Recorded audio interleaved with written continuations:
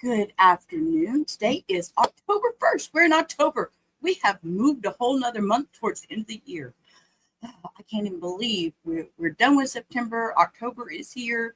That means Halloween's around the corner. And then you know what happens after that? We have Thanksgiving, we have Christmas, all the holidays. I hate holidays, but I will be here with all y'all for my holidays because I don't do holidays very well. So y'all are gonna have to just ignore my floppy hair and all this, and I'm just me today. We are starting a new trial. This trial is Michigan versus Carlos Hernandez and Joshua Zuazo. I'm not sure how to pronounce his name yet. Hi, TCN. Welcome. Thank you. You're doing a great job over there, by the way. And this is an interesting trial because what's going to happen with this trial is there's two defendants. There's one victim that was murdered. There is another victim that let me see. The charges of these two is felony murder and 2 counts of unlawful imprisonment. They took the life of an elderly man. They tied his wife up. She was the one that got away. We're going to watch a little brief recap of the news feed when it initially happened. And just to kind of get a base, this was in October of 2024 when this happened. These two gentlemen posed as DTE Energy workers to gain entry in the home. And their Ring doorbell caught all of this with him holding the clipboard. He's undeniably like that man. Linda Murray was the wife of Hussein. She was tied up with duct tape, and Hussein Murray was killed in the basement. There's body cam footage that showed officers freeing Linda Murray from the restraints, and Hernandez defenses argued that the fatal beating was not part of the plan. Hernandez also has some prior convictions. In 2006, he had a third-degree criminal sexual assault conduct and a 2012 conviction for attempting to possess a weapon while incarcerated. Zuazo also has a criminal record dating back to 2004, including multiple convictions for armed robbery and receiving stolen property. Hey, Ava, good afternoon. How are you today? So the victim is Hussein Murray. He is 72 years old. And with this trial, they're going to have a separate jury for each defendant. They will have all the same evidence. They will have all the same witnesses and all that. But there is a jury for Carlos Hernandez and there is a jury for Joshua Zuazo. I'm not sure how to say his last name just yet. So which I find that fascinating because that is very, very rare that you're going to have two defendants and they have separate juries. So with that, we could end up with two totally different sentences for these two people. Just out of curiosity, it really caught my eye. So with that, I'm going to pop up here and we're going to play the news article from when this incident took place in October of 2024. The stunning new image of a suspect wanted for murder could help solve a horrifying case. Thank you so much for joining us for 7 News Detroit at 11. I'm Mike Duffy. The Oakland County Sheriff says it was a targeted attack against a Hamtramck business owner. 2 suspects showed up at his home on Newcastle Street in Rochester Hills and conned their way into the home. DTE. Look at this video. Wait till for gas leaks. Wait till you see the man at trial. I caught a glimpse of him at trial, and this is, he can't deny that was him. He looks exactly like this man, even with the mask on. What followed left a 72-year-old man dead and his wife tied up and terrorized. Tonight, the sheriff and a former neighbor are sharing what they know with 7 News Detroit reporter Brett Cast. Well, law enforcement has been here most of the day and now into the night, finally securing that critical footage showing the suspects behind this brutal murder. Or DTE. 2 men posing as DTE workers investigating a gas leak. We're checking for gas leaks. Knock on a Rochester Hills front door. Their car even had a DTE placard on the side, but soon after being let in, they allegedly murdered the homeowner in his basement. He was found again deceased in the basement. We're not sure exactly the cause. quite frankly, because there was so much blood. Sheriff Michael Bouchard says the suspects first visited Thursday night, but came back Friday morning. On that second visit, the 72-year-old homeowner took the suspects downstairs, and then the suspects came back upstairs alone, tied up the victim's wife, and searched the home for roughly 20 minutes. A loving guy, owned a business, cared about his neighborhood and his community. Shouldn't have been a target. He was, I believe he was in the jewelry business, if I'm not mistaken. And that may have been part of the motive, they were saying. Target of this. No one should ever be a target of this. Records show the business he owned is a jewelry store in Hamtramck. Okay. A sign outside the store said it was closed for a family emergency. The sheriff says they're investigating whether owning the store made him a target by thieves looking for cash or jewelry. We believe this was very targeted. It wasn't random. They're not just knocking on doors and doing this. But when I started hearing the details of what happened, it was very disturbing. Austin Rogers grew up across the street and says his dad is friends with the victim. He was a nice guy. He was, always doing yard work. That's when I would see him. Always wave, say hello. The sheriff's department sharing this crucial piece of evidence, hoping someone recognizes the suspects, while a neighborhood is still reeling from what happened. A utility person walks up to your door. You're inclined to trust them, especially if they have a truck out there that says DTE. And DTE says before visiting your home, they'll always give you a heads up either by phone, text, or email. They say you can always ask a worker for photo identification. And whenever in doubt, make sure to give DTE a call and they can confirm if that worker is legit. In Rochester Hills, I'm Brett Cast, 7 News, Detroit. We will follow any new developments in the search for the suspects in the murder in Rochester Hills. You can find updates on air and on WXYZ.com. Okay. So we are going to switch tabs. So let me reset my little screen here because y'all know I'm funky about when I stream. I don't like it. Here we go. That's the screen I like. I like to be in a certain position on the screen. So this gentleman down here in the far corner is Mr. Hussein Murray. He is the victim. His wife is also a victim, but I don't have a photo of her. I do understand she does testify, which we will see that.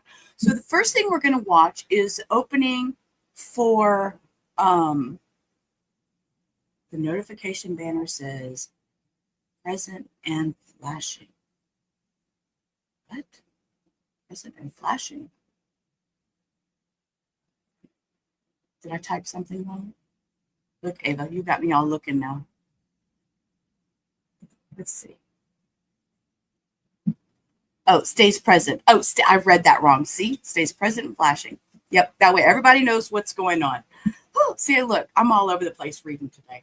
Okay, so with this, what's gonna happen is there's gonna be 2 openings. So we're gonna have one opening that is for Carlos Hernandez, and then you're gonna watch a separate opening that is for Joshua Zuazo, or however we're going to say his name. We'll figure it out when we get to him. So the first one we're going to watch is Carlos, I believe. And then they'll do a second opening, and then they get into the trial.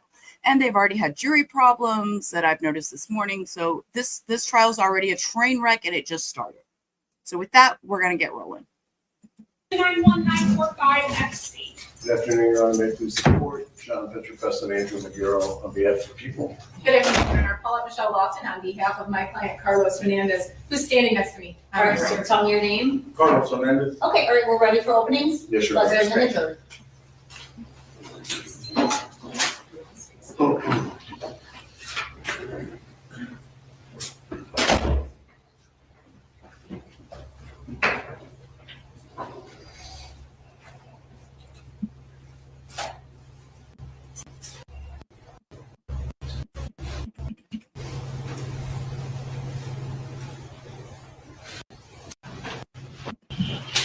Please be seated.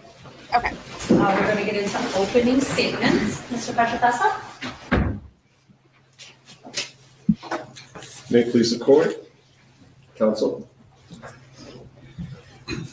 Almost exactly 1 year ago to today's date, Linda Murray and her husband, Hussein Murray, were enjoying the life that they had built over 54 years of marriage. They had raised a family. They were enjoying their grandkids. They had a house that was very nice in Rochester Hills that they had bought after 30 years of her husband, who goes by Sam, running two businesses. One was a pawn shop, one is a jewelry store, and their life was going along just like a storybook. But you'll hear that this story doesn't start off with once upon a time, because it doesn't have a fairy tale ending, and it doesn't have a happily ever after. And that's because on October 10th of 2024, the defendant and his co-defendant, Joshua Zuazo, knocked on their door. They knocked on their door at 10 p.m. Sam went to the door, opens the door. The defendant and his co-defendant are posing as DTE workers. They start trying to get into the house. The defendant, Hernandez, is doing the talking. He's also the closest one to the door. Zuazo is behind him. And you'll see this because it's captured on Ring camera. And he's saying, we're in the neighborhood, there's a gas leak. And Linda is at the top of the stairs because she was in the bedroom, and she's looking down, and she says she can see them at the door frame. And she can also see them because the Ring camera bounces to her phone. So she can also see what's going on through the Ring camera. And she yells down to her husband, it's kind of late for a gas meter check. And they start still trying to get in with Hernandez, trying to get in. They have to check to see if you have a gas leak inside. And Linda is suspicious, and she yells down, Sam, do you have your gun? Because Sam was known to carry his gun on his right hip. He would carry a Glock, part of the business of pawn shop owning down in Hamtramck, part of the business of jewelry store owning. It can be dangerous. He was armed. Sam isn't going to let him in the house at 10 o'clock. So he tells him, you're not coming in. At that point, Hernandez says, well, we'll come back tomorrow. So the door is shut. The defendant and his co-defendant leave. But that was not the end of the story. And in fact, little did they know, it wasn't even the start of the story. Because this was not random. This was not an accident. It was not coincidence that they showed up at his house. This was targeted, and this was very well planned. And you'll hear through the witnesses that way before October 10th, defendant Hernandez had been putting this in the works. You're going to hear that a year earlier, that in fact, we have the receipts as the investigation progressed, that in fact Hernandez had been to that jewelry and pawn shop, that he had pawned items at that store. We have those receipts. We also will show that he came back in February of 2024 to pick up his items. And you'll also hear how he specifically asked to meet with the owner when he was there to pick up his items that last time. And in fact, one of the witnesses was there when he was introduced to Sam, the owner, face to face. It's a business where people carry cash. It's people may keep things of value at the house. So what Hernandez does at that point is he puts into work posing as a DTE. He goes out, orders signs that say DTE to put on the sign of a vehicle. We have that video of him at the store ordering it, picking it up, him and his wife, Amanda. You're going to hear that, in fact, they didn't use, he has a white Jeep that he came up from Texas with. And he would come up back and forth from Texas with his wife, Amanda, back to Michigan, because Amanda's mother, Danielle, lives here. You'll hear they had a white Jeep, but they're not putting that DT sticker on the white Jeep. Instead, they're using a stolen vehicle, a stolen SD 250 that was stolen about 10 days earlier. That's what they're going to use to get there. And in fact, also other indicia of being DT as they try to pose as DT agents as they come in. Then you're going to hear that, in fact, the next morning, about, again, 10, 11 a.m., you're going to hear Linda had gone to a doctor's appointment. She had gone by herself. She had gotten back home. Sam's car, which was an older Audi, always in the same spot, very visible from the road. The Audi was also visible at his store. He would park where anybody could see. That's an Audi. That goes with Sam. So you could tell that Sam is home.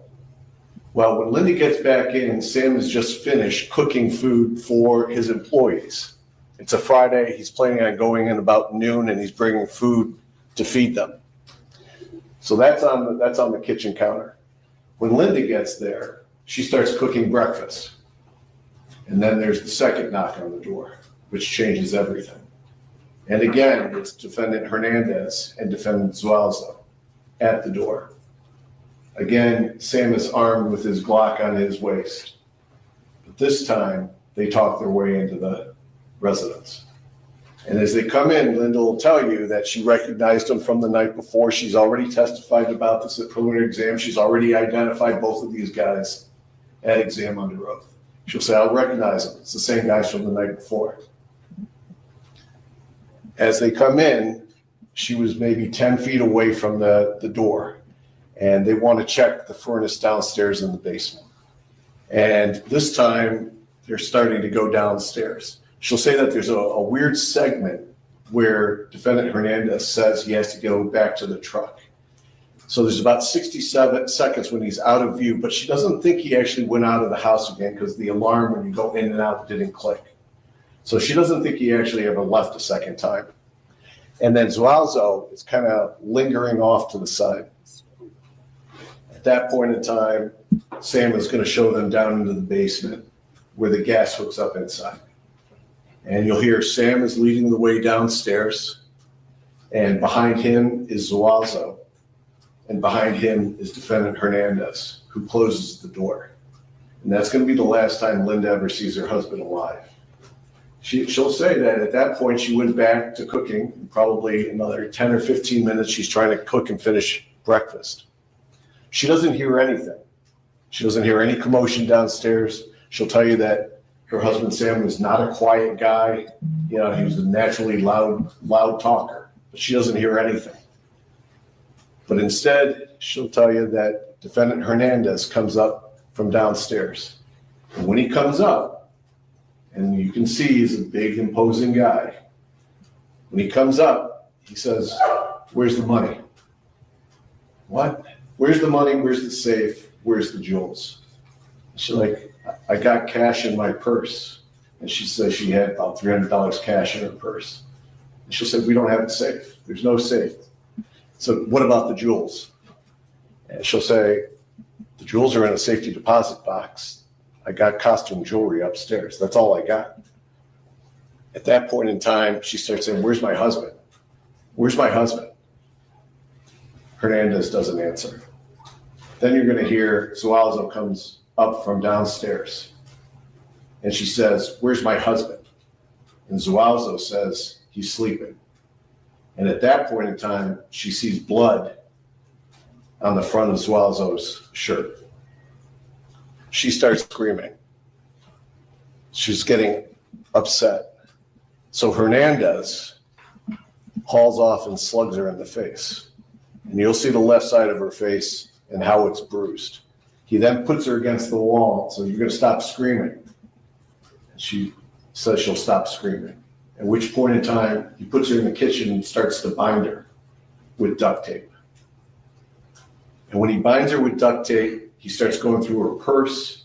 He wants the car keys. He wants the cash. He goes through a kitchen drawer. And Zuazo at this point in time, he doesn't flee and go out the front door.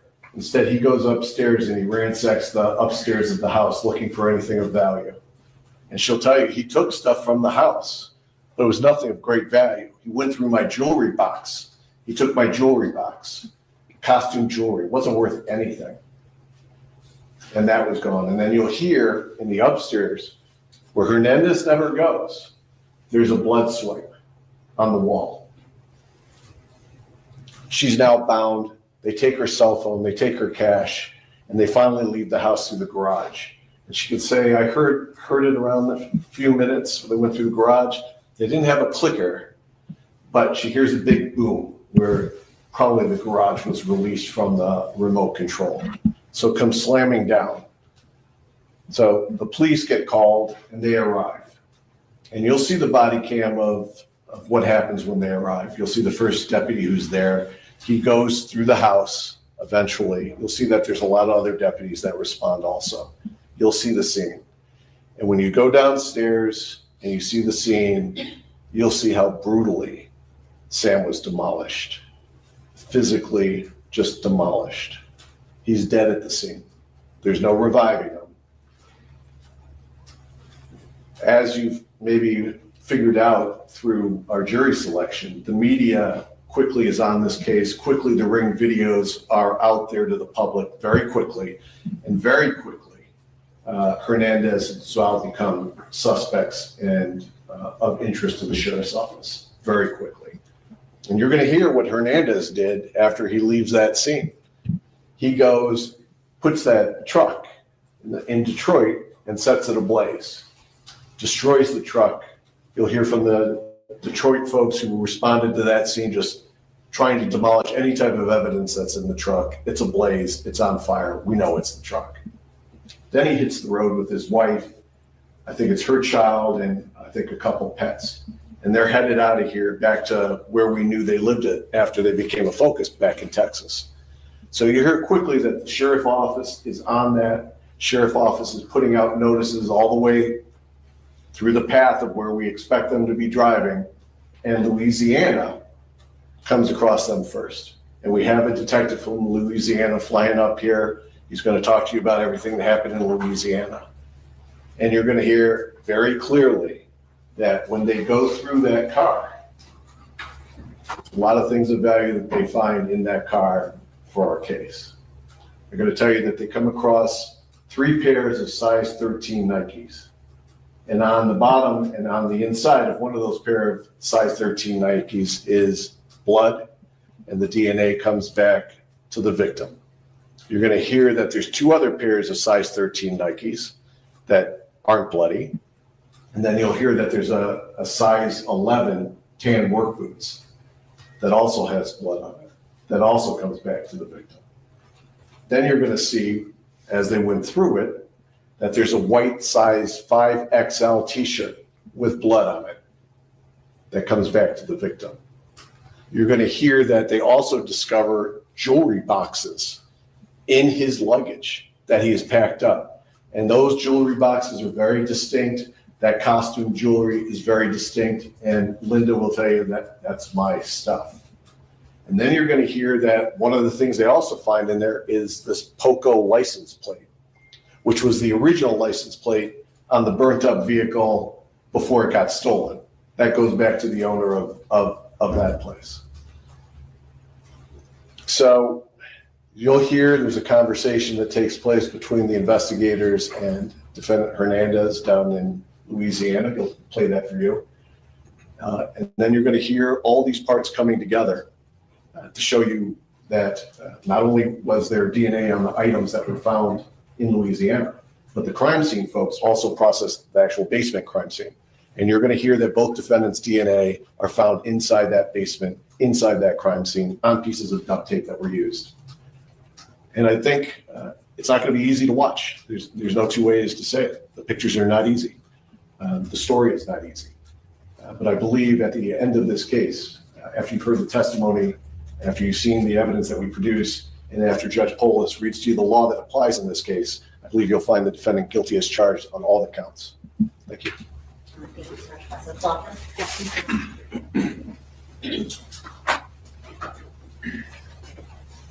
Good afternoon. Ladies and gentlemen, you do not have an easy job ahead of you. As we discussed in voir dire, you will be presented with unpleasant facts, photos, and testimony. You will have to set your feelings of sympathy aside and function as that machine that we discussed again in voir dire. You must take the facts, the testimony, and the evidence and apply it only to the elements of the crimes that Mr. Hernandez is charged with. Now, in an opening statement, it's our opportunity to introduce you to the people you will either hear from or hear about. This is extremely important because you as juror members have to determine who did what and why. The prosecutor and I will stand up here and argue our own theories of how the events unfolded, but ultimately you make the final decision. Now, as you've heard in your preliminary instructions and the prosecutor touched on, my client is charged with 1 count of first-degree felony murder. And because the elements are so important, I want to go over them now. To prove this charge, the prosecutor must prove each and every one of the following elements beyond a reasonable doubt. Remember, not just 1 or 2, but all. First, that Mr. Hernandez caused the death of Hussein Murray, that he died as a result of neck compression and blood force trauma. Second, that Mr. Hernandez had one of these three states of mind. He intended to kill, he intended to do great bodily harm, or he knowingly created a very high risk of death or great bodily harm, knowing that death or such harm would be the likely result of his actions. Third, that when he did the act that caused the death of Mr. Murray, that Mr. Hernandez was committing or attempting to commit or helping someone else commit the crime of larceny. Larceny is the taking of property with intent to permanently deprive the owner of that property. Fourth, that the killing was not justified, excused, or done under circumstances that reduce it to a lesser crime. I do not believe that the prosecutor will be able to prove to you that my client had any of the required states of mind for this charge. As you've also been told, my client is charged in count 2 and count 3, so 2 counts of the same charge, unlawful imprisonment. There is 1 charge as to Mr. Murray and 1 charge as to Mrs. Murray. The elements are the same. First, that Mr. Hernandez knowingly restrained in count 2 Mr. Murray and in count 3 Mrs. Murray. Restrain means to restrict someone's movements without their consent or lawful authority. Second, that the restrained person was secretly confined or the person was restrained to facilitate the commission of another felony or to facilitate flight after the commission of another felony. I know this is a lot of information, but I promise you, by the time you go back into that jury room, you will know these elements and you're going to be given a paper copy of them. Now, through witnesses, you're going to hear that on October 10th in the city of Rochester Hills, 2 men appeared at the Murray's door in the evening claiming to be DTE employees looking for a gas leak. You'll hear that they were not allowed in because it was late. You will hear that the following morning, those same individuals came back and at that time were allowed in the house by Mr. Murray. Approximately 20 minutes after they were let in, the individuals left. You will come to know that Mr. Murray was found deceased in the basement and Mrs. Murray was wrapped with duct tape and she was able to call 911 a few minutes later. Now, from the testimony, the videos, and the photograph, it will be clear to you that Mr. Hernandez was one of the individuals inside that residence on October 10th and October 11th. I will not insult your intelligence and try to convince you otherwise. But what I will convince you of is that the unfortunate death of Mr. Murray was never part of the plan, never even part of the discussion between Mr. Hernandez and the other individual. It will be clear to you that Mr. Hernandez did not take part in the beating of Mr. Murray. I do not believe that the prosecutor will be able to prove that Mr. Hernandez had any of the 3 required states of mind that must be present for felony murder. At the close of this case, it will be clear that there is only one verdict that is consistent with the law and consistent with the evidence that was presented. It'll be clear to you that the prosecutor is not able to prove by any standard, much less beyond a reasonable doubt, that my client, Mr. Hernandez, committed the offense of first-degree felony murder. And at that time, I will stand before you again and ask you to return a verdict of not guilty on count 1. Thank you. All right, thank you, Ms. Lofton. All right, ladies and gentlemen, so as we discussed, we do have another jury that is currently not here. They'll be back tomorrow morning at 8:30 for us to start openings in the code. Okay. So with that, we're going to switch over. This is day 2.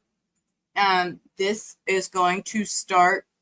This will be the second jury that comes in, and they're only going to hear for Joshua Zuazo.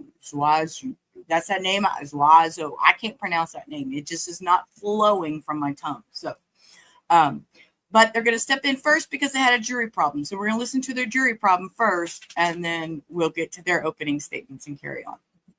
Good morning, Your Honor. May it please the court, John Petrofex, son Andrew McGarrell on behalf of the people. Okay. Good morning, Your Honor. Michael McCurdy, P301, appearing on behalf of Liz Joshua Zuazo. Mr. Zuazo is standing to my left at the counsel table. Okay, tell me your name. Joshua Zuazo. All right, good morning to everyone. So I do want to bring in the juror who came yesterday at 8:30 in the morning, even though they were instructed to come back today at 8:30 in the morning. I don't know if you heard about this, Mr. McCarthy, but one of the jurors came in yesterday morning, buzzed and said, I want to talk to the judge. I need to talk about why I can't serve. I, of course, staff stepped the individual away, said you must return today. I'm going to bring that person in individually to question them as to what their concern is at this time. Okay? Thank you, Judge. Yeah. Just that Mr. Professor did tell me that. Okay. Yesterday. there's video media. They need to be instructed not to show the juror who's coming in face or record or photograph that juror. Understood. I think everyone knows. Okay. Will that juror be in the jury box? Yes. Yes.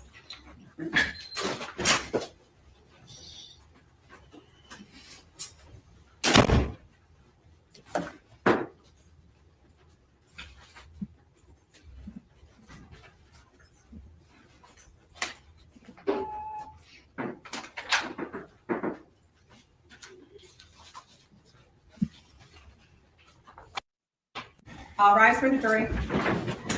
Hi there, good morning. Come on in, have a seat. All right, please be seated. So my understanding is you came in yesterday morning. Yesterday morning, because you were here on Monday, you were chosen on Monday. And then you said you wanted to address something with me, so we just wanted to get that out of the way before we got going this morning. What's going on? I mentioned Monday that I might know the victim and the family. Okay. It was brought to my attention in the courtroom that I may not. I certainly do. How do you know them? I went to school with Hussein Murray. His brother is a religious advisor in my community. Okay. All right. So, and I know we talked a lot about this during one year, and the lawyers asked a bunch of questions regarding it. So my recollection is you went to school with him 30 years ago. Correct. You did not have any you have not had any communication with him over the past 30 years. With the exception of his 40 under 40 celebration. Which was when? 10 years ago. 10 years ago. Correct. All right. So it's been quite some time. His brother is a religious advisor in my community. It's hard to pin down what interactions might be determined there. Well, I mean, when was the last time you had any interaction? A year. Okay. And in what capacity when you say interaction, coming and going? Or? Religious advisor. Okay. All right. So, I mean, at this point, you've been sworn in as a juror to serve. So I'm going to let the lawyers ask questions, but it's pretty complicated at this point to let you go. Understood. So what I'm going to need from you is confirmation that you're going to be able to set that aside and listen to the evidence only and make a decision based on evidence only, not any prior past relationships or personal knowledge you have of what could potentially be the victim's family here. Okay, I stated I knew Mohib when we read the list of possible people who testified here. The prosecutor mentioned that I do not know the victim. When I heard the victim is when it sank in. I didn't claim to maybe know the victim personally, but the family members certainly. Well, what changed between that, like overnight? Because you were here for a long time on Monday, so what changed? When you read the charges and I heard the victim's name, Linda. Okay, so how do you know Linda? She's my friend's mother. When you say friend, though, this is an individual you haven't seen in a decade? I'm not trying to put you on the spot, we just really need to I take own down a this business in one. the city of Troy, and he's an attorney in the city of Troy. Have you used him for work? No, not personally. I haven't hired the firm. Okay, all right, Mr. Petrofessa, any questions? Just briefly, Judge. We had a discussion Monday on this topic about, I think you said you may know the victim at one point. Yes, I said I may know. Okay, and when we talked about it a little bit more, I think we. Why did they take the sound away? That's not very nice for them to take the sound away in the middle of talking.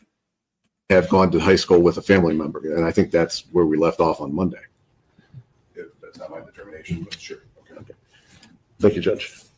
Okay, let me just follow up on that. So you don't, the person that you went to school with, did you ever hang out at this person's house? Yes, I played basketball on this driveway. Okay, so you knew mom and dad? We're on the same basketball team. Okay, Yes. so you knew his mother and father? Yes. Like in passing as acquaintances, like someone's parents, right? Correct. Okay, and you feel like that, like realizing that that's your affiliation with the family, now that you could no longer be fair to the defendant here then? Yes. All right, Mr. McCarthy, do you have any questions? I do. Why they keep muting it? Mr. McCarthy's got questions, but we can't hear what his questions are. I thought it would be interesting to hear them do this to the juror and find out what the heck happened here. So evidently he knows the victims from family members. His brother is a spiritual advisor in the community. And now they sidebar. And it's still no sound, so I don't know what they decided with that. We'll get the rest. Thank you.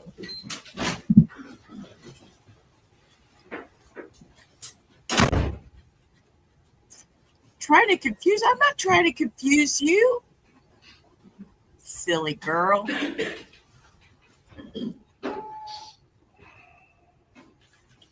This is Joshua Zuazo. When I say Zuazo, for some reason, I think, oh, hello. Turn around and look at that camera, sir. I think of the movie Lion King. I didn't know Zuazo. Wasn't that like one of the hyenas or something? Or was it the bird? The bird. Zuazo. It was from Lion King. I swear. Y'all, I'm not crazy.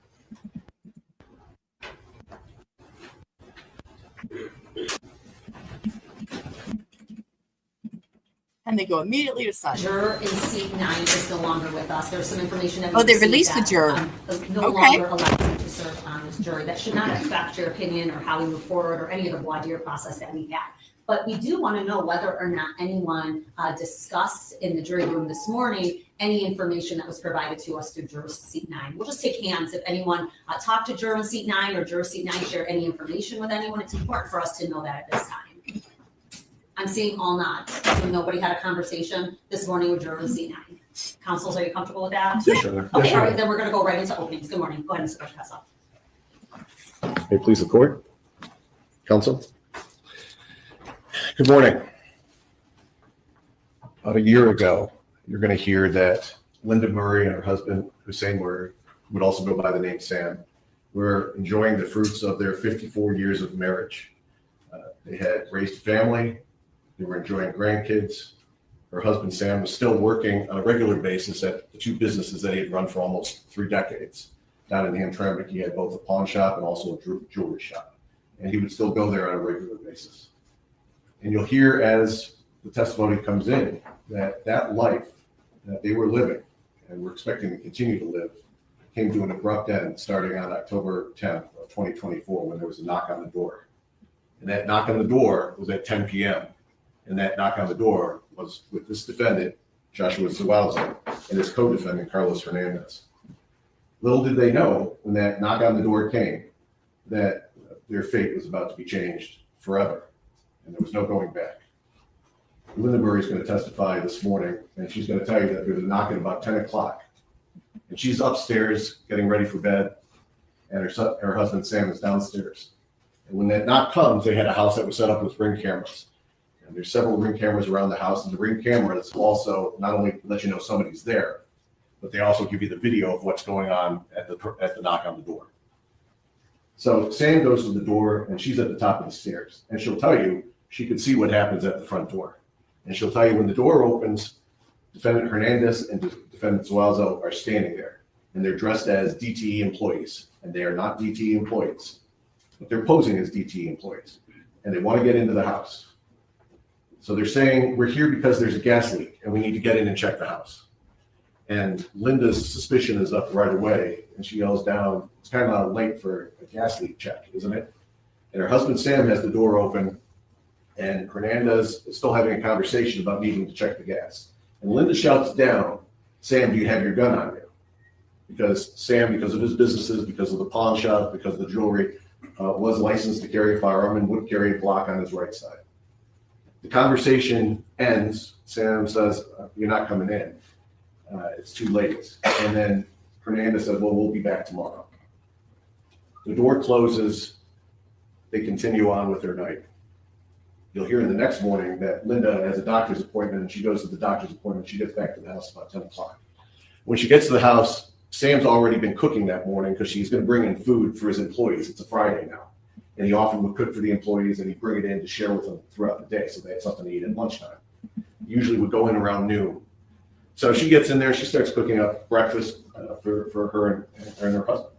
There's nobody else who lives in the house. It's just the two of them. So as she's doing that, Sam has already made the food. He's over in the family room. There's another knock on the door. And this time, when they go to the door, Linda's now on the first floor, and she cuts through between the kitchen and the front door, and she's looking towards the front door, and she can see that it's the same two guys who were there the night before. And she will identify Defendant Zuazo and Defendant Hernandez as the two guys who were there. You will see the Ring camera videos of all of these. And again, they want to come into the house. They have fake DTE badges. They come along with props like gas detector that you can buy on Amazon for $25, and they want to get in. This time, Sam lets them in to check for the gas.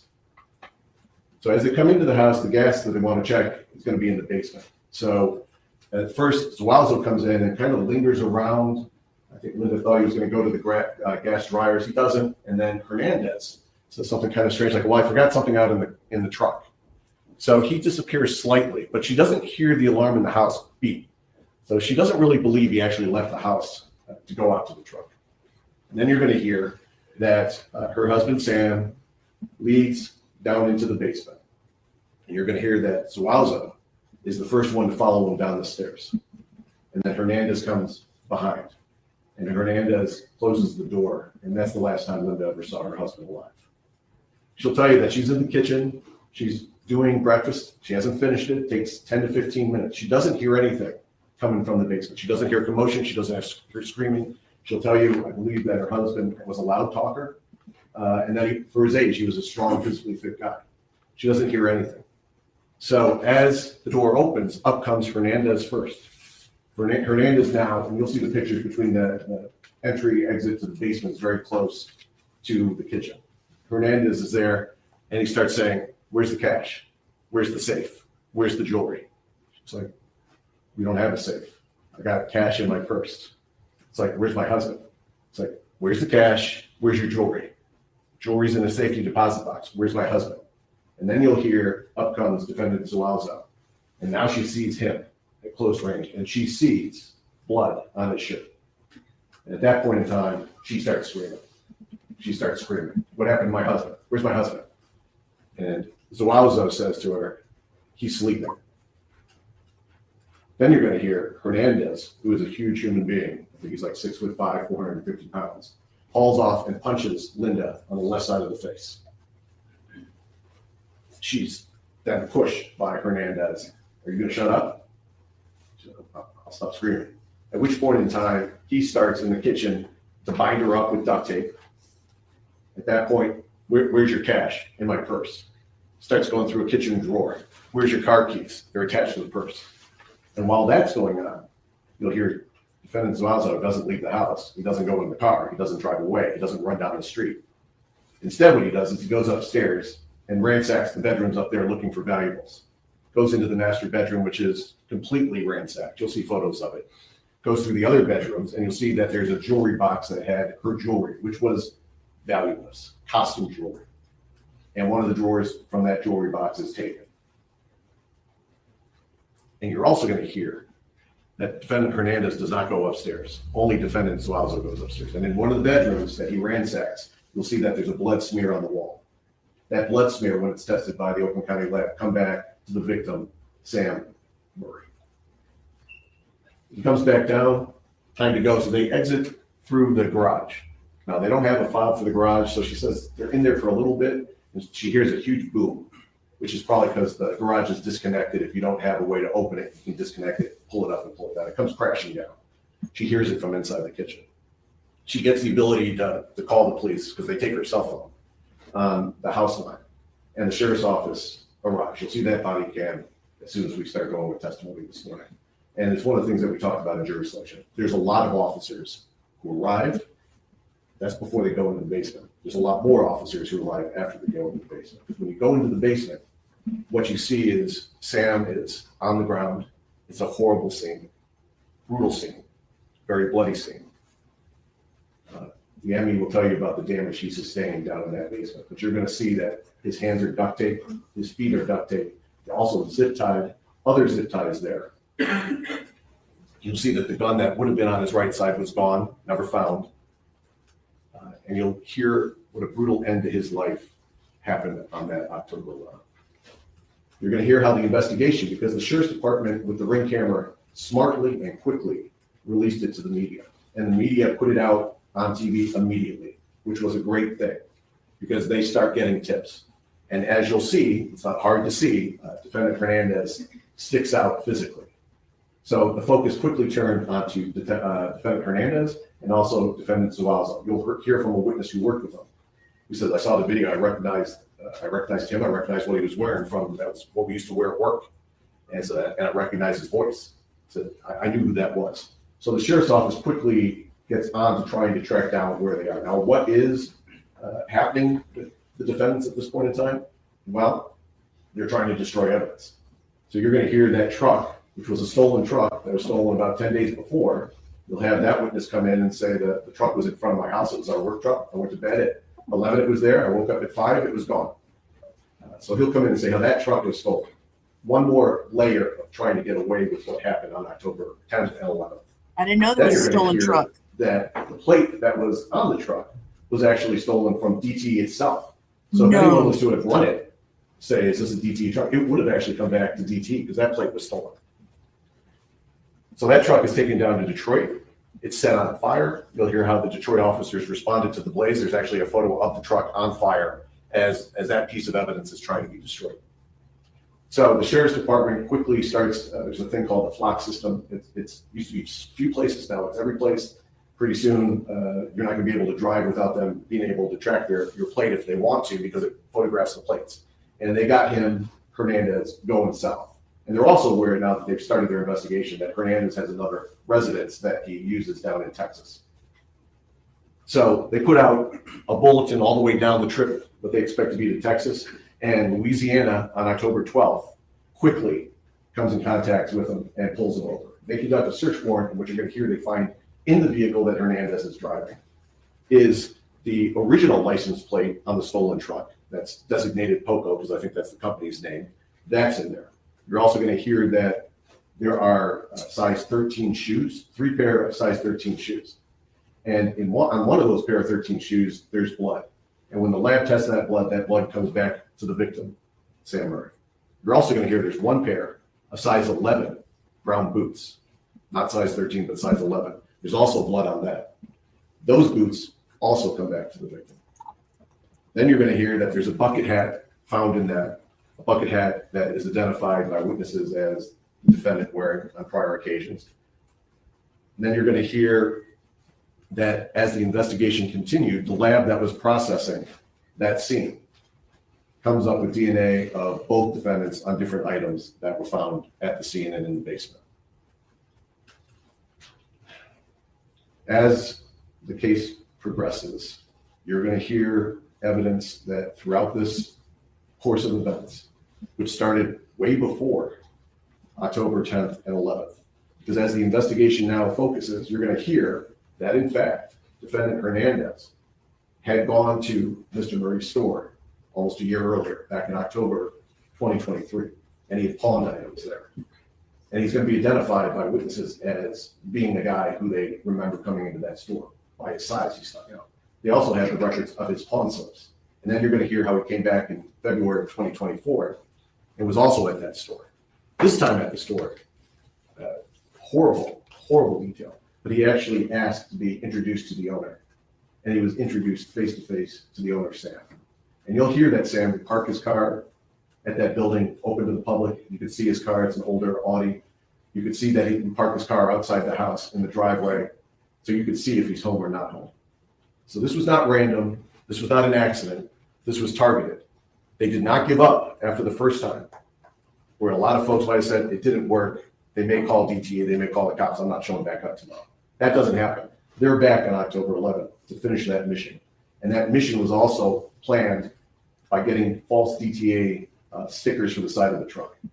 This was well planned, well targeted, and ended horribly. And you'll hear, I think, at the conclusion of this case, I think you'll come to the conclusion that they were in it together from before the 10th, the 11th, and after. All of these factors, I believe you'll find the defendant guilty as charged on all counts. Thank you. Thank you, counsel. Mr. McCarthy? Thank you, guys.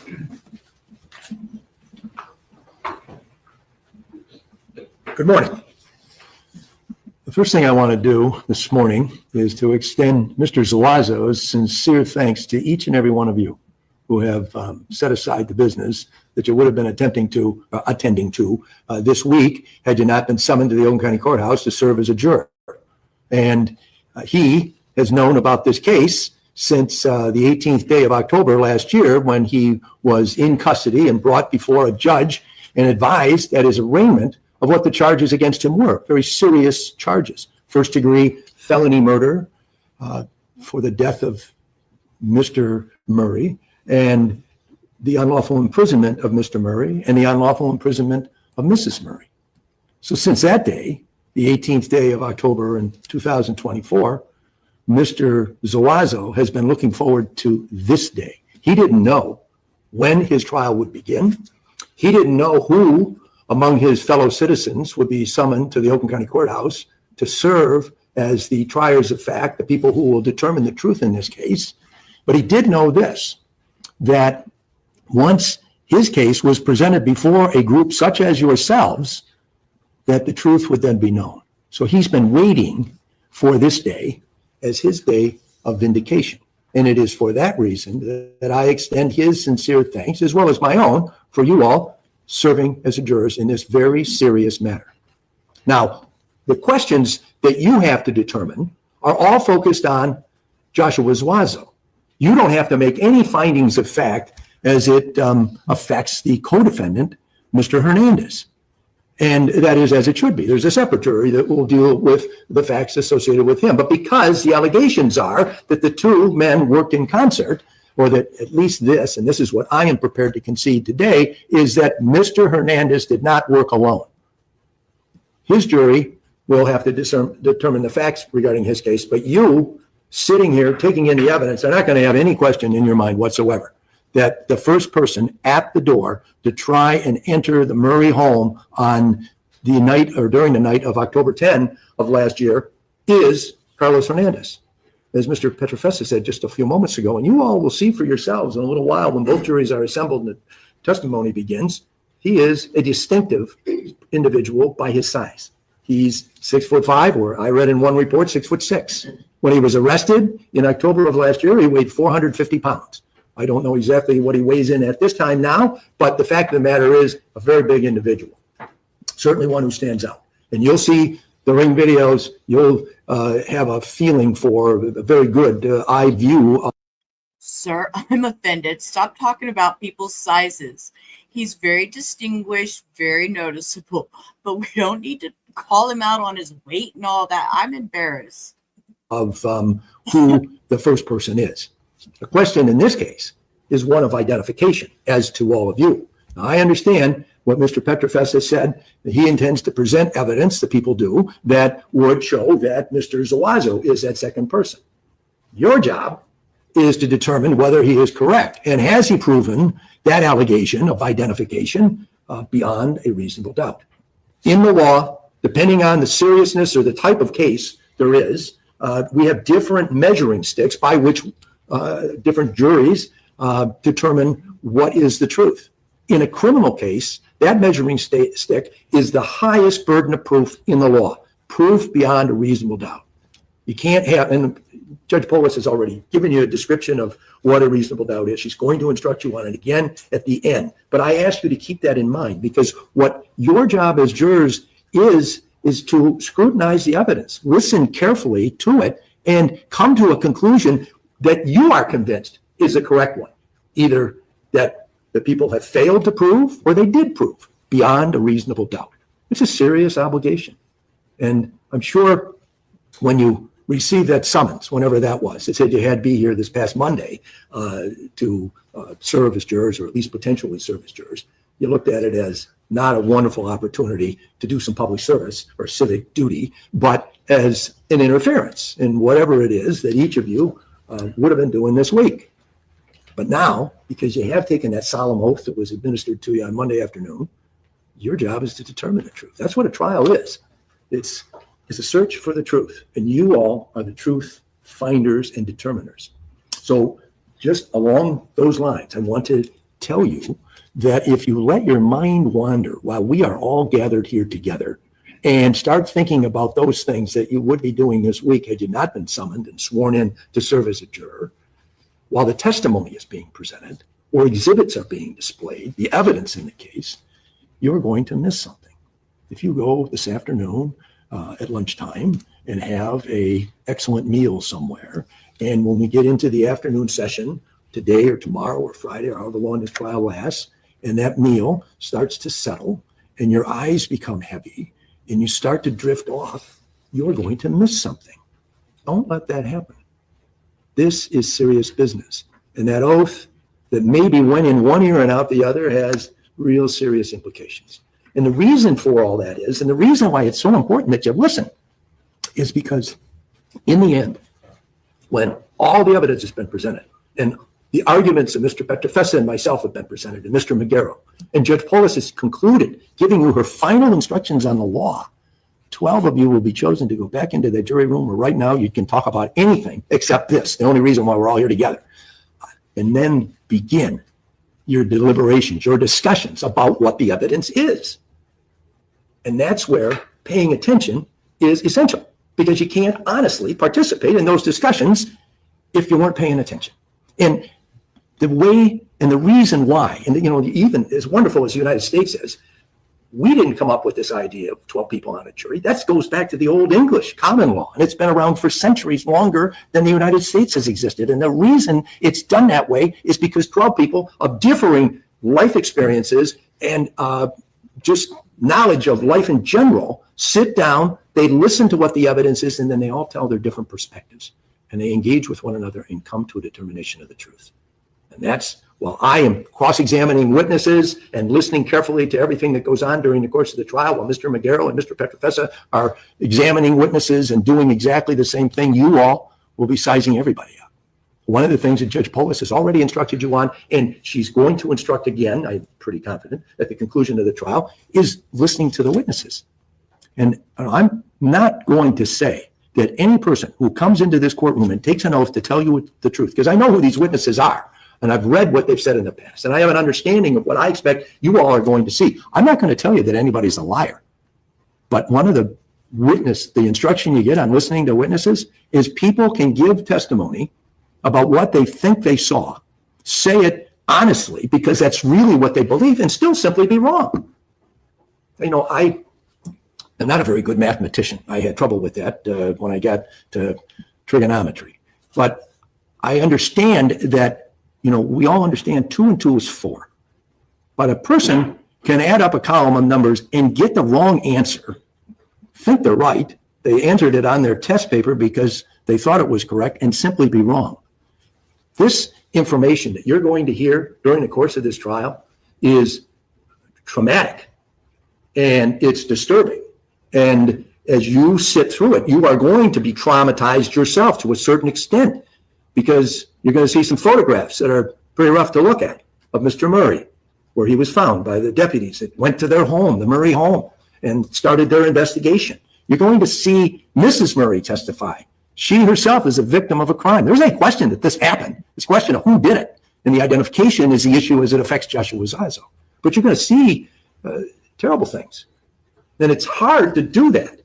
And it's especially hard to do it when you're the trier of fact, because unlike anybody else, you are obligated to use cold-eyed calculation to determine the truth. You can't let sympathy or emotion enter into your decision-making about what the facts actually are. It's a hard job, and I don't envy you. And I know what all it is that you're going to see during the course of the next few days. So I can tell you right now from the beginning, it's pretty tough stuff. And that certainly wasn't something that you planned on having happen to you when you opened your mail on the day that your jury summons came. But I'm confident in each and every one of you.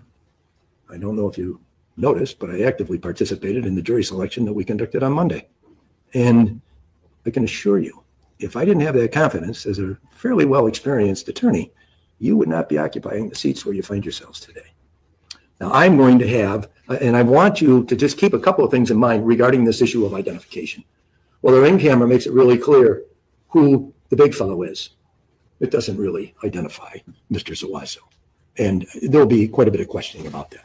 The person, Kelly Broad, who says that, and I expect his testimony will be, because I have some knowledge of it, that he saw that ring video on television in the days immediately after this event took place.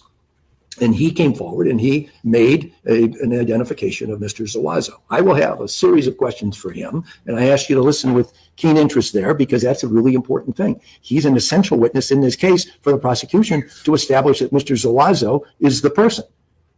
And the question will be, and the one that I will raise in the end in my closing argument, is whether Kelly Broad is correct. This is an important and serious matter, and you want to see justice done, and I get that. But justice and retribution, they don't equal the same thing.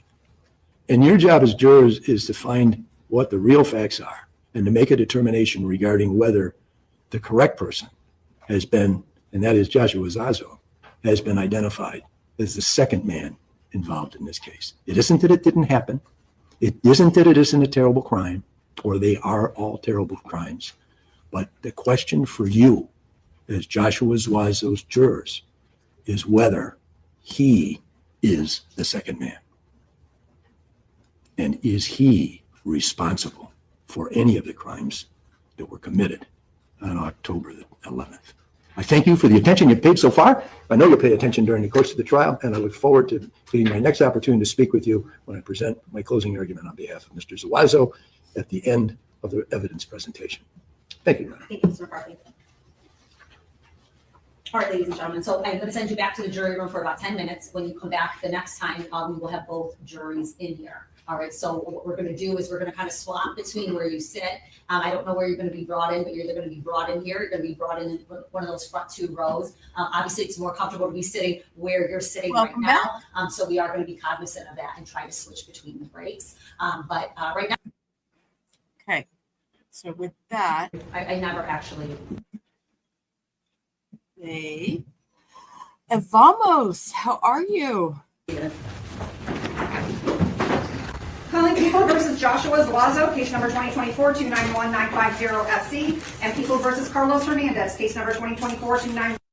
Okay, what I did miss, which I didn't play, but there was an issue when this trial first started about where they were going to sit, because there is a situation with these two men that they don't want to be anywhere near each other.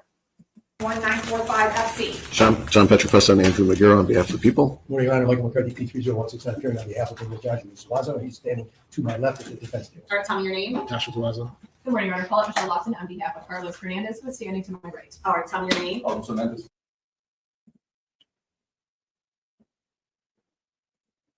Let's watch this real quick. This is what I was talking about. Oh, wait, I have to stop it and restart it. Hold up. Yeah, this is where I wanted to show y'all this real quick. This is where they were discussing the seating arrangements. This is very interesting. Anything else for the record at this time? No, Your Honor. Your Honor, I know I did discuss with your staff the placement of the tables and the placement of Mr. McCarthy. It would be my preference for safety for all that the co-defendant be seated farthest away from my client. I don't anticipate there's going to be any issue, but I definitely don't want there to be any issue. Okay, so logistically, where would Mr. McCarthy sit then? Here. And where are you going to sit on the other side? Yes, sir. And Mr. McCarthy though takes issue with sitting there? I was not present, but I believe so. We just happened to have a off-the-cuff discussion about sitting and where we like to sit. And Mr. McCarthy yesterday said he always likes to sit closest to the podium. Just it had nothing to do with placement for this trial. It was just in general. Okay, let's discuss it again tomorrow morning when everyone's back. And I mean, if there's a safety concern, then certainly we'll address that. Okay, all right, I'll see you guys tomorrow. Thank you. So yeah, people didn't want to sit next to each other. I'm like, okay. Okay, all right, we're going to bring the jury in a moment. Everyone can have a seat. I just want to have a brief little discussion here with the defendants as well. So I've heard some chatter that there might be some upsetness between the parties here. I just want to make it very clear to you that if there's any obstruction of justice whatsoever that I find, you will quickly be taken down to lockup and you will watch your trial go on without you being present in this courtroom. You'll just watch it through a screen and not be here. And if you want to test that out, try me. Okay. All right. So very clear. I don't expect anything like this to happen. We've been together for the past few days. I've not seen anything like that, but I'm just making it very clear. I will exercise my right to do that. Do you understand? You understand? Yes. Okay. All right. Let's bring in our jury. Yes. We had just a few issues if we could place them on the record prior to the jury coming in. Sure. Go ahead.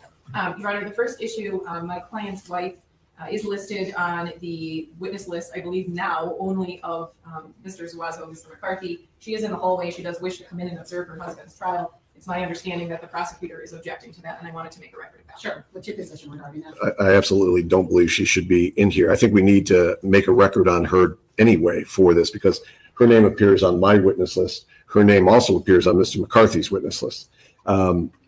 So this court, understanding the implications from the attorneys about her involvement in this crime itself, had asked for some counsel to discuss matters with her.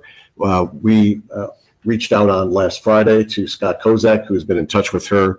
Mr. Kozak has received some discovery regarding this, had conversations about her involvement with me, and I believe with some of the other attorneys also. And what we received on Friday was a communication indicating that she would not testify because of potential criminal liability. Am I reflecting that correctly for the record? You are? Yes. So she would essentially take the fifth. yes. And do we still believe that to be the case? Well, she's outside. If you want to put her on the record for 30 seconds, we can. I don't believe Mr. Kozak is with her though, so she doesn't have her counsel. Well, she hasn't asserted her fifth yet, so the court hasn't appointed her counsel. As soon as she does that, then, and if she is asking for counsel, I'll do that. So I think she was appointed counsel through an order. Is that right? I never actually signed the order. It came to my attention that there was going to be a witness who was going to take the fifth. But until a witness takes that, we don't have any jurisdiction of counsel for somebody. So let's just get through it right now. Yes. Okay, thank you, Ms. Walton.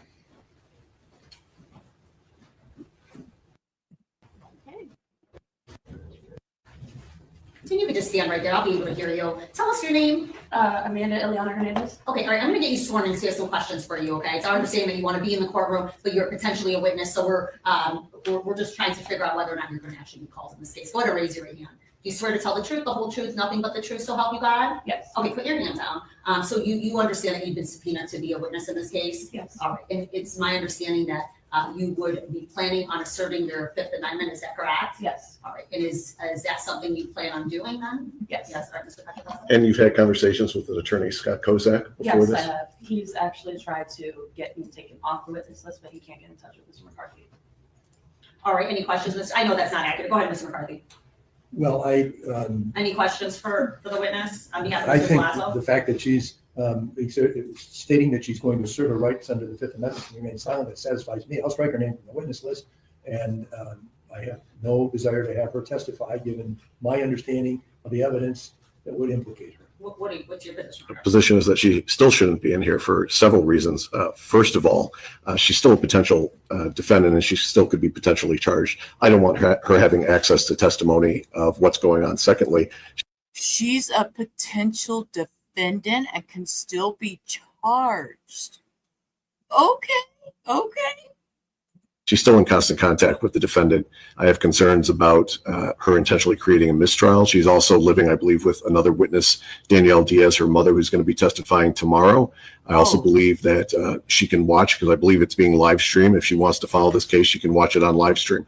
It also creates an issue if she's sitting in here and a jury sees her sitting in here, then they're going to say, why is the prosecution not calling her, not understanding I can't call her? So if she's in here.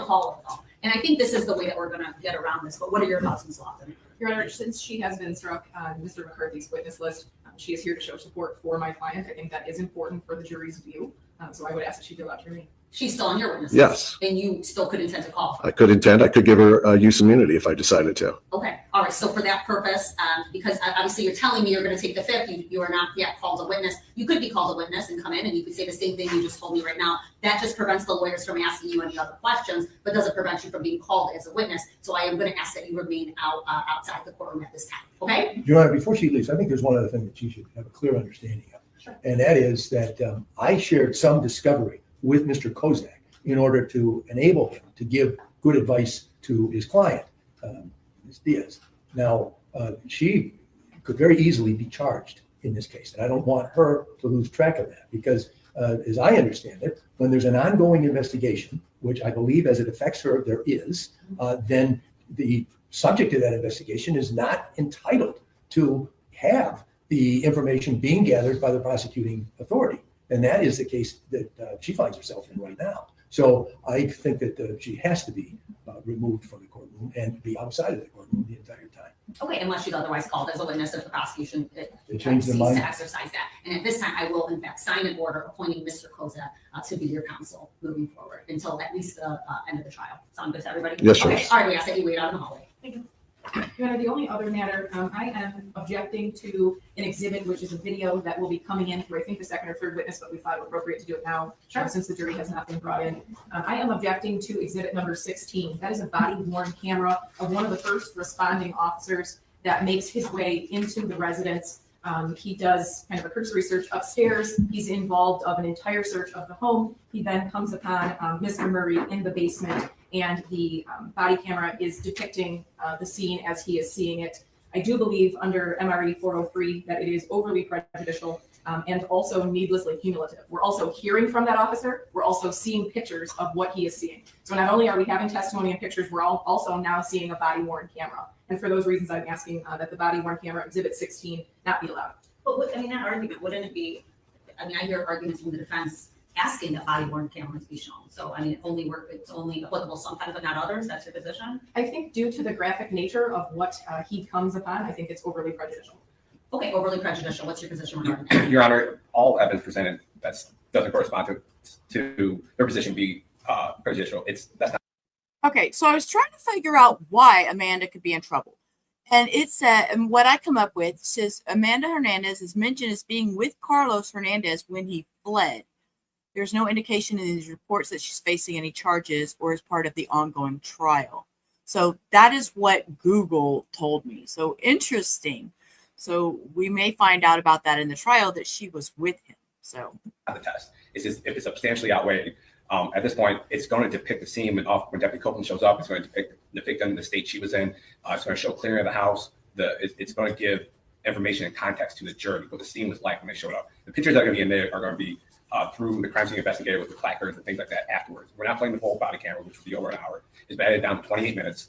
Mostly, the video is going to show versus the testimony of Deputy Copeland. So the video is going to depict far more than what Deputy Copeland is going to testify to. I'm going to ask her a few questions and then play the video because that's going to show what happened that day.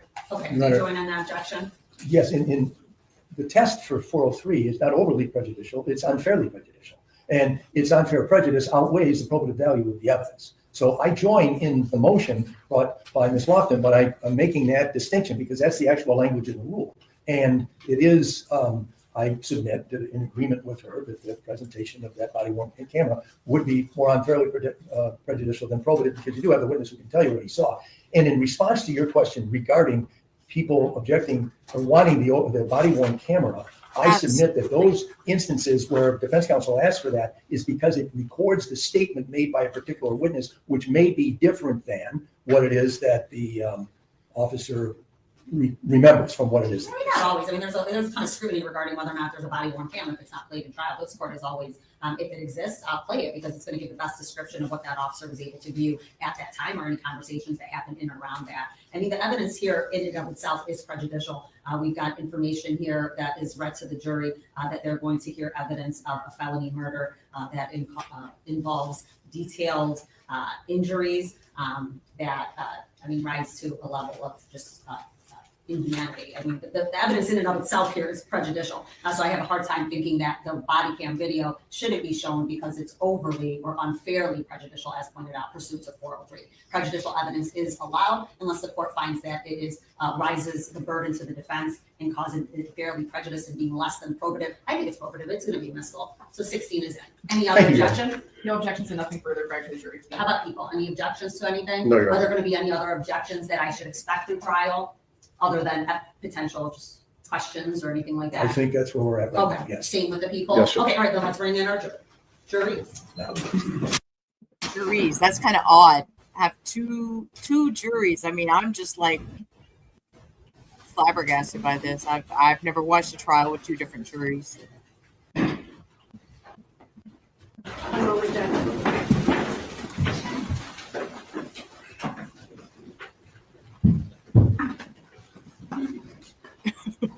TCN. Sometimes things take a little bit longer than anticipated, but we're ready to get into witnesses at this time. People call your first witness. People call Kristen Nahas.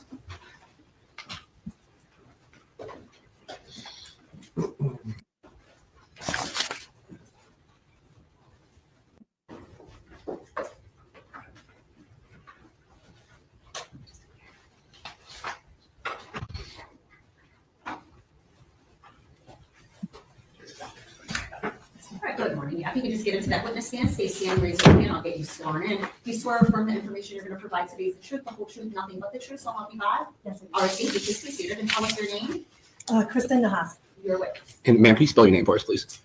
First and last? Yes, please. KRISTINNAHASS. Okay, thank you. And where do you live?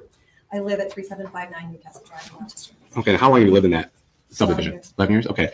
Do you remember back in October 11th of 24, did you have to talk to the police that day? I did. Okay. And do you recall about what time of the day did you have to speak to the police? Probably around 12:15. Okay. And what did you talk to the police about? I told them what I had seen that morning when I went out for a walk.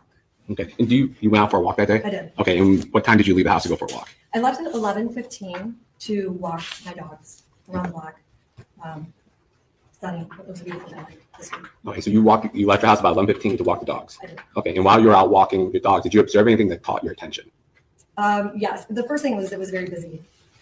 Sorry. Busy. Okay.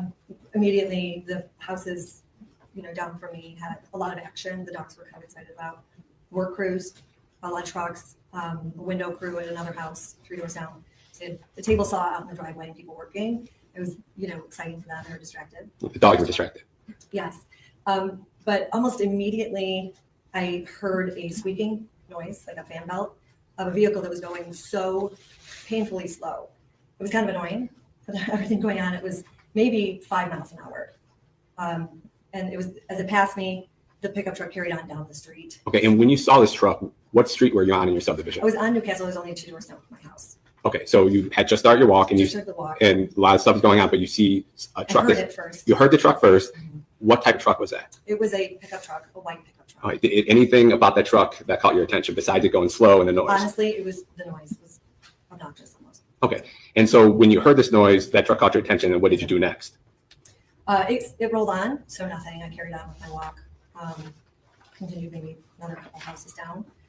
Stopped, let the dogs take a sniff, and then I could hear it coming back up the street, the other direction toward me. Okay. So I want to just orientate a little bit. Are you familiar with the Murray's house? I am. And do you know where they live? I do. Okay. And were you friendly with them? I was. Okay. So in relation to where you live and to where the Murray's house is, can you describe to us where that is? 3 doors down on the opposite side of the street from my house. Okay. So when you left with your dog that morning to walk, were you heading in that house's direction? I was headed toward the house. Okay. And so you testified that pretty quickly you heard this truck. I did. Okay. And when you saw this truck, was it coming from behind you or towards you down the street? As I left my house to start the walk, the truck came from behind me and passed me down toward the street. It passed me and it passed the Murray's house and it disappeared around the bend. Okay. And so while you're walking, that truck goes past you and the Murray's house at that time? It did. Okay. And about how long after you saw the truck, heard that noise, does that truck come back around? Within a minute, Okay. And when that truck comes back around, do you hear it first or do you see it first? I heard it. Okay. And I looked up then to see it. Okay. And when you looked up, you see that truck come back around again. What did you observe, if anything, of that truck at that time? The first response was annoyance. Basically, this as slow as you could be, almost advertising, "Hey, I'm casing your street." It felt that way. It would feel that way to most people. So when you observed that truck, were you concerned at that time, or was Yes. it just okay?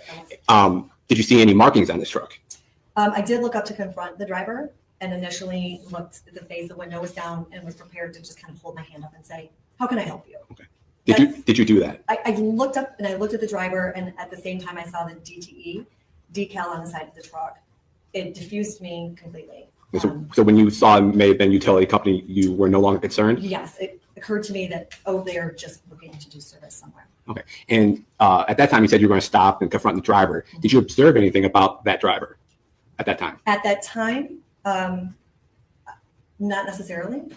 And so after easing your concerns about what you observed about this truck, what did you do next? I carried on around the block, fairly short block. I was back to my house within 12 minutes, probably, and I went home with the dogs. Do you recall about 11:15 you left and about a 12-minute walk, you'd say? Yeah. Okay. Do you recall how many people were in the truck? Yes, there were 2 men in the truck. Okay, 2 men in the truck. There were. Okay. And when you see this truck the second time, does it continue driving at the same slow pace, or does it stop, or what does it do? At the moment that, as I mentioned, that I felt like I was going to intervene, and I saw that they were actually pulling up to the curb. I was taking a picture of my dogs to send my daughter at school. So they're on a leash. I have my phone out, and I'm taking a picture. And in that picture and at that moment, I can see my dogs looking over my shoulder at them as they're pulled up to the curb and actually getting out. I could hear them. Do you recall what curb they pull up to? Do they pull up to Murray's house, or is it another neighbor? I didn't actually turn around and visually see, but sensing that they were directly behind me, it would have been the neighbor just to the southeast of Murray's house, the tall. Do you ever see them exit the truck? I didn't see them, but I heard them get out, feet to the ground, doors shut, start to get things out of the back of the truck. Okay. And is that as you're walking around the block at that I was time? standing, the dogs were sniffing. I hadn't quite walked away yet, and I could hear them start to, what I assume is getting their beard. Excuse me, I didn't hear the last thing you just said. That they started to, I heard them exit the truck. I heard them shut it and get into the back bed of the truck and access gear, in my mind, buckets, maybe 5-gallon buckets. But you don't recall anything they're wearing or any description of those In people that the truck? moment, no.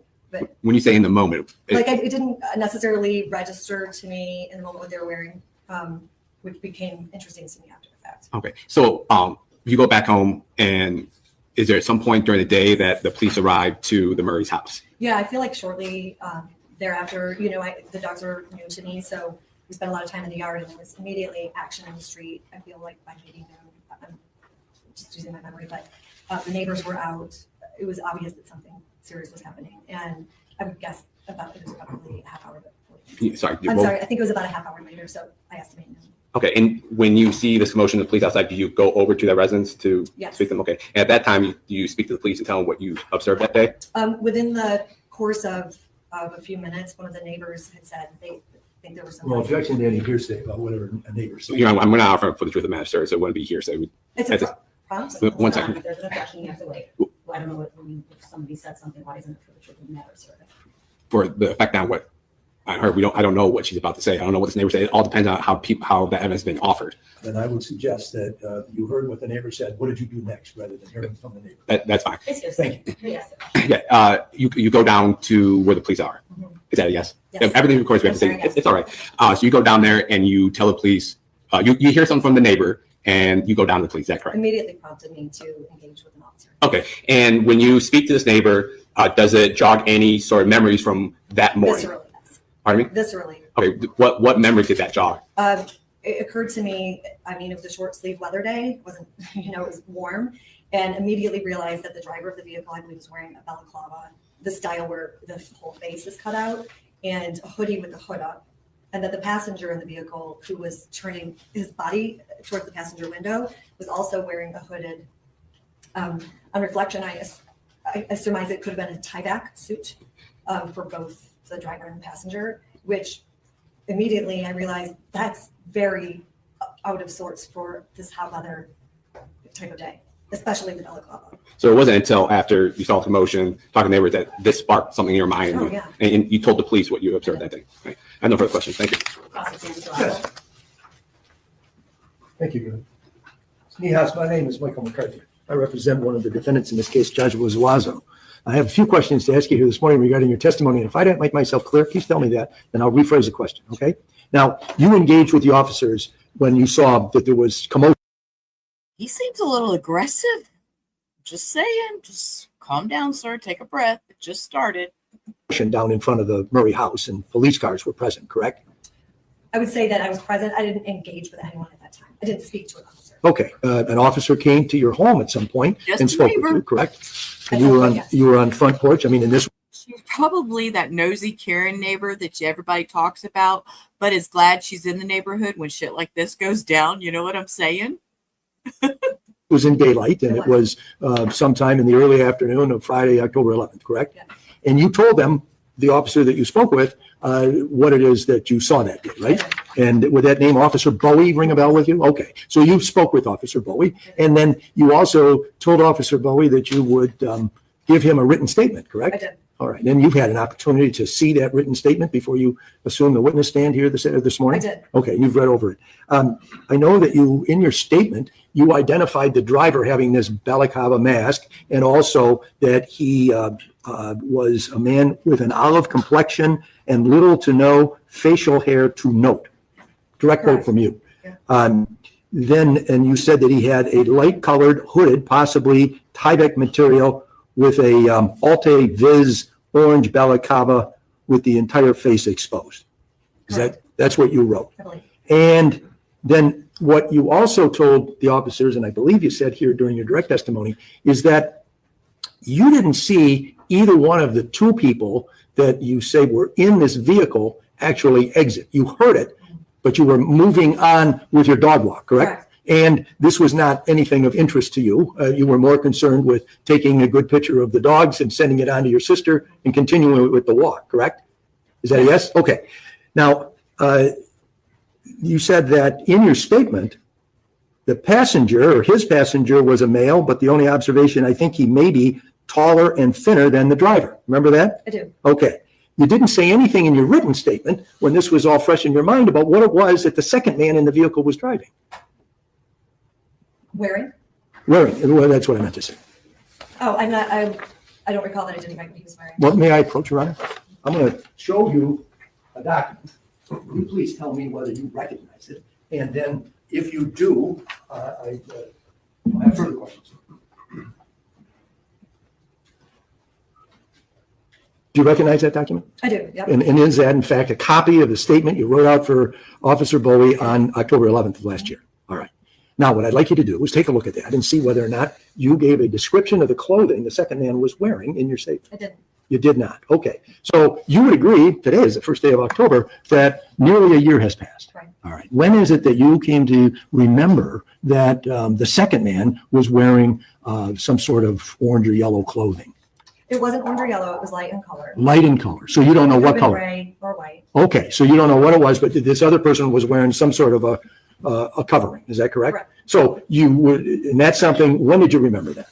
Well, honestly, it was probably promptly after this, like it was something that maybe I should have written down in my statement, but I did not. Okay. And did you ever call Officer Bowie or anyone at the Oakland County Sheriff's Department to tell them, yeah, I remembered something else? I didn't. Okay. And you knew what this was all about by the time you talked with Officer Bowie. You knew what had happened, at least that Mr. Murray was dead, correct? Yeah, And so this was serious. of course. And you had information to provide, but would it be fair to say that the first time you provided that information about what the second man was wearing is this morning when you took the witness stand? Formally.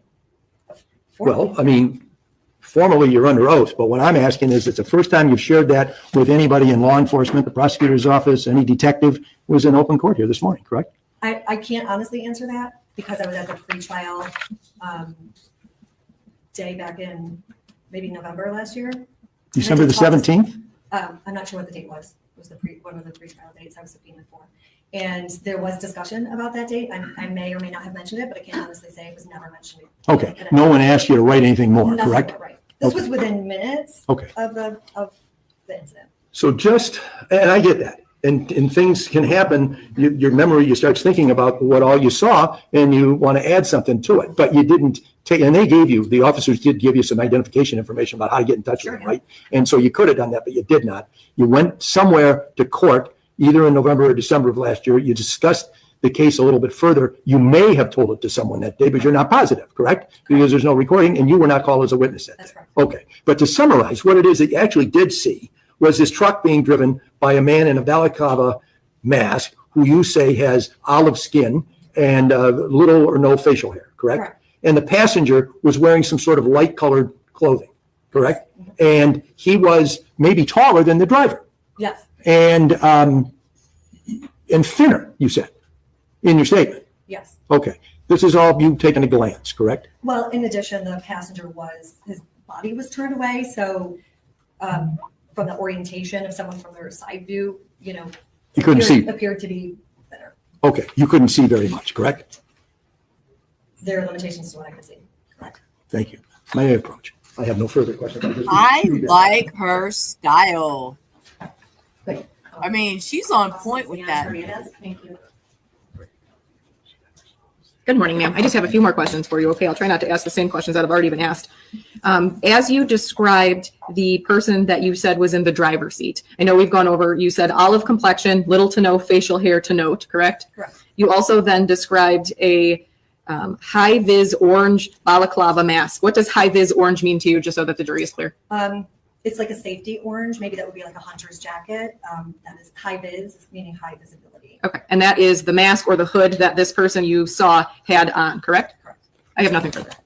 Oh, hey, redirect. Briefly, Ms. Niles, there's some question in the cross-examination about the height difference. I'm sorry, I put recross state, but I totally forgot we had the other defense attorney that had to cross. So that was my mistake. You never saw them step out of the car and stand next to each I other? didn't. This was just from the belt line of the window, like the height of their head, essentially, Okay. Inside the, inside the cab of the. okay, thank you. No further question, Your Honor. All right, thank you. You may step down. Your Honor, may this witness be excused? Any objection? I have no objection, No right? objection, Your Honor. You're excused. It's gonna be wild trying to keep up with the different. Whoa, that went blurry. Y'all refocus y'all's camera. Keep up with that there's two defendants, so they're going to have two crosses. Y'all focus, y'all camera. Thank you. I was about to get sick.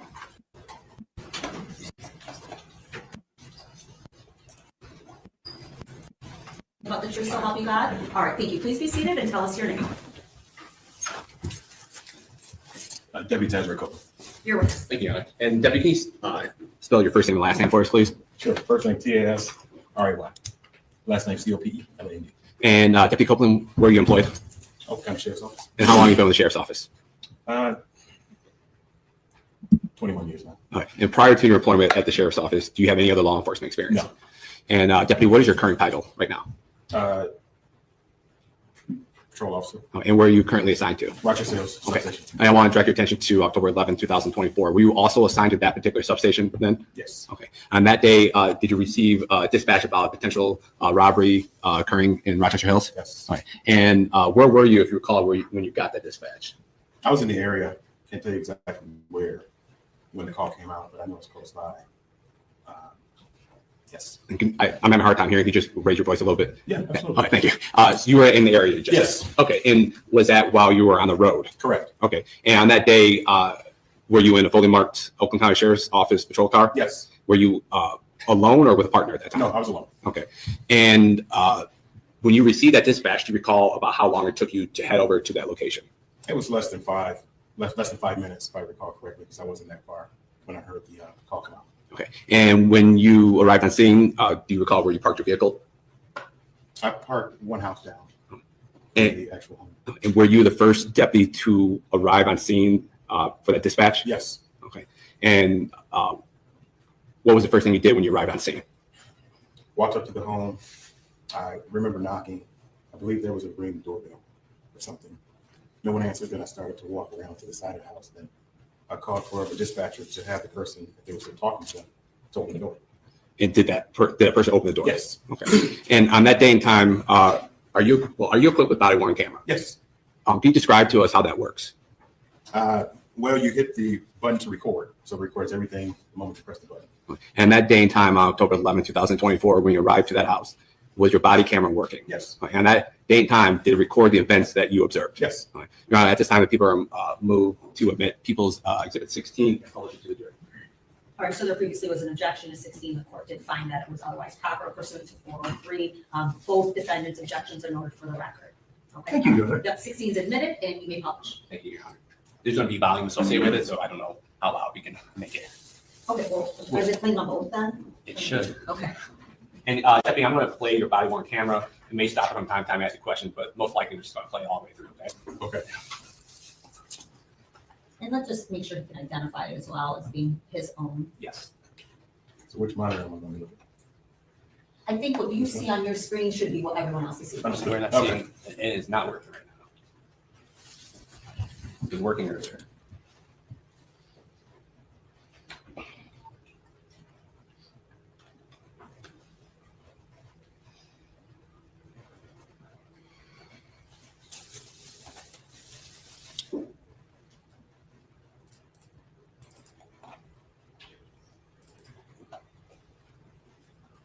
Do you see it on your laptop? Yeah, it's Or working. just not? I don't know why it's not Your working. screen? We tested it all out.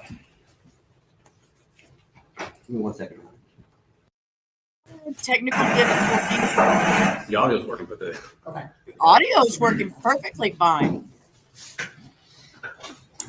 yesterday when we had IT down there, everything would work. Okay, yeah, I understand. Let's see if we can get somebody down.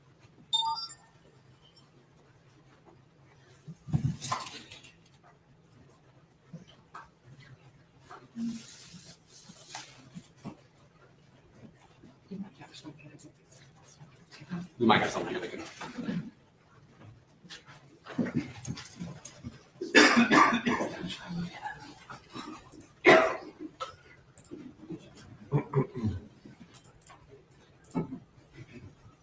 Yes. and-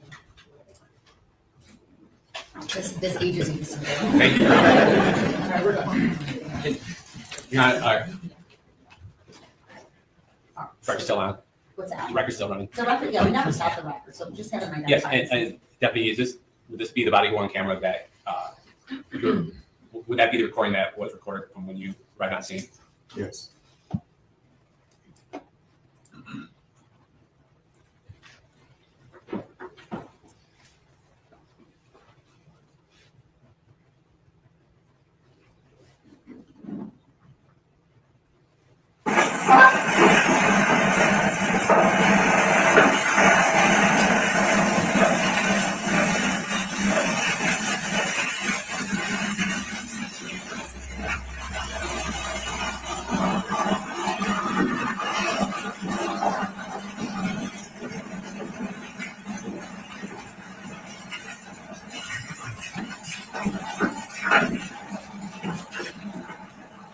That comes back to Hussein Murray. Looks like he's passing all the phone numbers.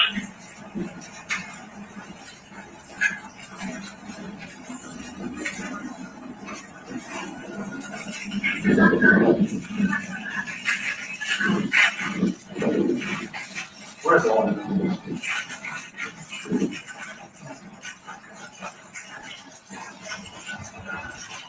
All right, no one's asking in front. I'm walking around.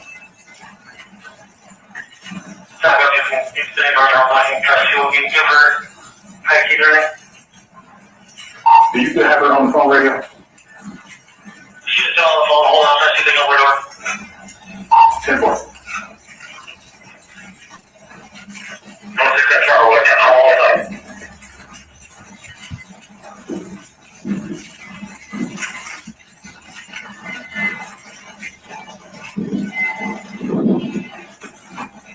They have ring cameras, so like ring cameras all over.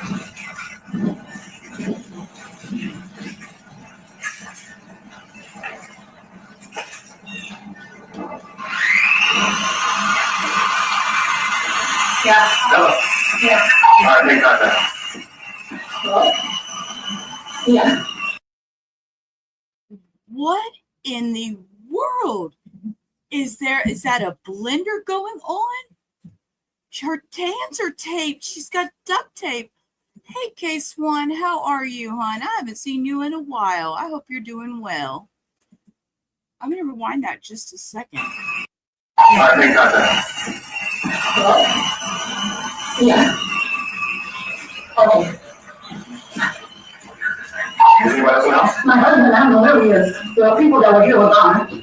What's your husband's name? Sam. Okay. Okay, real fast before we get too far.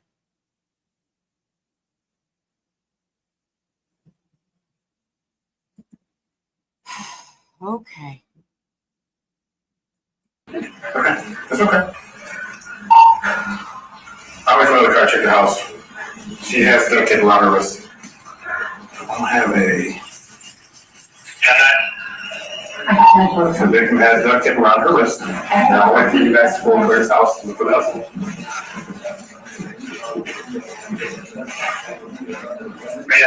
What are the numbers?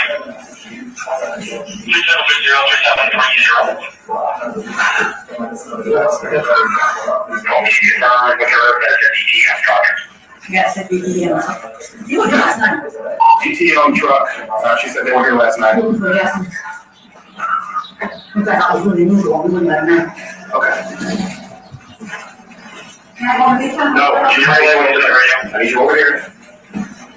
I need you out here. Okay. Just stay on one side. She said they were there last night. I want to do one floor at a time. No problem. We're good. I want to do one floor at a time. Do we have a guy? Yeah, she's still here.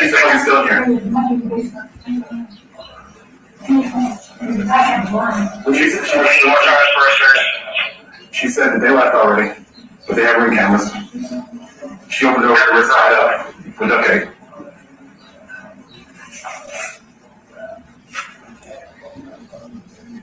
I walked with her to the kitchen so she can get the tape off her wrist. I don't want somebody to do this. You don't want it back, so we don't want it back. So somebody stay here, and then you want to wait for one more? Sure, head to the back, please. Let's back, yeah. What? No, I didn't want more body because I want to do one floor at a time. We walked to the kitchen cabinet so she can take the scissors off. Okay. I mean, the tape off. That's all. Yeah. I don't know if you guys got. Take that. Okay, take some left. Or maybe you go for him. Oh, well, it's a pretty large house, so whoever can get over here. Good morning, Mary.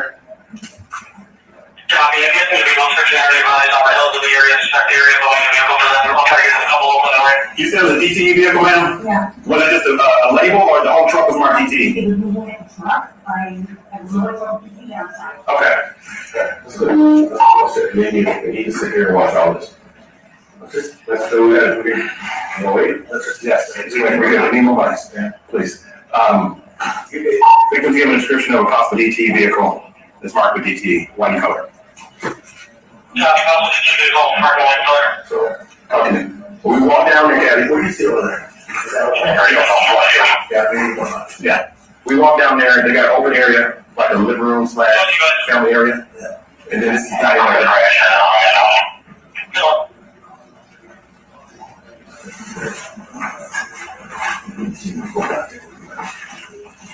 okay, dear. Okay.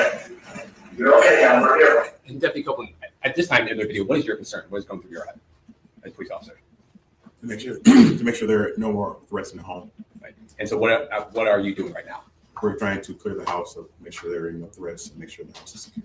And I was hearing over on the radio, you're asking for more bodies. What does that mean? We need more officers to clear this house because it was a big home. Right, so is it fair to say you were waiting on more deputies to arrive so you can clear the house? Correct. And is that your standard procedure when you arrive to a house based on the information that you have? Yes. I got called that. Yep. Yeah, we already walked through here. Yeah. All right, we're good here. Yep. We're already in here. Yeah. Stay in the door. Yeah. We're gonna come here and come across. That's fine. Stay in the door. Move on here. They got an open area up top. And all the way here. Okay. And I got a basement here. Yeah, I see the basement. Yeah, understood. Okay. It's too fucking open.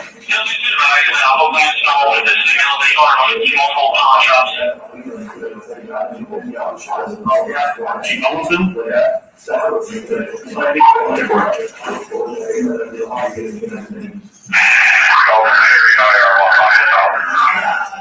All right, you're good. We may want to try to do a flock for this possible DTE vehicle. Yeah, I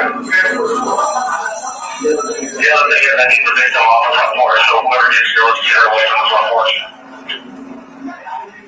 You want to know what you guys are actually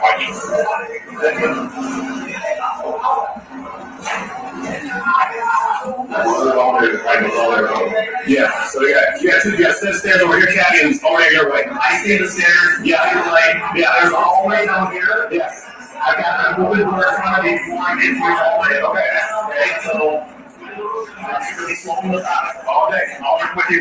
We got some tape here too. Yep, no way. We got time. We got time. We're good. Yes, that's duct tape too. Yeah, we're going to be easy guys. Are we going down there first? I think we gotta get down there and see her.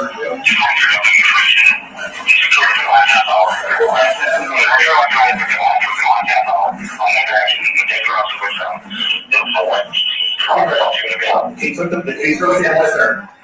With her.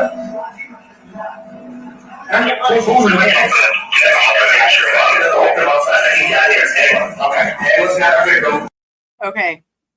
Again, as I always say, we are adults. I do not know what they're going to show. They're going to go into the basement, and I do know that this is where his body is located, was in the basement. So we're adults. They may show some horrible pictures. I do not know. Okay. She just told me she thinks he's in the basement. We still searching anyway, so we're good. I'll be looking. We want that first. I'll be looking, guys, when you get here, please.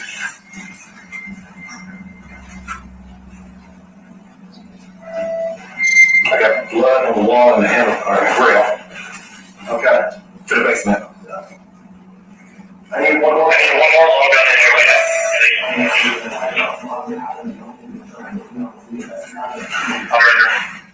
Mark's out front, so okay.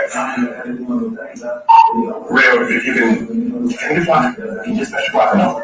You didn't come through here before. I didn't hear that. So if anybody has flight capability, we need to see if we can figure out this vehicle, which direction is going.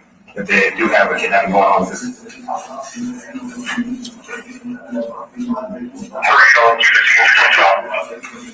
Once those two get in here, yes, we can go and press on. Yes, we're good. Press in here with me. Yeah. Come on, boy, Mark. Do I get any Mark?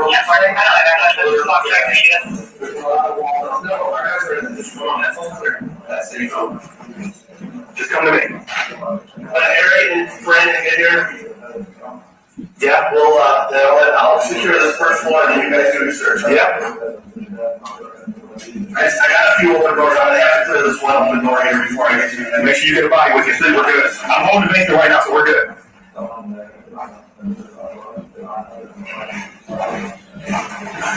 You come with me.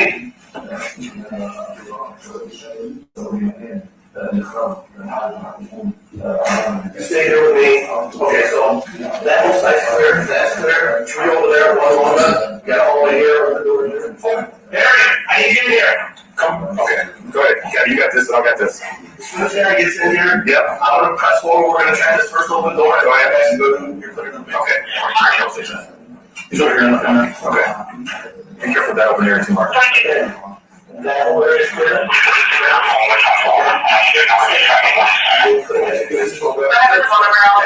I'll push it forward to this door. Okay, I'm moving, so you're good. Clear. Open door there. All right, I mean, close door. I got this. Happy July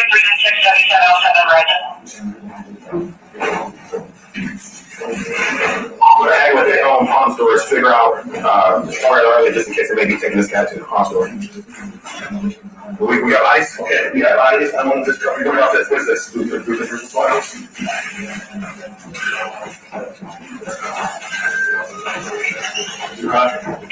Didn't need to go through it.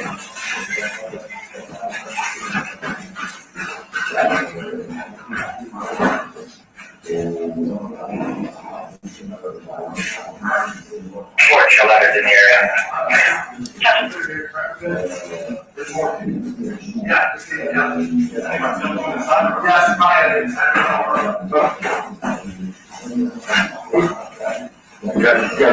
Got you ready?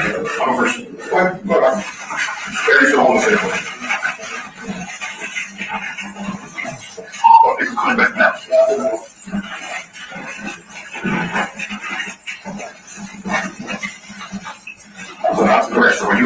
Okay, now they're finally getting into the basement. It took them forever to get down there, but they're getting into the basement, so be prepared.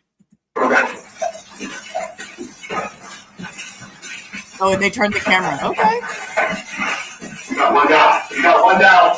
Hurry up. Go. We gotta go. Everybody dead? I got to leave you to talking. Let me do the talking, please. Go. Go 6. We got one down. Shot in the head.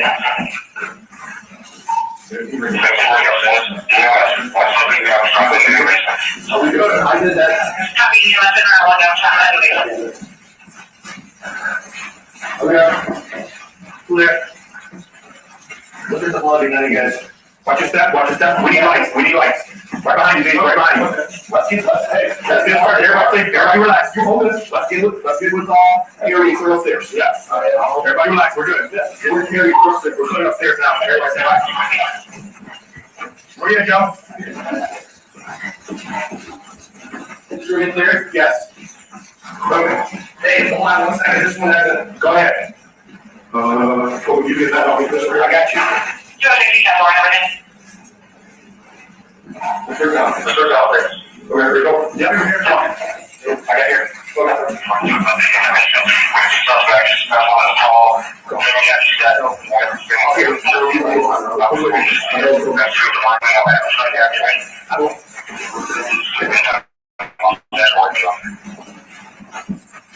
Clear over here. Did you good? I'll come your way. We'll pause here. Clear. You here? We here? Wait it. Clear. All right. Come your way. I did not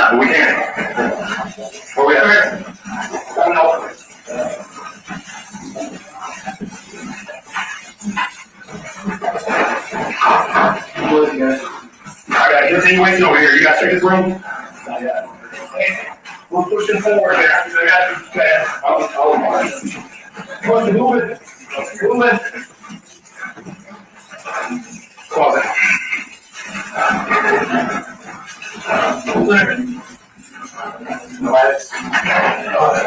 You ready to go here? Yeah, we do this first. In the garage. Clear. Let me do this offer, please. House clear. Sit fire. Sit here.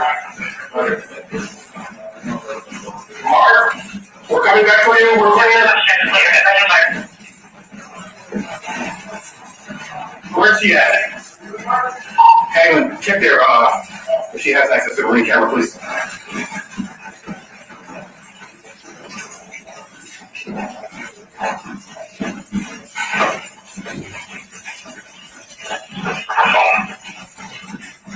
Stay here, please.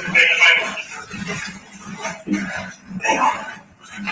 We did this right up. Yep. We're good. Yeah. No, that's not case kitchen. We got a Boston, got a Boston water, and a ring right there. Where? Where the ring underneath his body, the gold ring. Okay. Play with it to the right. Okay. Yeah. They got ring cameras. We got at least got that. Anybody have a thought? Fully. I don't see it. Thanks, sir. We need it. There's one in the wall right there in the corner. Oh, yeah, sure. Hands around to me. Over here. This one. Yeah. If you look at that and then look at this over here. Did we even, this is still a question, but what four posts? Please stand by. Good job, plus. Mark right there and knock the tree off. I know it's silly, but what the hell? Let's ask her what type of gun.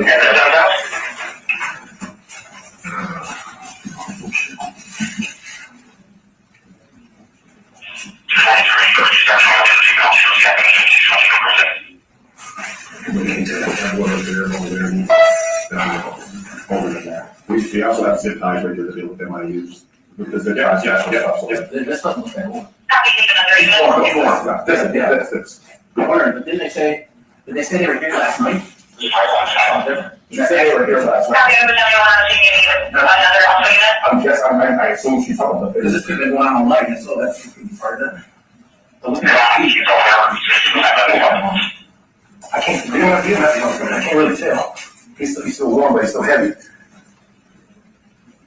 This is not it's gonna be a gunshot. No, he's still warm. It's gonna be a gunshot with all that carbon and blood. Look at that weight right there.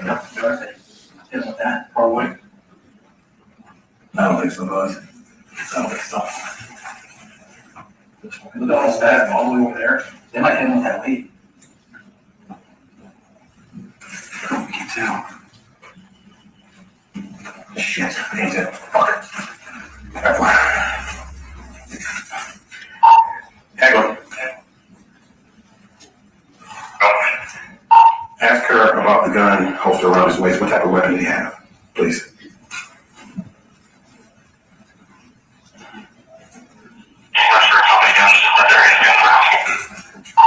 I understood that there's a holster around his waist with no gun. Just trying to figure out, does she know what type of weapon he had at the time around his waist?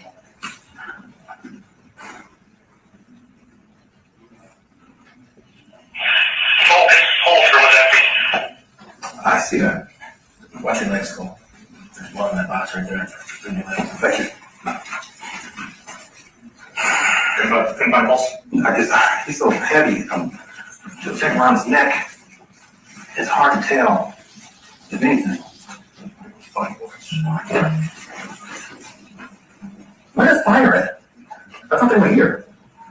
Yeah, as soon as fire arrives, send them downstairs, please.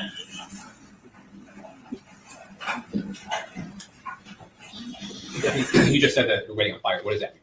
Waiting for the fire department to come and check them out. Would that also include EMS? Yes. Still breathing.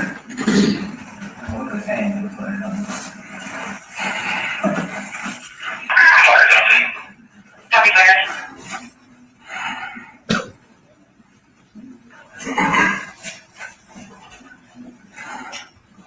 When was the last homicide? The one with the son chopped up the mom and dad? That was in the trunk? Yeah. If you two need to go, do what you gotta do. I'll hold the fire gets here. All right, we'll wait for my wife all the way go. And then I can go. I'll hold it. Bring some more police when we get a chance. Since I'm primary, so.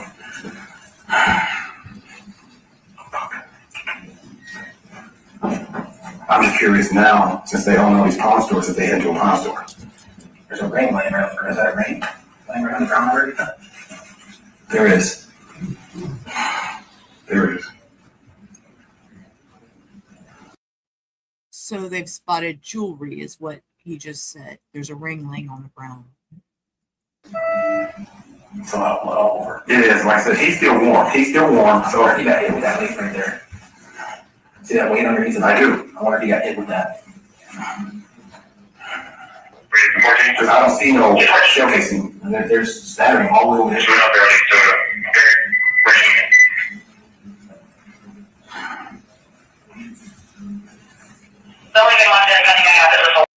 I also want to note that both of these two defendants, they're each looking at different monitors, but they are tentatively watching this body cam video of allegedly what they have purported.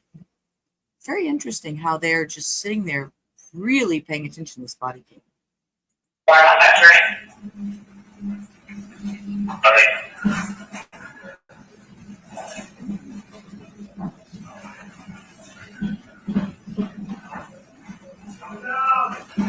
Copy. Shit, it's on the fucking camera. And I say that because usually when I watch these trials, when the body cams come on and they start like showing the victim and the situation, the defendants always like look down or start squirming. These two are steadily watching this video, and I just found it very interesting. I'm sorry, go ahead. When you get distracted, I check for calls. He's still warm. I check for both calls. He's still warm. But feel free to check over me. I'm good. We don't know for sure if you got shot. Leave it that way. We don't know for weight. I read this call. I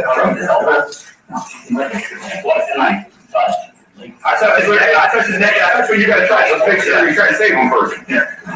That's whatever I touch. I don't care. I touch his neck and his first out.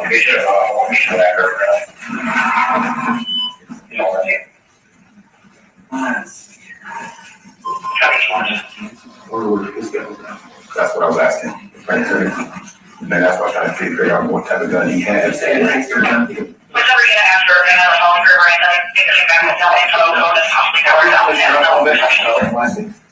Yeah.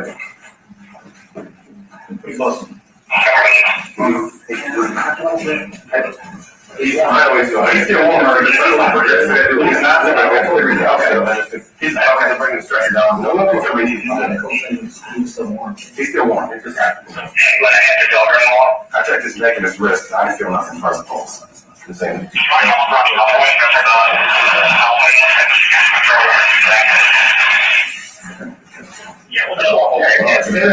Nothing. There's no help in the race. You got a picture in the race. TV here. If they're gonna take one, just take a whole bunch of pictures real quick. So we got all the pictures. We'll get all the pictures here. Yeah, I got you. But so far, nothing. He's nothing. He's flat. No, I think I checked his neck, foot, pulse, and his wrist. That's it. And I can use. Right, does she have access on her phone picture? And the thing came back from her now. Okay. Yeah, is this one right? We about to find out. I'm pretty sure they did. So we got to do SW4 rain. You got, things that we'll do on it? She said they were my seat. Bulging on the back. Okay. We got to see a hole in the sorry, your last name. That'll be good enough. Just come on, just don't touch anyone. So, if they were here last night and left, this is part of it.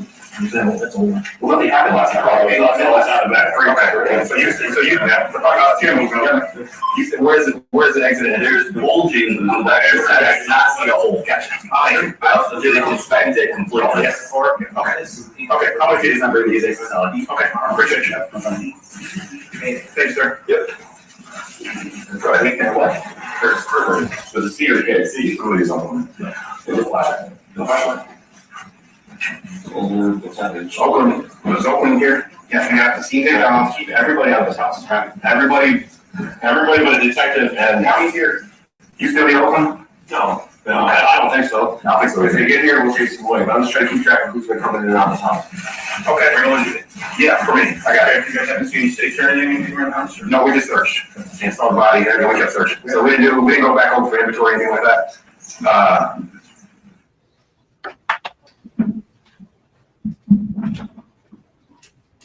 Less noisy? Probably, yeah, I'll do that, because it's fair to be like that, less noisy when we're here down here. Yeah. Did we do this?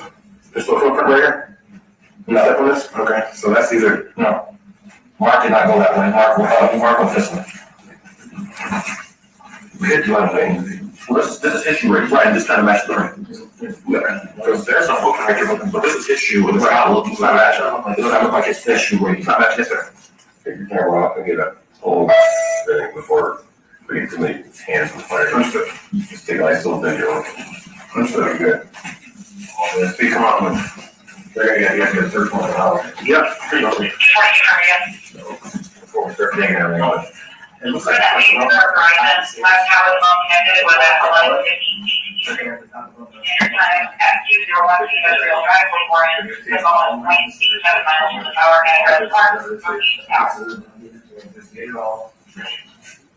So we can see what it is, where it's at.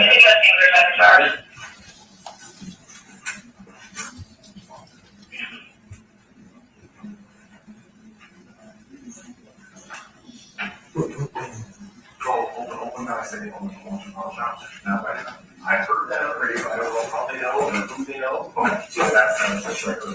Well, again, this is a confirm. They bring, okay, shops and we're looking for something specific here.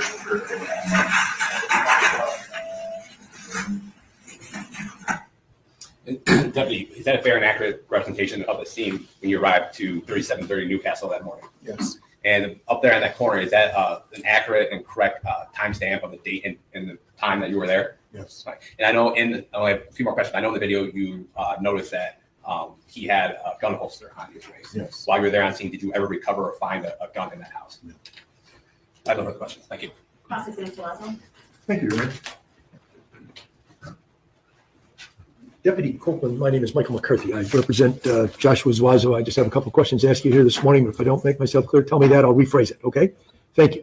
Now, this your involvement in this case started on October 11th of last year when you arrived at the Murray house. Is that right? And then your involvement ended when you left that house that day, correct? Yes. You obviously were wearing a body-worn camera throughout your search through the house and finding the body and all of the things that we've just watched. But that was pretty much your involvement in this case, correct?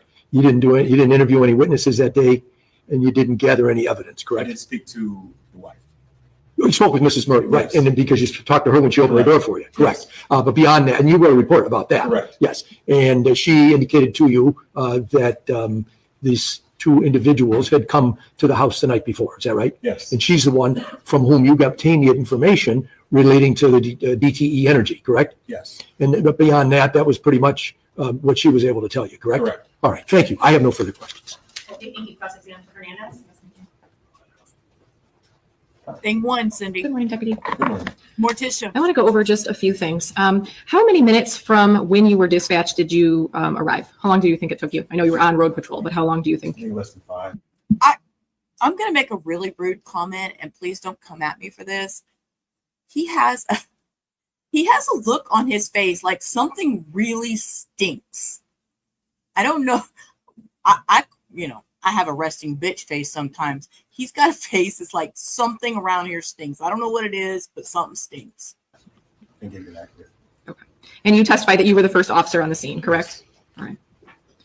Now, both juries were able to see, obviously, the body cam video, I should say. And we note that, obviously, later in the video, you came back downstairs after you located Mr. Murray, and you made a comment. I know it's silly, but what the hell? Check for a pulse. Yes. Okay. When you arrive on scene, obviously, you don't know what happened, correct? Correct. And you are there to determine, one, if there are any people in the house that could be a potential threat to yourself, correct? Correct.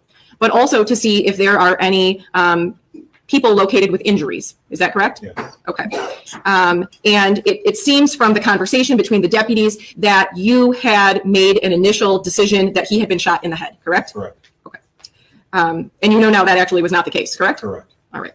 So you decided to wait then to check for a pulse or to render aid. Was that based on the fact that you believed he was shot in the head? And usually people with head injuries do not survive? Well, given the fact that the way he was laid and all the blood that was all over his body, I thought he was already dead. Yeah. All right. And Mr. McCarthy touched on this, but your involvement ended that day. So is it fair to assume that you never had any interaction with Mr. Hernandez, my client? No. All right. I have nothing further. Thank you. No retract, Your Honor. Okay, DPW, you can sit down. And may this witness be excused. I have no objection. No, please excuse. People's next witness. People call Valerie Myra.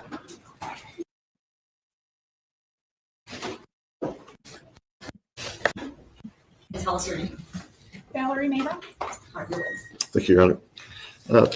Good morning. If you could do us a favor, I know there appears to be microphones around, but I believe they're for recording, not for amplifying.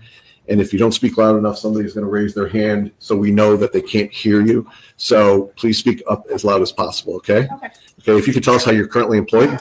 I am employed as a forensic lab investigator for the Oakland County Sheriff's Office, where I have been for 8 years. Okay. And did you have any specialized training for that position? Yes, my primary job is in the latent print unit, and I will examine and process items of evidence for latent prints. And part of that job also means that I will respond to major crime scenes within the county. And I had on-the-job training for about 8 months and went to crime scenes with the existing members of the group. And I also took an evidence technician course and a 40-hour crime scene investigator series course at the International Association for Identification in 2018. So I've had numerous training throughout the years. Okay. And have you been qualified as an expert in the state of Michigan and Oakland County before? Yes. And did you testify at the preliminary examination, in fact, in this case? Yes. Were you qualified as an expert at the time of preliminary examination? I don't remember. Okay. Your Honor, I would tender this witness as an expert in the field of fingerprints and crime scene investigation. Fingerprints and crime scene. Any objection? No, Your Honor, I received the curriculum details from this witness, so I don't have any objection.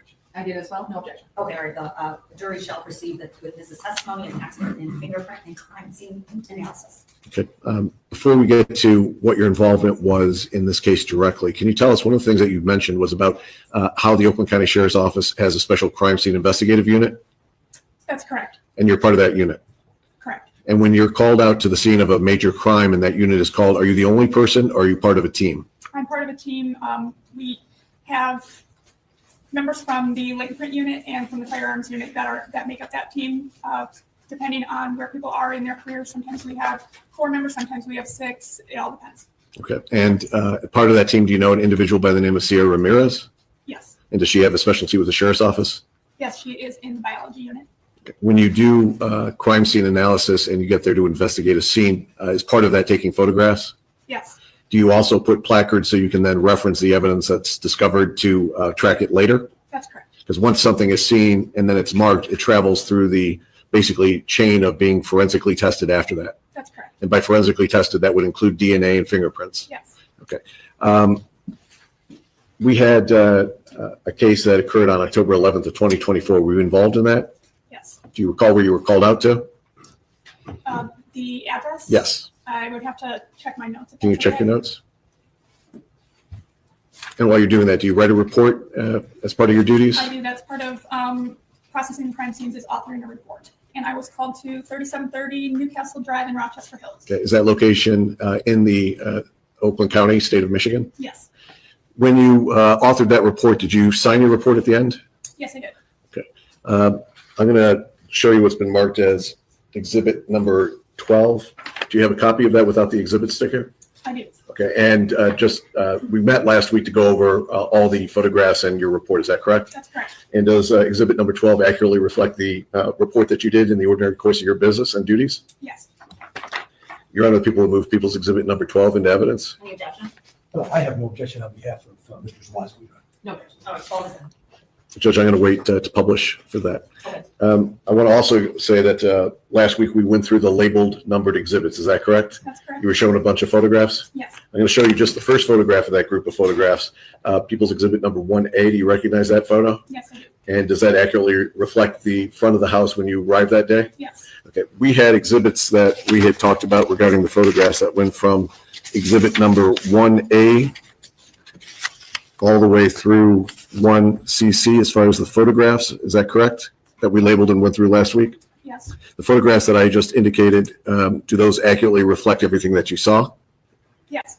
And there was a second set of photographs that we went through, and they're distinguished because the first set of photographs that are 1A through 1CC are the upper levels of the house.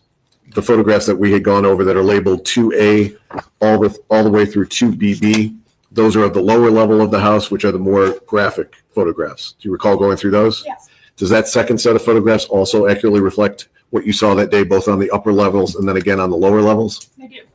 Your Honor, the people would move People's Exhibit number 1A through 1CC and also 2A through 2BB into evidence. You're going to need to say them specifically because the record's going to have to somehow reflect what those all are. Unless you intend on going through them one by one when you're doing it. We're going to do that once, if there's no objection to them entry, so that way I'm not being duplicitous about going through it twice. But if there's I'm no, just concerned about the record. I see, because I know that you did leave a list, so I know what they all are, but the record's not going to see what we're looking at. You'll just do it that way then? yes. Okay, any objection to those being admitted? No, Your Honor, I've reviewed these exhibits. Ms. Lofton? Probably. No objection? Okay, they're all in. Okay. Now we're going to go through photograph one by one. We're going to start with 1A. It should show up on your screen as it's showing up on these two screens. Okay. Do you recognize 1A as the front of the house? Yes. And does that show the awning in the front part of the driveway? Yes. I'm going to show you what's been marked as and introduced as 2B. Do you recognize that front entry of the house? Yes. Did you enter that house through that front entryway? I did. I'm going to show you what's been marked as 1C. I have it labeled, for lack of a better term, as the front staircase. Do you recognize that staircase? Yes. In the house, is there in fact a front staircase, which is in 1C, and then a rear staircase? That is correct. I'm going to show you what's been marked as 1E, the top of the staircase. Do you recognize that photograph? That's 1D. 1D. 1D, yes. Okay. And in that photograph, the closet doors are noticeably open. That's correct. I'm going to show you what's been marked as 1E, also the top of the staircase, looking towards the master. Do you recognize that? Yes. And in fact, is that the master bedroom ahead of that photograph? That is. I'm going to show you what's been marked as 1F, which is the door into that master bedroom. Do you recognize that photograph? Yes. Did you go into the master bedroom? I did. I'm going to show you what's been marked as 1G. Is this traveling inside of that master bedroom? Yes. Can you tell us what you observed in the master bedroom in regards to the drawers? I observed that the drawers were pulled out of the dresser and kind of just thrown about with the contents kind of strewn about the room. Yep. I'll show you what's been marked as 1H. Is that another photograph as you travel into the master bedroom? Yes, there was also a jewelry box that was on the ground with the contents again strewn about. I'm going to show you what's been marked as 1I. Also another angle of a different view from inside the master bedroom. Do you recognize that? Yes. Is it again showing the drawers with items askew? Yes. I'm going to show you what's been marked as 1J. Is that a view towards the, I guess, the window side of the bedroom? Yes. And is that another set of drawers that have been removed from a different dresser? Yes, it is. I'm going to show you what's been marked as 1K. You recognize that as a high drawer set? Credenza, I guess, I don't have a really good term for what that is. Okay. I'm going to show you what's marked as 1L. Do you recognize that photograph as leading from the master bedroom to the master bath hallway? Yes. I'm going to show you what's been marked as 1M. Do you recognize that as the master closet? Yes. I'm going to show you picture 1N. Is that the inside of the master closet? Yes, I believe there were 2 closets. I was just going to ask you that. There's a his and hers master closet. Is that correct? Yes. Okay. Now I'm going to show you what's been marked as 1O. Is that the floor of the master closet? Yes. Okay. I'll show you what's been marked as 1P. Is that a photograph from the master bedroom down the hallway in the upstairs? Yes, it is. I'm going to show you what's been marked as 1Q. Okay. Is there another bedroom that you come across as you walk through that hallway? There is. That is the bedroom that is on the right side if you were coming from the master bedroom. Okay. I'm going to show you what's been marked as 1R. Is that an item that you see at the doorway of that bedroom? Yes, it appeared to be a drawer from the jewelry box that was in the master bedroom. Okay. I'm going to show you what's been marked as 1S. Do you recognize this as another upstairs bedroom? Yes. I'm going to show you what's been marked as 1T. Is that the entry from the hallway into that bedroom? Yes. I'm going to show you what's been marked as 1U. Did you notice anything on the doorway wall going into the bedroom on that left side if you're walking in? Yes, there appeared to be a apparent bloody swipe mark on the wall. I'm going to show you what's been marked as 1V as in Victor. Is that a close-up of that apparent blood smear? Yes. I'm going to show you what's been marked as 1W. Do you recognize that as a photo from inside that bedroom looking back towards the hallway? That's correct. And now the blood smear is on the right-hand side of the photo? Yes. I'm going to show you what's been marked as 1X, the dresser drawers inside that bedroom. Does that accurately reflect that? Yep. And also 1Y, a close-up of those drawers? Yes. And were those drawers open when you went into the bedroom in that position? Yes, they were. I'm going to show you what's been marked as 1Z. My terminology is the back set of staircases. Is that the second staircase you saw? Yes. I'm going to show you what's been marked as 1AA. Is that a scene from the before you go down the stairs? Yes, from the landing that's at the top. Yes. I'll show you what's been marked as 1BB. Is that a photograph of the staircase going down? Yes. And the door that you see at the bottom that's now at this point in an open position, that's a staircase that goes down to the basement? Yes. I'm going to show you what's been marked as 1CC. And is that a closer view of the last set of the stairs going down towards the kitchen? Yes. Okay. I'm going to go now to photograph 2A.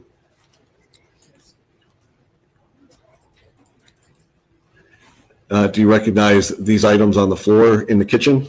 Yes, they are black pieces of tape. And I'll show you what's been marked as 2B. Do you recognize that as another set of duct tape? Yes. And as far as placards go, this one's been given an exhibit placard of number 2. Yes. Okay, and when it's given a placard of number 2, that's a way to track it through the rest of the system at the Sheriff's Office lab. That's correct. And the first one that I went to, did that also have a placard number 1 in front of that? Yes. I'm going to go to exhibit number 2C. Do you recognize that as a duct tape cutting and scissor that is on the kitchen counter? Yes. And that was given placard number 3. That's correct.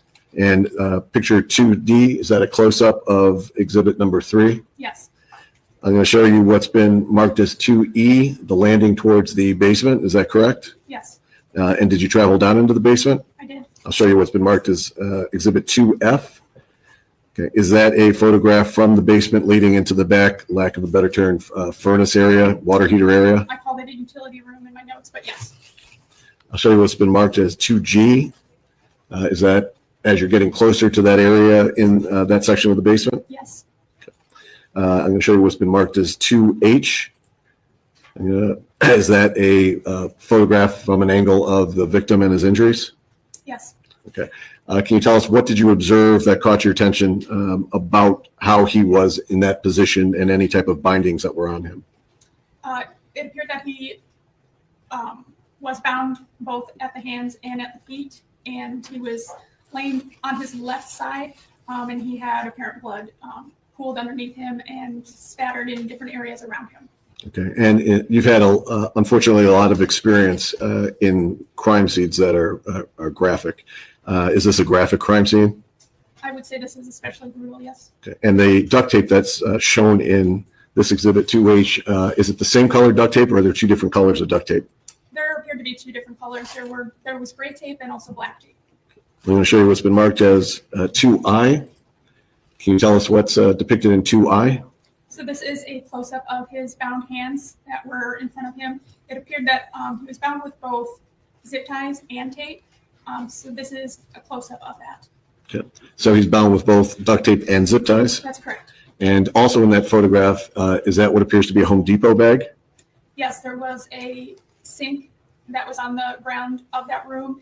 And inside that sink, there were various pieces of plastic, a plastic bag, the plastic Home Depot bag, kind of a larger clear plastic tarp type bag, and then also a red inflatable type of plastic. I'm going to show what's been marked as 2J. You recognize that photograph as showing placards number 4, I believe 10, 11, 13, and 15. I don't see 13, I see 14. I don't know. 2J says 410. Okay. I think 13 may be behind the pole, but Yes, that, it is. okay. That being said, you recognize that? Yes. I'm going to show you what's been marked as 2K. Is that a close-up of a pair of glasses that was found? Yes. And that was given marker number 4? That's right. I'm going to show you what's been marked as 2L.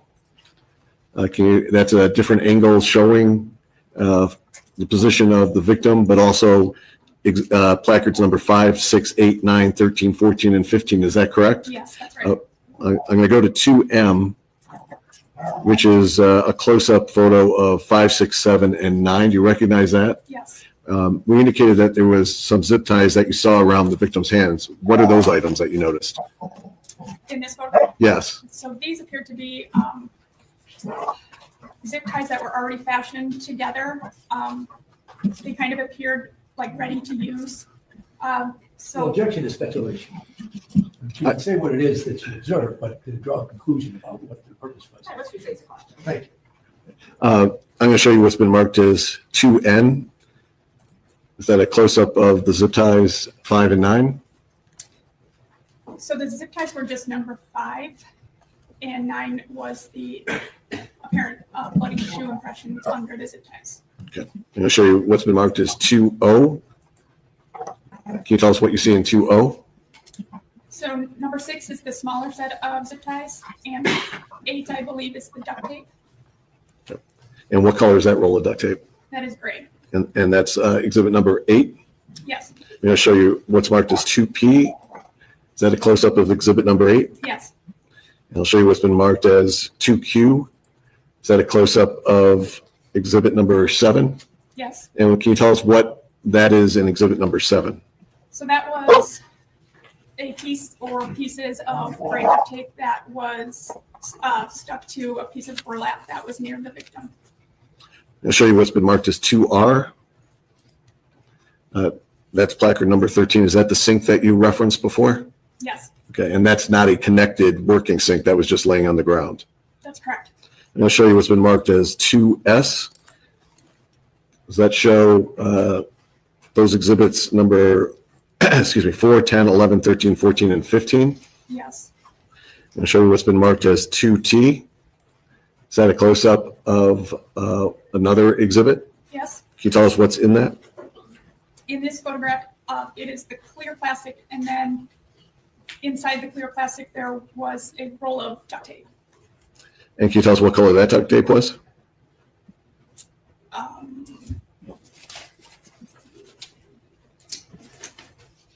believe it was gray.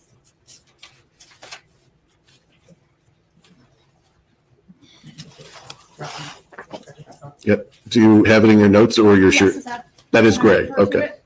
Okay. I haven't checked yet. Can I refer to them? Would you like to check? Yes. Okay. You should have asked the judge, can I refer to my notes, please? Lola, go lay down. Go.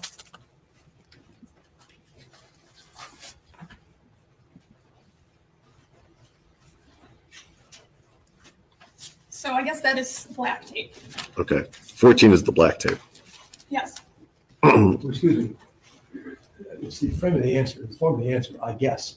If the witness knows, please tell us, but we don't want to have any guesses put into the record. She knows what she doesn't know. All right, I'll let you cross-examine about it. All right, I would, by way of background, the witness could not recall that she believed it was gray, and started to look through the notes. The court indicated that the prosecutor would have to state as to whether or not it would help refresh her memory. I think she then asked for and that was given, permission was given without objection. After referring her notes, she then testifies that based on the information in her notes, it's flat tape. Is that a correct recitation of what occurred here? I believe that it is. I think that's true. Okay, and Yeah, then you it's can the follow guess that I objected to. And then you can just follow up on the process. Thank you. I'm going to show you what's been marked as 2U. Is that a placard for the upstairs blood smear? Yes, And that's number 16. yes. I'm going to show you what's been marked as 2V. Can you tell us what's depicted in 2V? This is a close-up of the victim's feet, and they appear to be bound with that black duct tape, and he has a shoe on his right foot and his left foot is bare. Okay. And do you come across his other shoe, his left shoe? It was nearby, yes. Is that also in the picture, or is that somebody else's foot that's in the picture when it's being taken? Yes, I think it's someone's. Okay, I just wanted to make sure. I'll show you what's been marked as 2W. That shows placards number 18, 19, 20, and 21. Is that correct? Yes, I'm going to show you what's been marked as 2X. That's a close-up of exhibit number 18 and 20. Is that correct? yes. Can you tell us for the record what 18 and what 20 is? Can I refer to my notes? Yes. You're supposed to ask the judge, not the prosecutor. I 18 thought. was the bar with the weights on it, and 20 was the gold ring that you can see below it. I'm going to show you what's been marked as 2Y. Can you tell us what's depicted in 2Y? So this was thought to have been a possible tooth, which we gave placard 21 for. Upon collecting it, we realized it was not a tooth, so it was not collected. I'm going to show you what's been marked as 2Z. Is that a photograph of the rest of the room? Yes, I'll show you what's been marked as 2AA. Okay, that's placard number 9. Can you tell us what placard 9 depicts? placard 9 depicts a apparent bloody shoe impression that had been processed with a chemical called violet. And did you do that processing? I was part of it, yes. Okay. Now, is that something that before it's processed, would that have been visible to the naked eye, or would that not have been visible until it was processed? I believe part of it was, so the violet works to enhance already visible prints and also develop ones that are invisible to the eye. So whether this one was fully visible before we sprayed the chemical, I don't recall. Okay. And I'll show you what's been marked as 2BB. Is that another angle of those shoe prints? Yes. Also, as part of your involvement in this case, did you have, as part of the team, crime scene diagrams done to depict in relationship to each other where the items are? Yes. Okay. Your Honor, if I could approach the witness, I'll show you what's been previously marked as 5A and 5B. You may. Do you recognize 5A as a diagram of the upper stairs that was done by the scene? Yes. And 5B, does that represent the lower floor? Yes. They were reflected accurately as it was drawn? Yes. Your Honor, people would move people's exhibit 5A and 5B into evidence? I have no objection. Those are part of the report that I received a long time ago. No objection. And then Mr. Petrofessa, those are the enhanced version of what would be in the report, right? That was something that was Correct. done to be done. That was already, yes, it's a blown up version. All right, 5A and 5B are admitted without objection.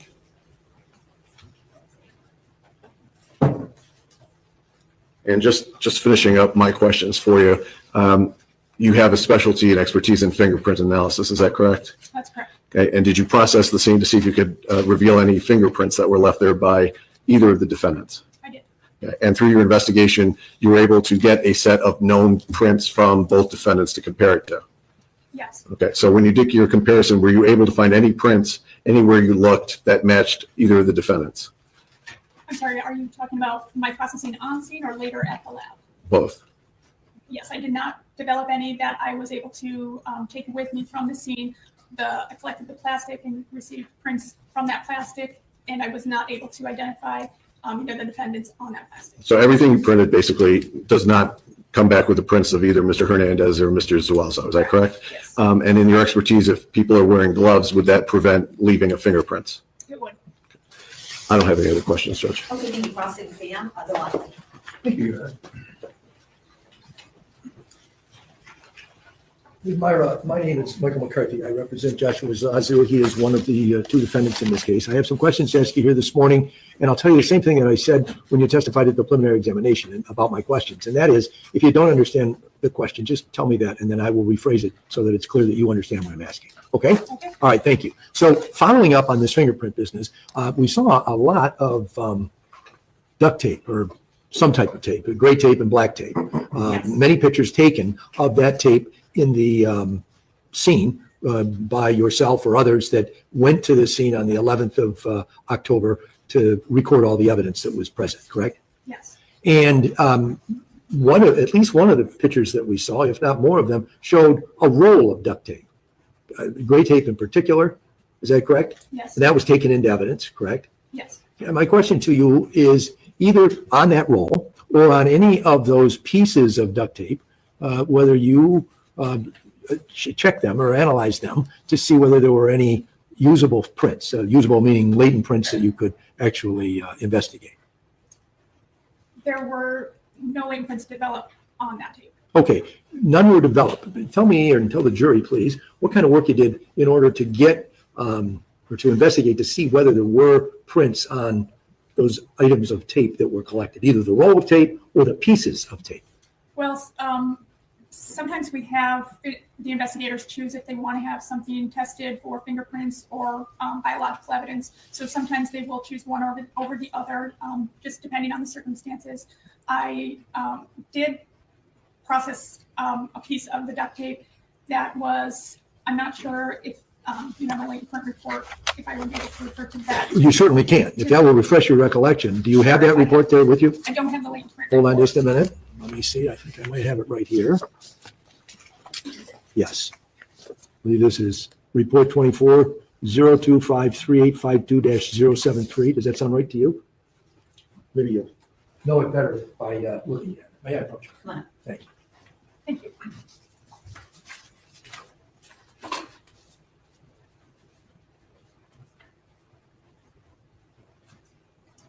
So first of all, is that your report? Yes. And you recognize it as such? I do. And reading it, does that refresh your recollection? It does. Okay. Now, you remember the question about how many pieces of this duct tape that you examined? Yes. So investigators determined that they wanted me to process the bundle of crumpled duct tape that was used to bind the victim's hands for latent prints, which I did, and I did not develop any comparable prints on that duct tape. Okay. Now, you said you prefaced what you just told the jury or juries by saying the investigators determined that they wanted you to look at a certain bundle of tape. Is that correct? That's correct. All right. So the only thing that you were asked to look at in the way of duct tape was, or that black tape, however you call that, whatever title it has, was the stuff that the investigators told you to look at. Is that correct? That they've asked me to test back in the lab, that's correct. Okay. So, but you were a person on the scene taking photographs and recording on those drawings that you put together. What was there on the scene, correct? Correct. And you've got places, because those two drawings are for the main floor of the house and the basement of the house, correct? Correct. And in both places, the main floor and in the basement, there were numerous pieces of duct tape that you identified when we looked at all the exhibits in Exhibit 1A through CC and 1B through 2B through, or 2A through 2BB, correct? Correct. Upstairs or main floor and down the basement. So out of all that tape that was there, the only one piece or bundle that you examined was the one that somebody else, not you, told you that they wanted to have examined, correct? Yes, that's correct. All right. So you don't have any control over what it is that you're supposed to do when you're back at the fingerprint lab, correct? In terms of what it is you're going to examine. Correct. I'm examining whatever is given to me. Yes. Exactly. And you, even though because not every case that you examine fingerprints on is a case where you were at the scene doing a crime scene sketch and all the other work that you did in this case, correct? That's correct. It's just a coincidence that you were wearing your crime scene investigator hat in the same case that you were wearing your fingerprint analysis hat, correct? Yes. All right. So you knew there was a lot of duct tape there, correct? I mean, you know that. It's relative. There were several pieces, yes. Several pieces and at least one roll. Yes. Is that right? And you said earlier during your direct examination that you wouldn't expect to find any fingerprints if a person was wearing gloves. Is that correct? That's correct. you ever used duct tape? Have you ever used it? Yes. Yes. You know how it sticks on the end? The duct tape does sticks, and you got to kind of pry it off the edge of it to pull it from the roll. Yes. You think that's very easy to do when you're wearing gloves? I'm not sure. Thank you. Are Now, you referring to then if they wouldn't have gloves on? exactly. Ma'am, don't answer the question. It's a. Then my testimony was that if you had gloves on, you wouldn't leave. Right. But what I'm saying is, it's hard with gloves on to even pry it up, correct? If you got to use your thumbnail or your fingernail to get it moving, right? Right. Okay. And thank you. Now, you looked at a number of different things, though, besides duct tape for fingerprints, correct? Correct. And you have your report in front of you. Could you just tell the jury what other things you looked at? Thank you, sir. I processed the 3 pieces of plastic that were in the sink. So the larger clear plastic tarp, the Home Depot bag, and then the deflated red inflatable.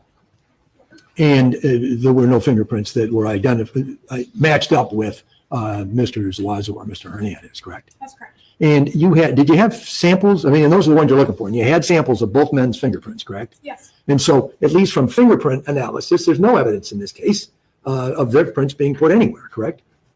Correct. I did not identify the fingerprints on that plastic.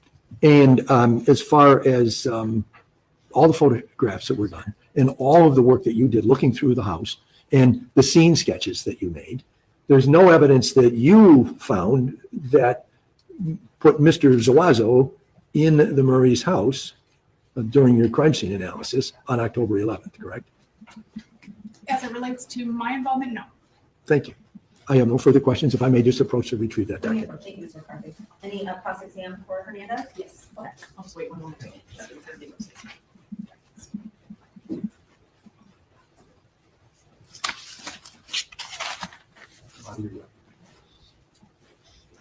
Thank you. Good morning, ma'am. Good morning. So I want to talk a little bit about your involvement. So I know that you testified that there was a number of people from the forensic team that was there with you on that day. Is that correct? Yes. Okay. In looking at page 1 of your report, it lists personnel. I have totaled, there was 9 people. Does that sound correct? Could I refer to my notes? Would it refresh your recollection? Yes. Yes. Let me know when you've reviewed it.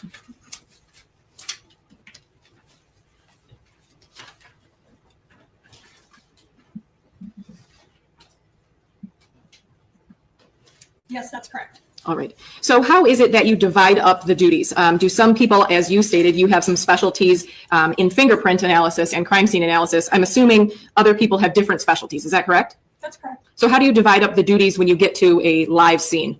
We're all trained to do all of the processing techniques that we use.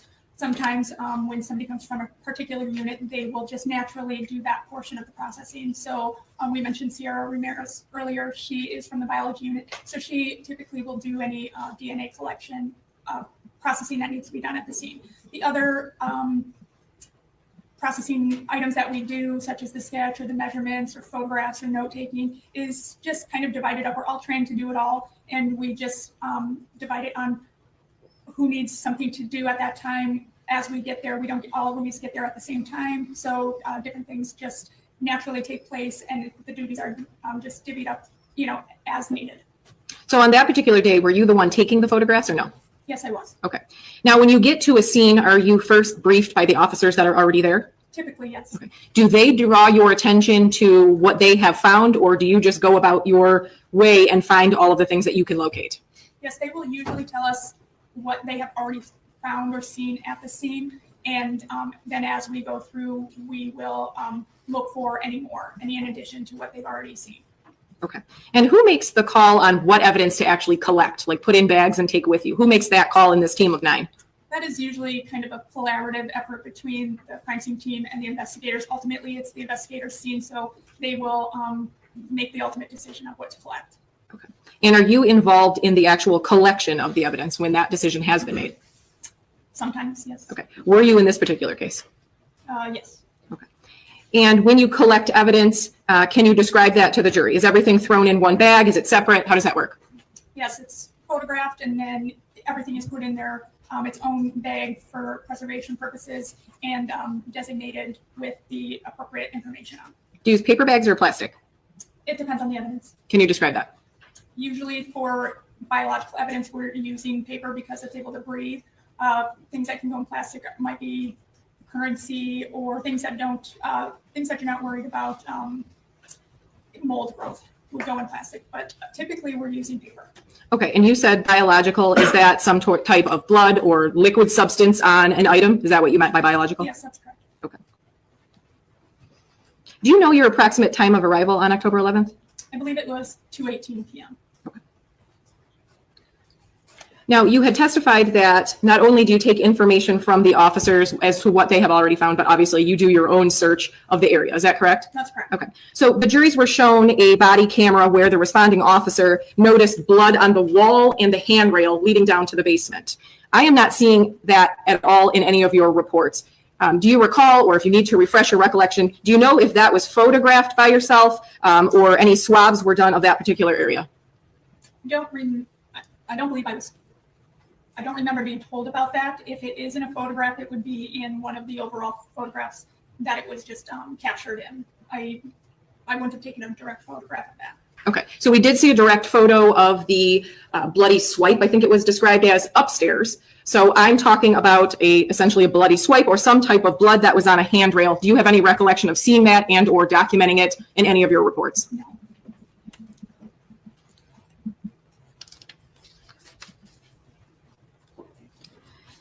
I know Mr. McCarthy spent some time going through all of the items that you tested for fingerprints.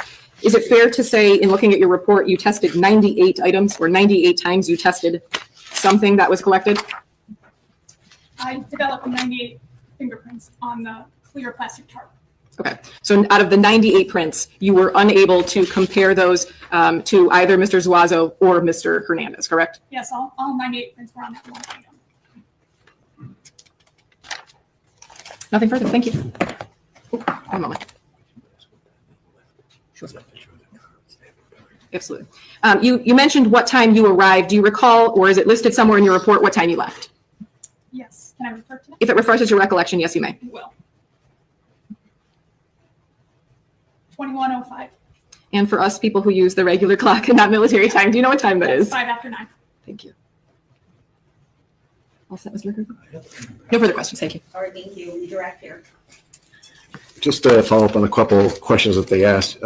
You talked about the fingerprint evidence and also biological or DNA evidence. Did you remember talking about that briefly? Yes. Is it sometimes that you have to make a choice that you can test it for one or the other, but not both? Yes. And why is that? Sometimes you can, the processes that we use for fingerprints can sometimes destroy DNA. And also when they are testing items for DNA, they will swab and potentially wipe away any fingerprints. So a lot of times we will have them choose one or the other. Okay. And that picking or choosing, does that come in consultation with the detective in charge of a case? Yes, that is up to them. Okay. And it's not for you to decide what the detective believes should be tested for one thing and not the other. Is that fairly correct? Correct. We can give our opinion on what we think would be the better choice, but it's up to them ultimately. Okay. And you could tell the detective, I understand you want fingerprints on this marble, but I really think in my experience, we're not going to get fingerprints off of the marble. Yes. You've had that discussion in theory with officers in the past? Yes. Okay. There was also some discussion about the blood swabs at the scene. So you already testified Sierra Ramirez was at the scene? Yes. And her specialty is the DNA and blood collection? That's correct. Okay. And if there was any blood collection, that would have been through her, is that right? Yes. Talked about lack of fingerprints on the duct tape. And that also means that there was nobody else's fingerprints on that duct tape either, correct? That's correct. It was very crumpled, and if you know what duct tape is like, it's hard to pull apart. So it was kind of just a mass of sticky tape. Okay. Finally, I know Mr. McCarthy asked you a little bit about the duct taping process, I guess, for lack of a better term, with gloves.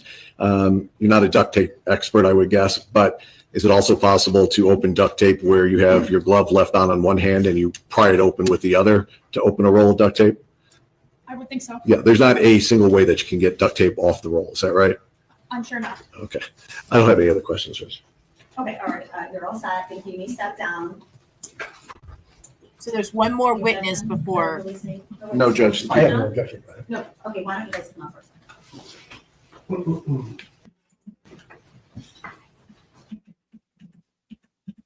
We'll come back at 1 p.m. Please do not leave those rooms. Whoa.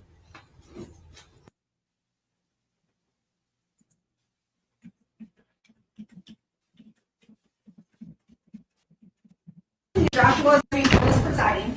You may be seated. Kind People versus Joshua Zuazo, case number 2024-291-950 FC, and People versus Carlos Hernandez, case number 2024.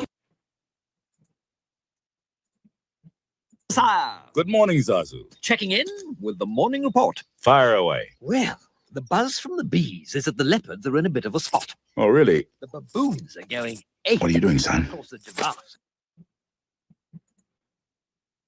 291-945 FC. John Petrofest and Andrew here on behalf of the people. Good afternoon, Your Honor. Michael McCarthy, P30169, appearing on behalf of Joshua Zuazo. Mr. Zuazo standing to my left at the table. All right, tell me your name. Joshua Zuazo. Michelle Lawson on behalf of Carlos Hernandez, who's standing to my right. All right, sir, tell me your name. Carlos Hernandez. Okay, we're going to start our afternoon session, so we'll bring in the juries. Okay? Can we approach why that's happening? Sure. Okay. And they're going to approach. Oh, the jury's coming in. He's a big boy, not going to lie. He'd be 6'5", 6'6". He's a big guy.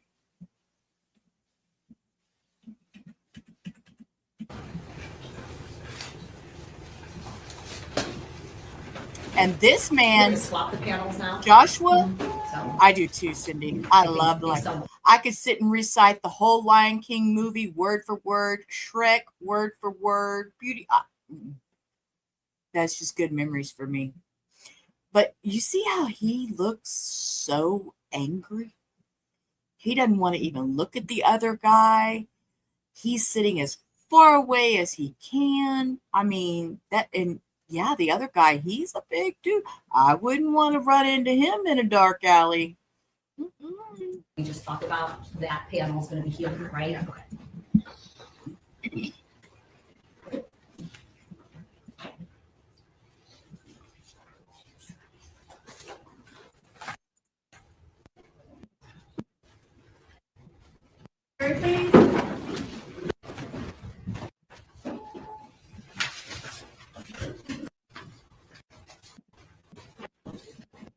Want to kindly remind the jurors that when you are out in the public within the courthouse, to not make contact with anybody.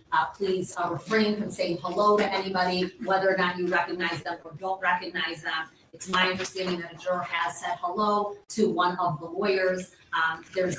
We don't find that there was anything wrong with that, nor did that lawyer continue that conversation or respond. But please do not do that, okay? Please do not do that. That instruction is very important, and it's for the necessity to maintain even an appearance of impropriety. In addition, there are restrooms within your jury room. So I know that we might have staggered the time frame of when you came in today, 8:30 and then 9 o'clock. If you get here early, you are still welcome to buzz the side door. A member of chamber staff will let you into your jury room. Please try to run into you in that situation. Put it in.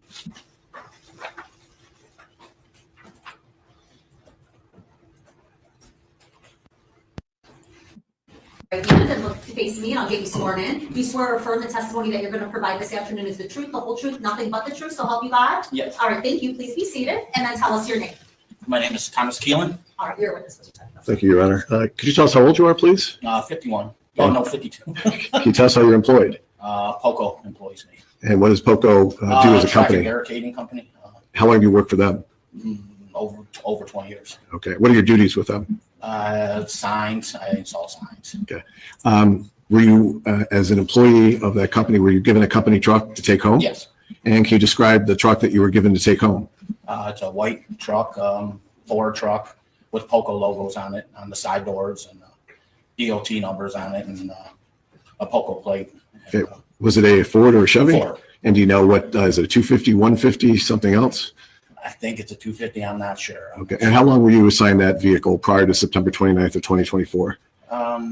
We usually vary vehicles, so I've been driving that for probably a week or two. Okay. So the vehicles rotate around? Yes. And what would you note as far as the vehicle regarding the doors and their locking ability? The driver's side door wouldn't lock, so I had to keep that unlocked.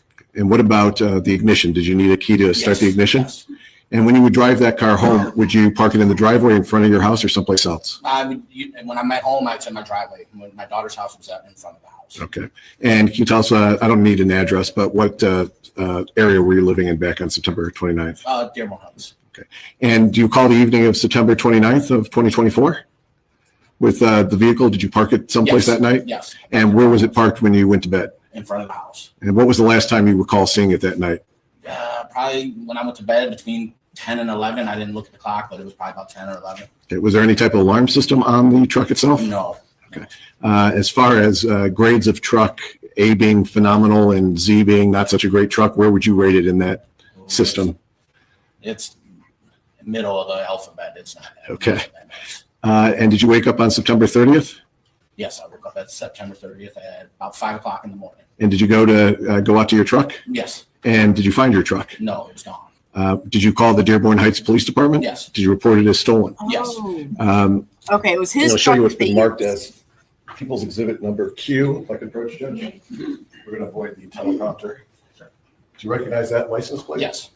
Poco 32, is that the plate that was on your vehicle? Yes. And that was a company plate? Yes. And I'll show you what's been marked as People's Exhibit number 15A. Do you recognize that vehicle on fire? Yeah, I recognize the vehicle. Yeah. Your Honor, people move People's Exhibit 3Q and Oh, 15A into evidence. Any objection here? I don't have any objection to A. I would ask for more foundation as to B. He said he recognized it. If you could tell us how it is that he You recognized said 3Q is the focal plate, right? And then what was the other one? His truck on it. fire. I understand it, but he didn't give us that testimony. What exhibit number is that? 15A. That's 15A. Okay, let's see if you can establish a little bit more foundation. Thank you. Do you recognize that truck? Yeah. How do you Let's recognize sit aside. Because of the bed and the brackets and the frames and all that. Yeah. There's a special frame on the back of the truck? No, they just it's to hold signs up when we lean signs against it. So they build that railing on it so the signs don't lean over, they stand up. And you're looking at it, that was your truck? Yeah. I move that into evidence. Now I have an objection given that foundation. All right, any objection, Ms. Lawson? No objection. All right, so that's 3Q and 15A both in. Yes, Judge. No, I never woke up on September 30th. As a matter of fact, I am a figment of your imagination right now. I'm not sitting in this courtroom. These are some of the dumbest questions, Cindy. I mean, I wonder what goes through these lawyers' minds to come up with some of these. And the other one objecting, how do you know it's your truck on fire? Sir, okay, let's lay a foundation for that. I recognize the railings in it, blah, blah. I'm just going to ask you a final question. You haven't been to court before to testify in this case, correct? No. Okay. I'm going to ask you if you could look at the two individuals, and I'll move the podium out of the way, starting with the defendant over on the far side of the courtroom. Have you ever seen him before? No. You don't know him? No. Not a friend of yours? No. The second defendant, who's closer to me, have you ever seen him before? No. Don't know him? No. No contact before? I don't have any other questions, Judge. Okay, cross-examine. I have no questions. Okay. Colleen. And you got the Hernandez? Yes, thank you. Oh, Mortricia's got questions. Okay, come on. Good afternoon. Just very briefly, you do not have cameras at your home, correct? No, that was my daughter's house. No, there's no camera. There's no cameras. I have nothing further. Thank you. Any redirect here? No, Your Honor. All right, thank you. You may step down. You're all Can, set. can this witness be excused? Any objection? No, Your Honor. Please rise. Yep. People call Linda Murray.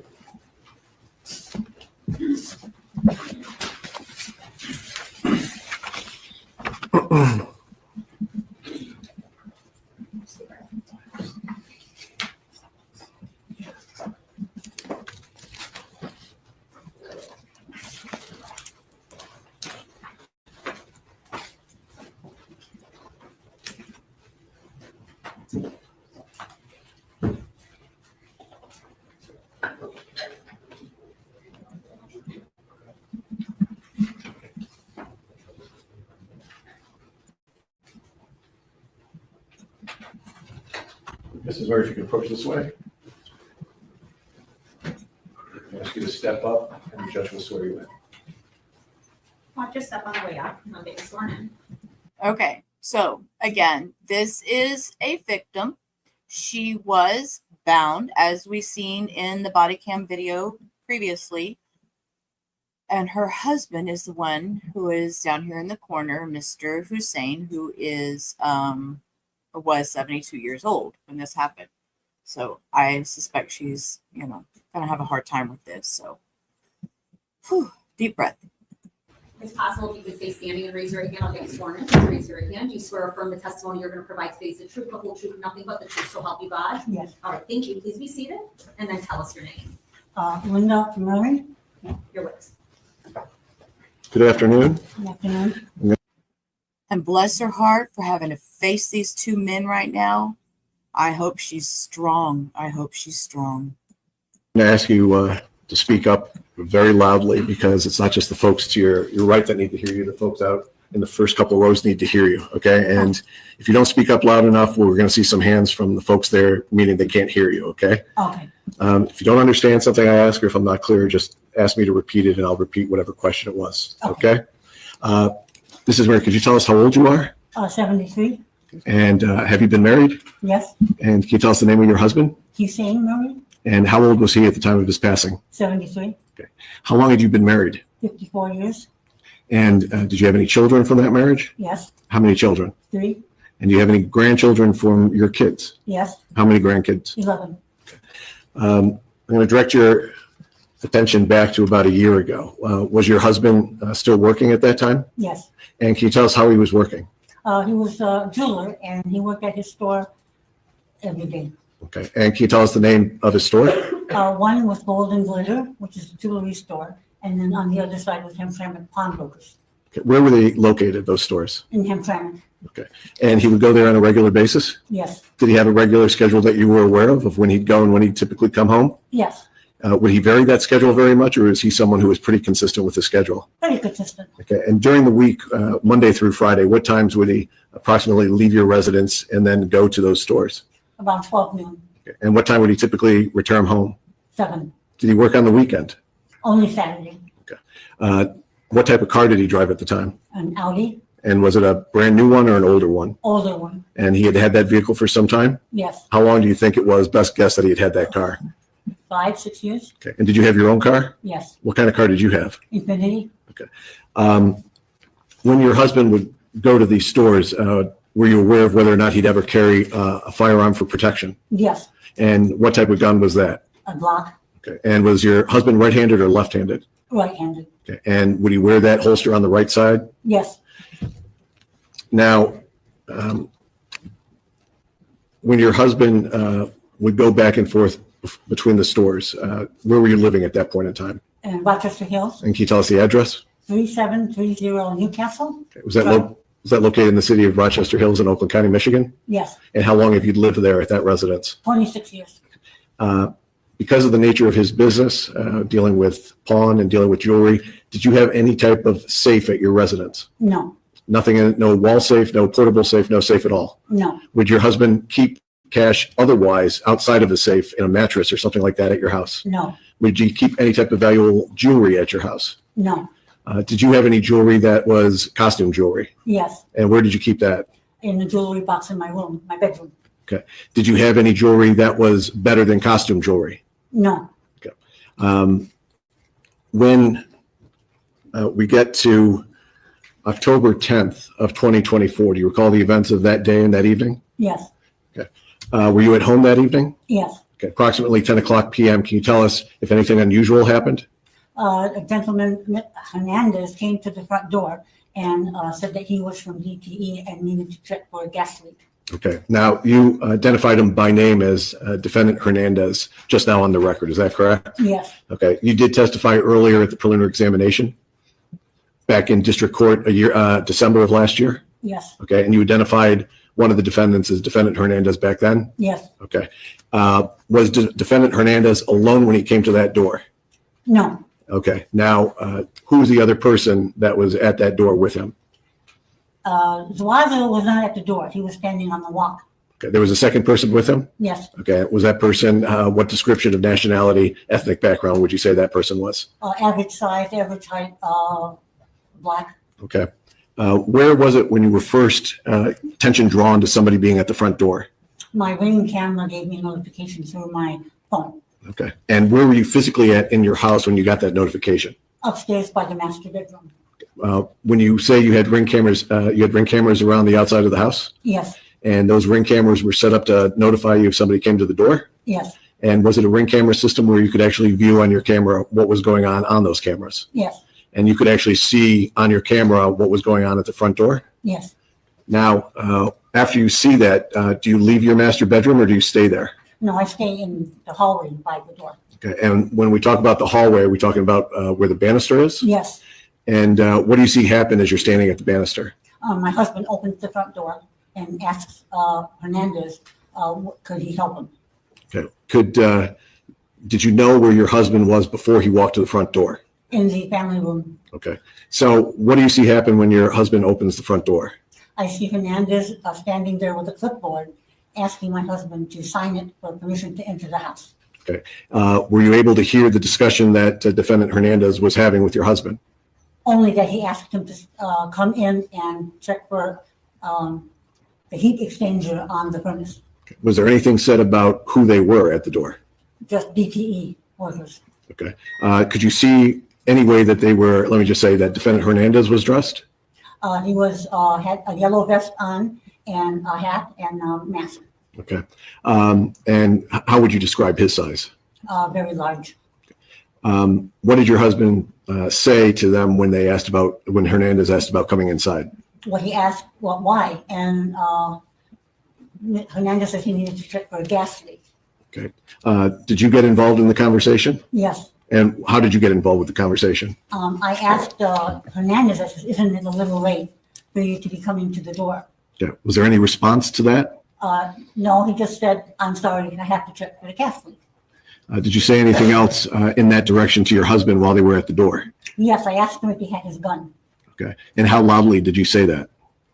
Loud enough for everybody to hear. Okay. Was the door open at the point in time you said that? Yes. Okay. And what do you see that second person doing when that conversation was going on?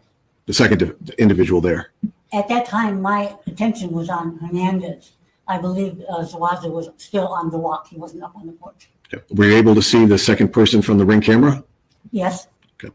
What ended up happening when they were at the door after that conversation? They said that they were sorry to bother us and they'll come back tomorrow. Okay. Now, I want to be very specific because we have two different people on trial here. So the word they doesn't help specify. So when you say they, is there one person who says that? Yes, Hernandez. Okay. And what happens after Hernandez says they'll come back tomorrow? They leave. Okay. Did you have any discussion after your husband closes the door about what just happened? I just asked my husband, I don't smell gas. Do you? He said no. Okay. Did you call the police? No. Did you call DTE? No. The next day, we're on to October 11th of 2024. Do you recall what you were doing that morning?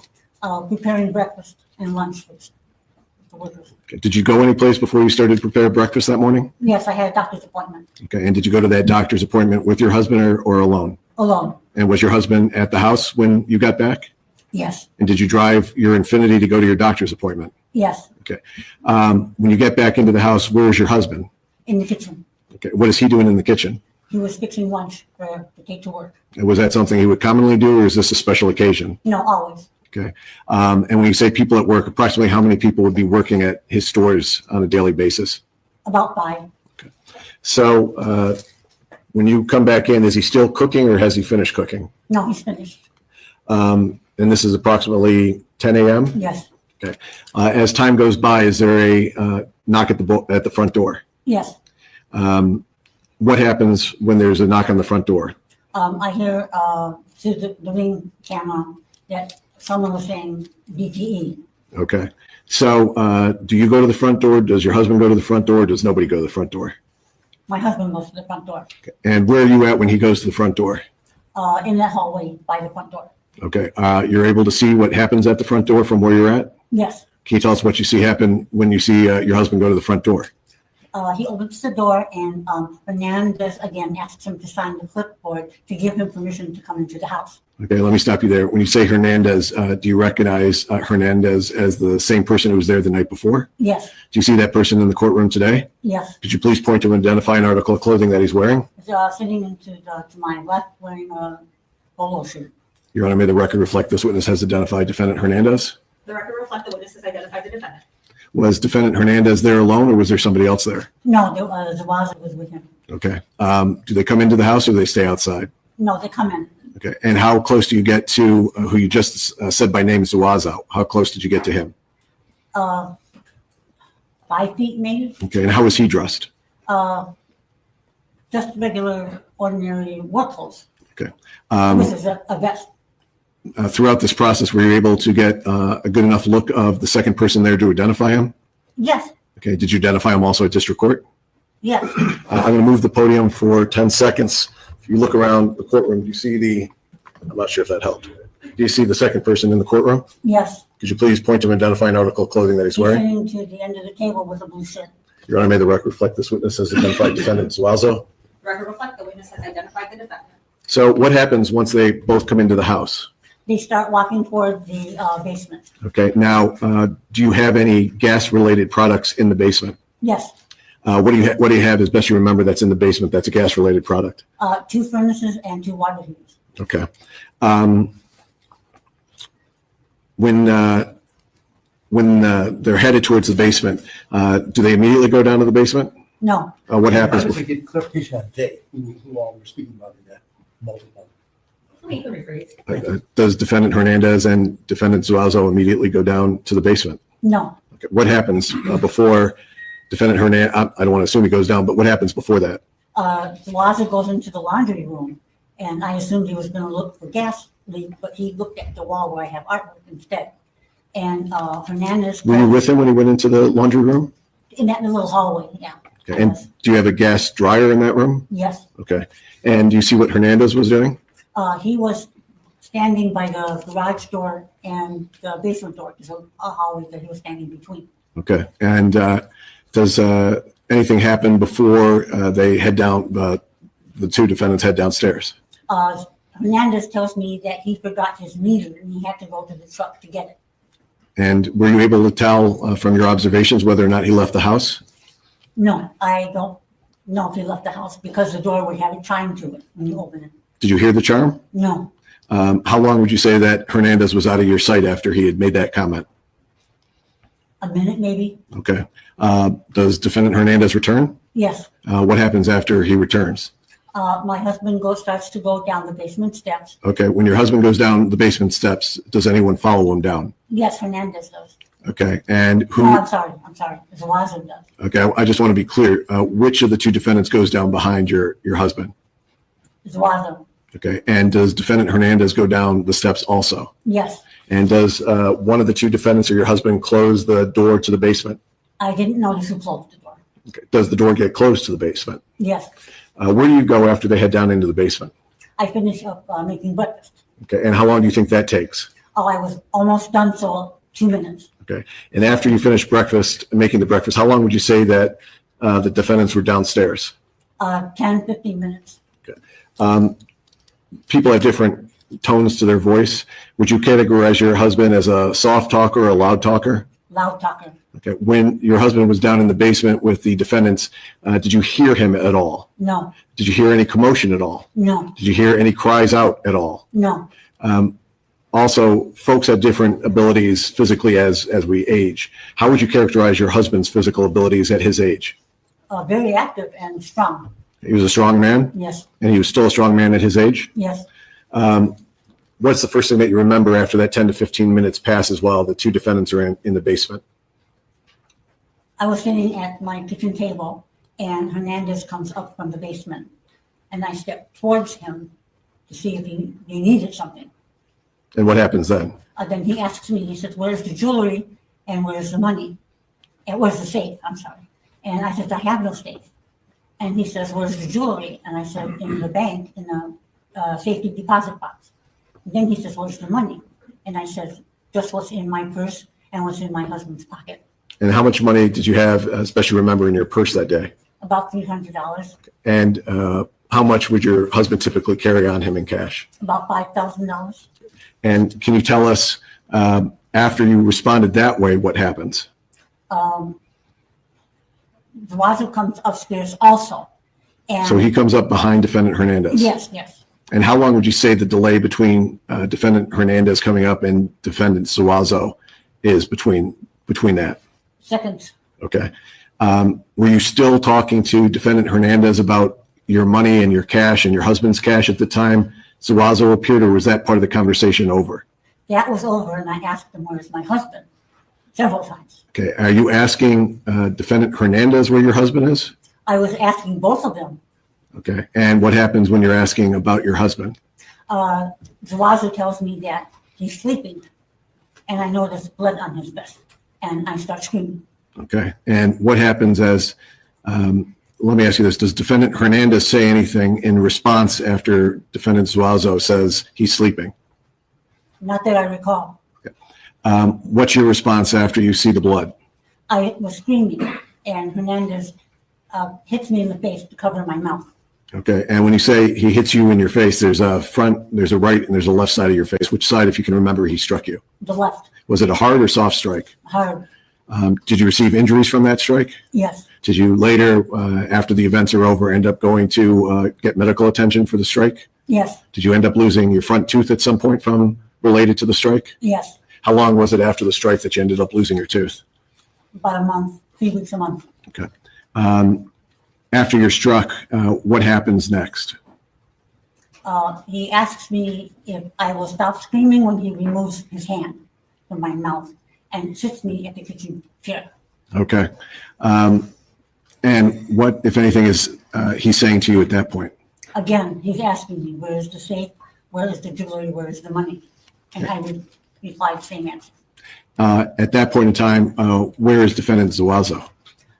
He went up the back stairs up to the master bedroom.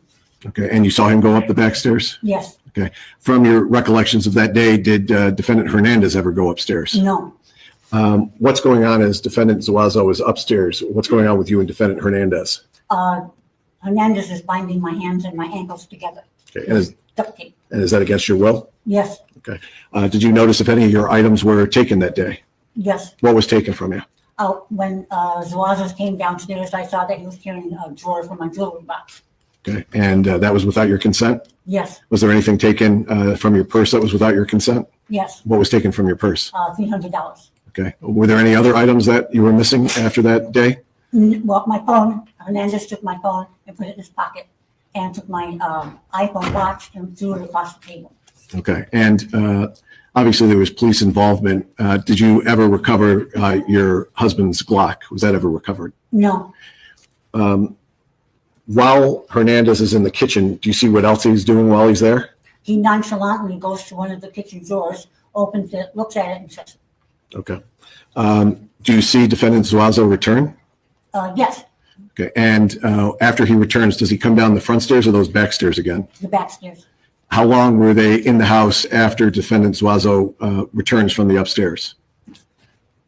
A couple minutes because Hernandez wanted to put me in the closet, but because I was bound, I couldn't move. So he sat me back in the chair. And what do you mean by he tried to put you in a closet? They wanted me to, Hernandez and Zuazo wanted to put me in the closet and shut the door, I imagine. Okay. And when you say they, I think you then specified, but what were each of those individuals doing at that point? Tell us specifically what was Hernandez doing to try to put you in a closet? He grabbed me by the shoulder and the arm, but then I was really wobbly and he sat me down in the chair. Okay. And can you tell me what defendant Zuazo was doing? He looked a little nervous and was like moving from foot to foot and told Hernandez, "Let's go, bro." Okay. I didn't hear that quote from the co-defendant. Ms. Murray, can you repeat, please? Zuazo asked Hernandez, "Let's go, bro." Okay. I'm going to show you what's been. And did they exit the house? Yes, How did they exit the house? through the garage door. Can I have just 1 second? The fact that she's sitting here talking about this and she's so strong, I commend her. She's a very, very strong woman to be able to sit here and discuss this like she is. Did they go out the garage door, did you say? Yes, How long were they in the garage? 2 or 3 minutes. Okay. And did you still have your Infinity keys? No, Hernandez took my keys. What do you hear coming from the garage? I hear the door slam down, the garage door. I hear that slam. And was any type of remote control clicker for the garage connected to your keys? No, How was it that you were able to free yourself from being duct taped? Around my ankles, there was a small tab of tape that was loose, and I worked it around until it came off. Okay. And were you able to make a phone call to the authorities since the cell phone was gone? Yes, And how were you able to do that? the house phone. Okay. And did you call 911? Yes, And how long would you say it was after 911 that the deputies arrived? 5 minutes. It was quick. In that 5 minutes before the deputies arrived, did you hear anything or any sounds or noises coming from the basement? No, Did you go down into the basement? no, Okay. And to this date, you haven't seen any photos of the basement. Is that correct? correct. Okay. I'm not going to show you any photos today either, but I just want to ask you just a couple things. Did your husband wear any type of rings or jewelry? Yes, And what kind of ring or jewelry would he wear?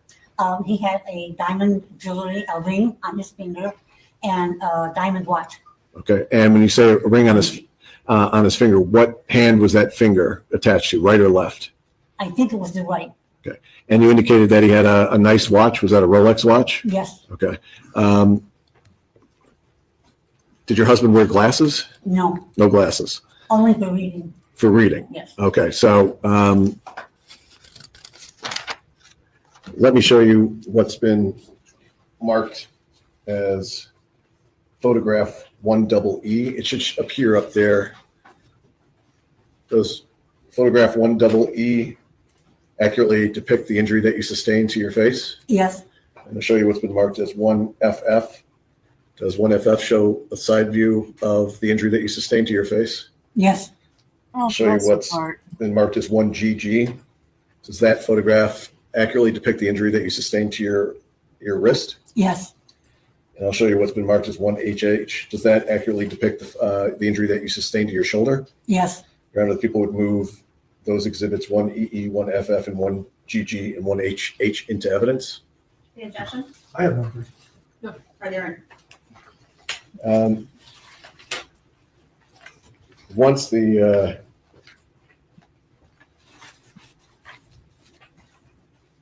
sheriff office got involved, they went through the house that day.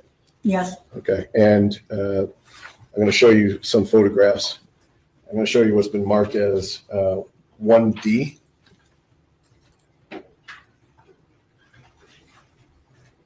Okay, do you recognize that as the top of your stairs? yes, Okay, you see the closet that's depicted in that photograph is open. yes, Would you have left that closet open when you were in the house? no, I'm going to show you what's been marked as Exhibit 1F, leading into your master. Do you recognize that as your master? yes, Do you recognize that chest of drawers?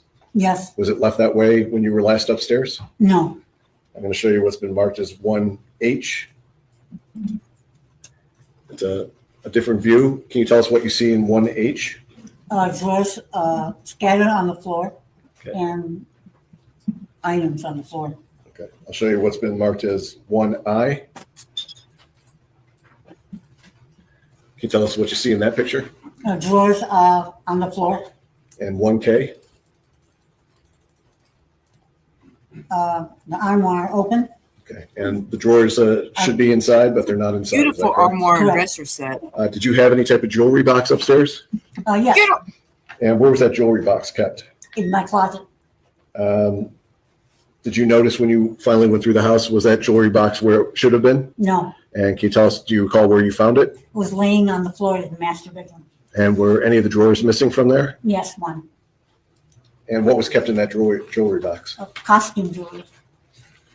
I'm going to show you what's been marked as 3BB, as in boy.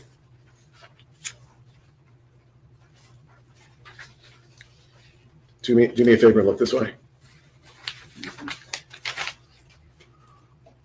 Okay. Do you see 3BB?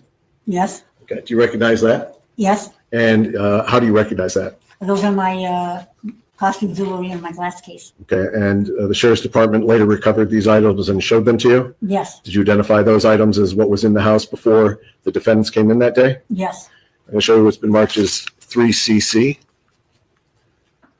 Do you recognize that as the contents of your costume jewelry? yes, I'm going to direct your attention to what's in the middle of that. It looks like some sort of award. Do you recognize that award? yes. And can you tell us how you recognize that? That was my grandfather's sports award that he got when he was young. And that had been passed down through your family. Yes, I'm going to show you what's been marked as 3EE.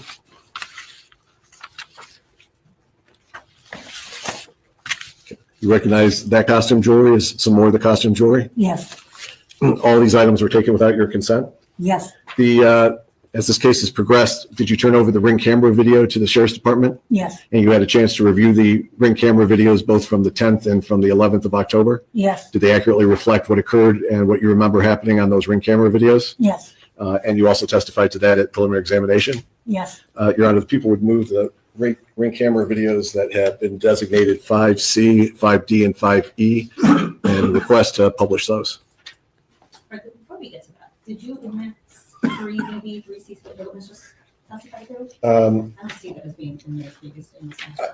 I didn't because the guy from Cato County is coming tomorrow, but I'll move those in today. Okay, and then it's not, do it as you see fit. I just want to make sure we're not. Unmute, Sheila. I don't, they didn't say that. I'm not sure if this was items that was strewn about at the house is what they were showing pictures of, or if that's what they recovered. That wasn't clear to me. Missing something. All right, so the Ring cameras are which numbers? They got renumbered 5C, 5D, and 5E. They were all on 5, just 5, but because of things that got renumbered. Okay, and then the parties have seen the Ring camera. Is there any That is objection to admission to it? No, Okay, all right, good then. And that's 5C, 5D, 5B, correct? Yes. Permission to publish? You may publish. Okay, I will. I don't mind. We'll go back.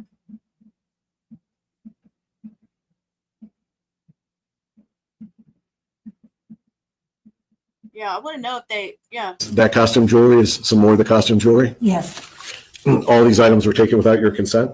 yes, Okay, so they were taken. So evidently this is stuff that they found, with when however they found the guys. This case has progressed. Did you turn over the Ring camera video to the Sheriff's Department? yes, And you had a chance to review the Ring camera videos both from the 10th and from the 11th of October? yes, Did they accurately reflect what occurred and what you remember happening on those Ring camera videos? yes, And you also testified to that at preliminary examination? yes, Your Honor, the people would move the Ring camera videos that have been designated 5C, 5D, and 5E and request to publish those. And because the guy from Cato County is coming tomorrow, but I'll move those in today. Okay, and then it's not, do it as you see fit. I just want to make sure we're not missing something. All right, so the Ring cameras are which numbers? They got renumbered 5C, 5D, and 5E. They were all on 5, just 5, but because of things that got renumbered. Okay, and then Yeah, so evidently it is stuff they recovered, but they didn't say how they recovered it yet. So, and my dogs are being so bad. I keep having to mute. They are just being awful tonight. the parties have seen the Ring camera. Is there any That is objection correct. to admission to it? No, you're Okay, all right, good then. right. And that's 5C, 5D, 5B, correct? Yes. Permission to publish? You may publish.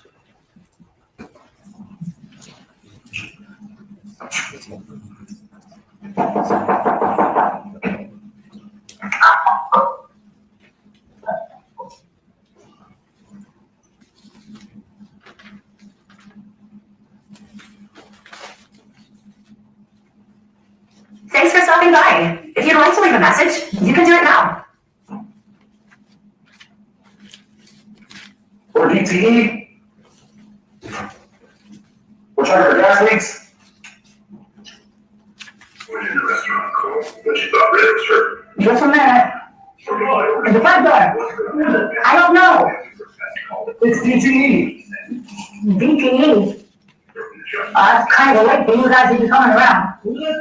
I'm not even working in the neighborhood. DTE, I don't know, this is one. Well, you got a question. Have you guys had, are you Mr. Hussein Murray? Yeah. Well, next week? Yeah. You gotta check her back, behind the house, for the meter. Okay.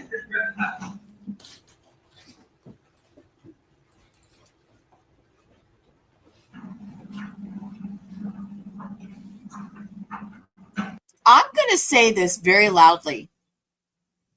These are some ballsy men to do this one night. They get rejected and they actually come back the next morning They got some huevos. On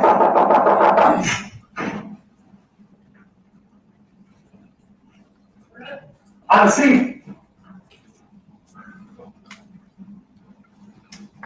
See what's there? Oh, hell, I'm having. Oh, I'm not getting on. Yes, yes.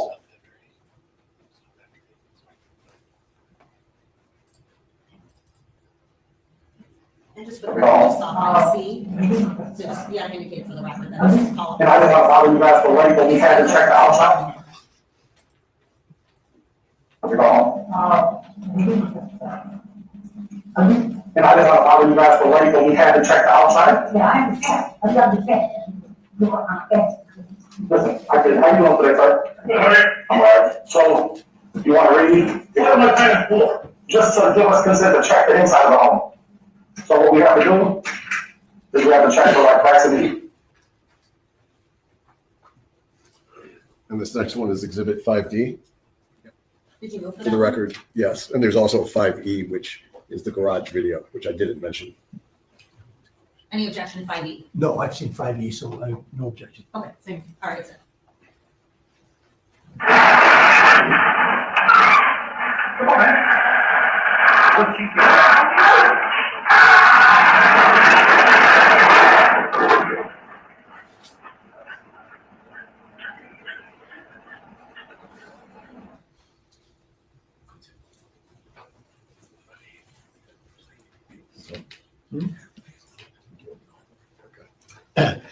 Let me ask you just a few questions. When we were watching the video, the October 10th video, it looks like Mr. Hernandez is wearing like a N95 mask. Do you recall him wearing a mask? Yes. And was Defendant Zuazo also wearing some face covering at that time? Yes. Okay. On the October 11th time that they were at your house, was Defendant Hernandez also wearing face covering? Yes. And was Defendant Zuazo wearing a face covering? Part of the time. Okay. When you say part of the time, was there a point where that face covering gets moved? I think when he came up the stairs from the basement, he wasn't wearing a mask. Okay. So when he came up from the basement, Defendant Zuazo's mask was not on. Correct.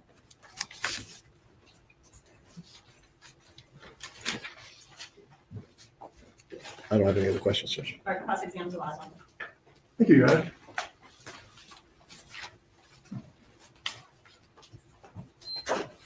Good afternoon, Ms. Murray. Good afternoon. I know that you and I met back on the day of the preliminary examination, which was December 17th of last year. I'm just going to tell you the same thing that I said that day. My name is Michael McCarthy. I represent Joshua Zuazo. I have some questions to ask you here today regarding your testimony. And if I don't make one of my questions clear to you, please tell me that, then I'll rephrase it, okay? Okay. I just want you to answer the questions, that you understand the questions before you answer them. Okay. All right, thank you. Now, the event of what occurred on that day, the 11th of October, certainly nothing like that ever happened before in your lifetime, correct? Correct. Very traumatic, without question, correct? Correct. And now almost a year has passed, and it's given you quite a bit of time to think about what occurred, correct? Correct. And whether you wanted to be thinking about it or not, you have this constantly on your mind, correct? Correct. And coming here to court again is something which, if you were able to have it fade from your memory, brought it all back to the foreground a second time, correct? Correct. And you're here now giving your testimony, and certainly this has been something you've been preparing for and weighing, and it's been weighing heavily on you as this day, the first day of October approached, correct? Correct. Okay. And in order to be able to testify, you had to sit down and speak with the attorneys representing the prosecutor's office, correct? Correct. And you had interviews with Mr. Petrofessa and perhaps with Mr. Magaro, correct? Correct. And you've also spoken with a number of law enforcement officers ever since the first day that this occurred, correct? Correct. They came to your house. Deputy Copeland was the first man through the door at your house. You remember that, right? Correct. And then that was a pretty upsetting thing when you were talking with him about, you didn't even know what had happened at that point, right? Correct. I mean, you knew that you got tied up. There was something that happened with your property, but you didn't know where your husband was. Correct. And as the day wore on, things just got worse. Correct. And then after you were asked to step outside of the house. Another deputy came along, Deputy Hagelin, and he took you to his police car. So at least you could be sitting down away from the house instead of sitting on your front porch as you were when you first encountered him, right? Yes, And because when you were sitting on the porch, one of the things you observed, you were sitting right there, was all the other deputies that came to your home to see what happened, right? yes, And they were heavily armed, correct? yes, And obviously everybody was taking what happened at your house very seriously, correct? yes, All right. And so then you didn't go back into your house. Instead, you ended up going to the hospital, correct? yes. And you had those pictures taken at some point during the day before you got to the hospital or before you got into a hospital bed. Is that right? I'm not sure if it was the same day or the next day, but Okay.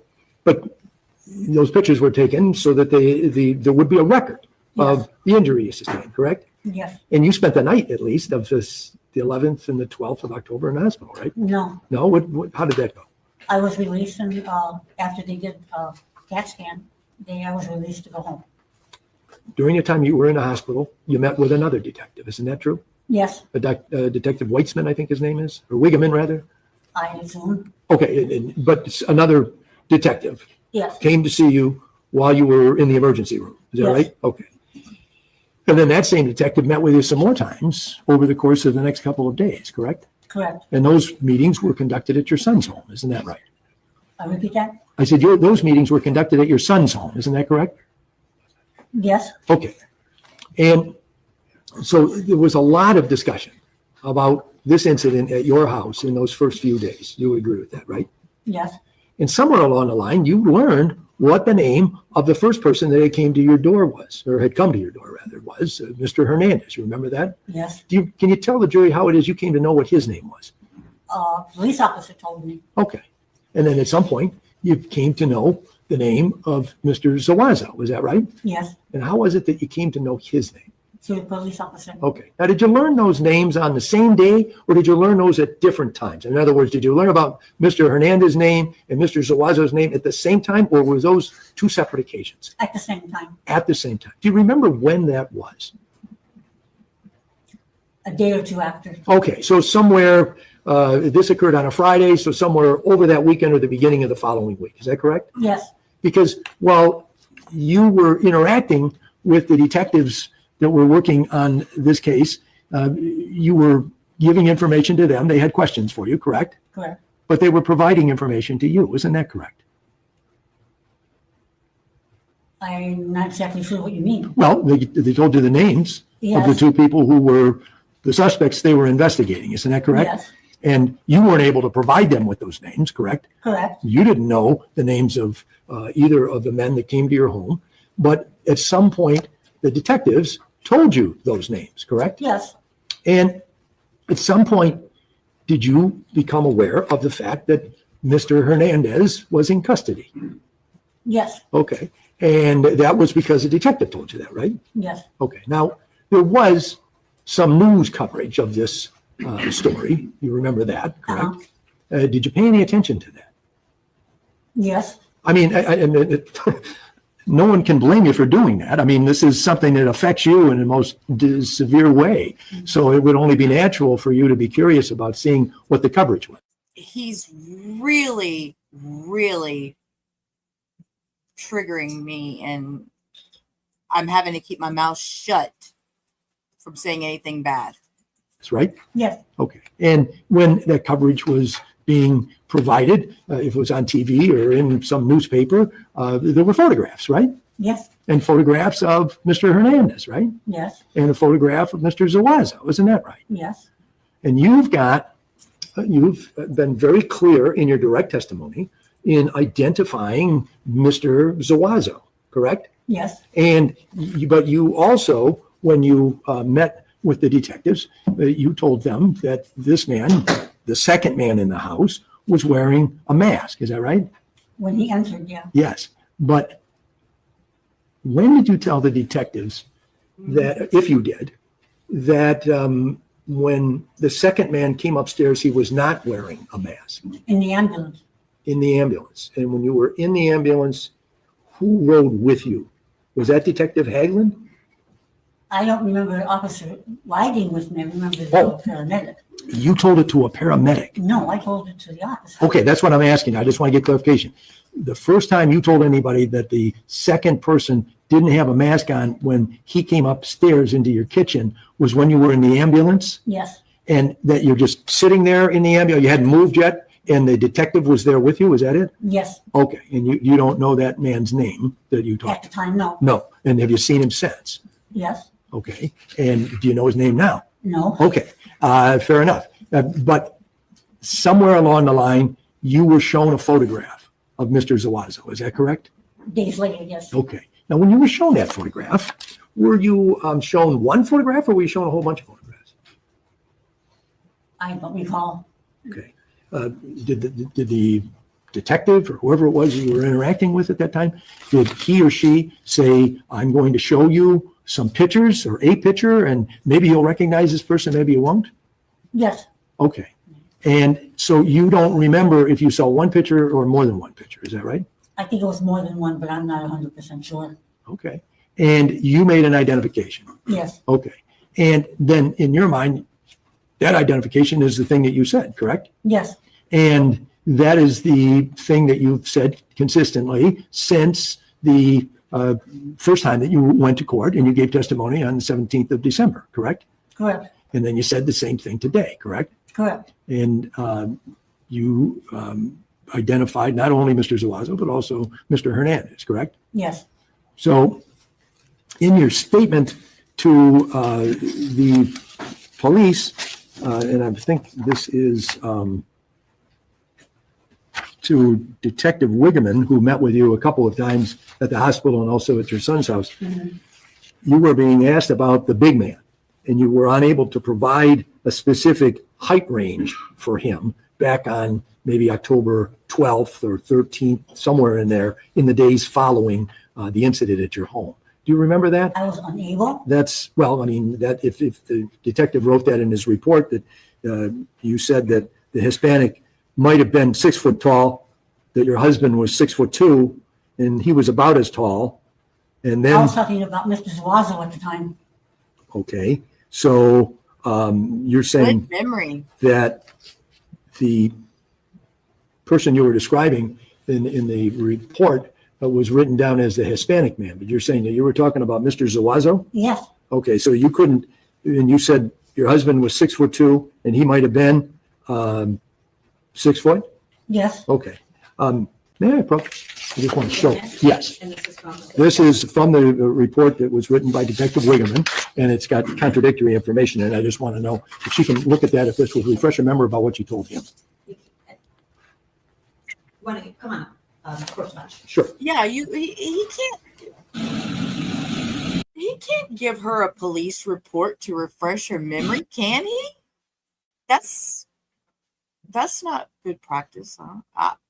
I'm not a lawyer, but Sorry for that interruption. Let me just get this clear. You did not describe the man, the Hispanic man, to be 6 foot tall. Correct. Okay. And if somebody wrote that down in their report that you said so, that person is wrong about what you told them. Yes. Is that right? Okay, that's fair enough. Thank you. Do you remember telling the same detective that the second man, who now you are identifying as Mr. Zuazo, had his face mostly covered?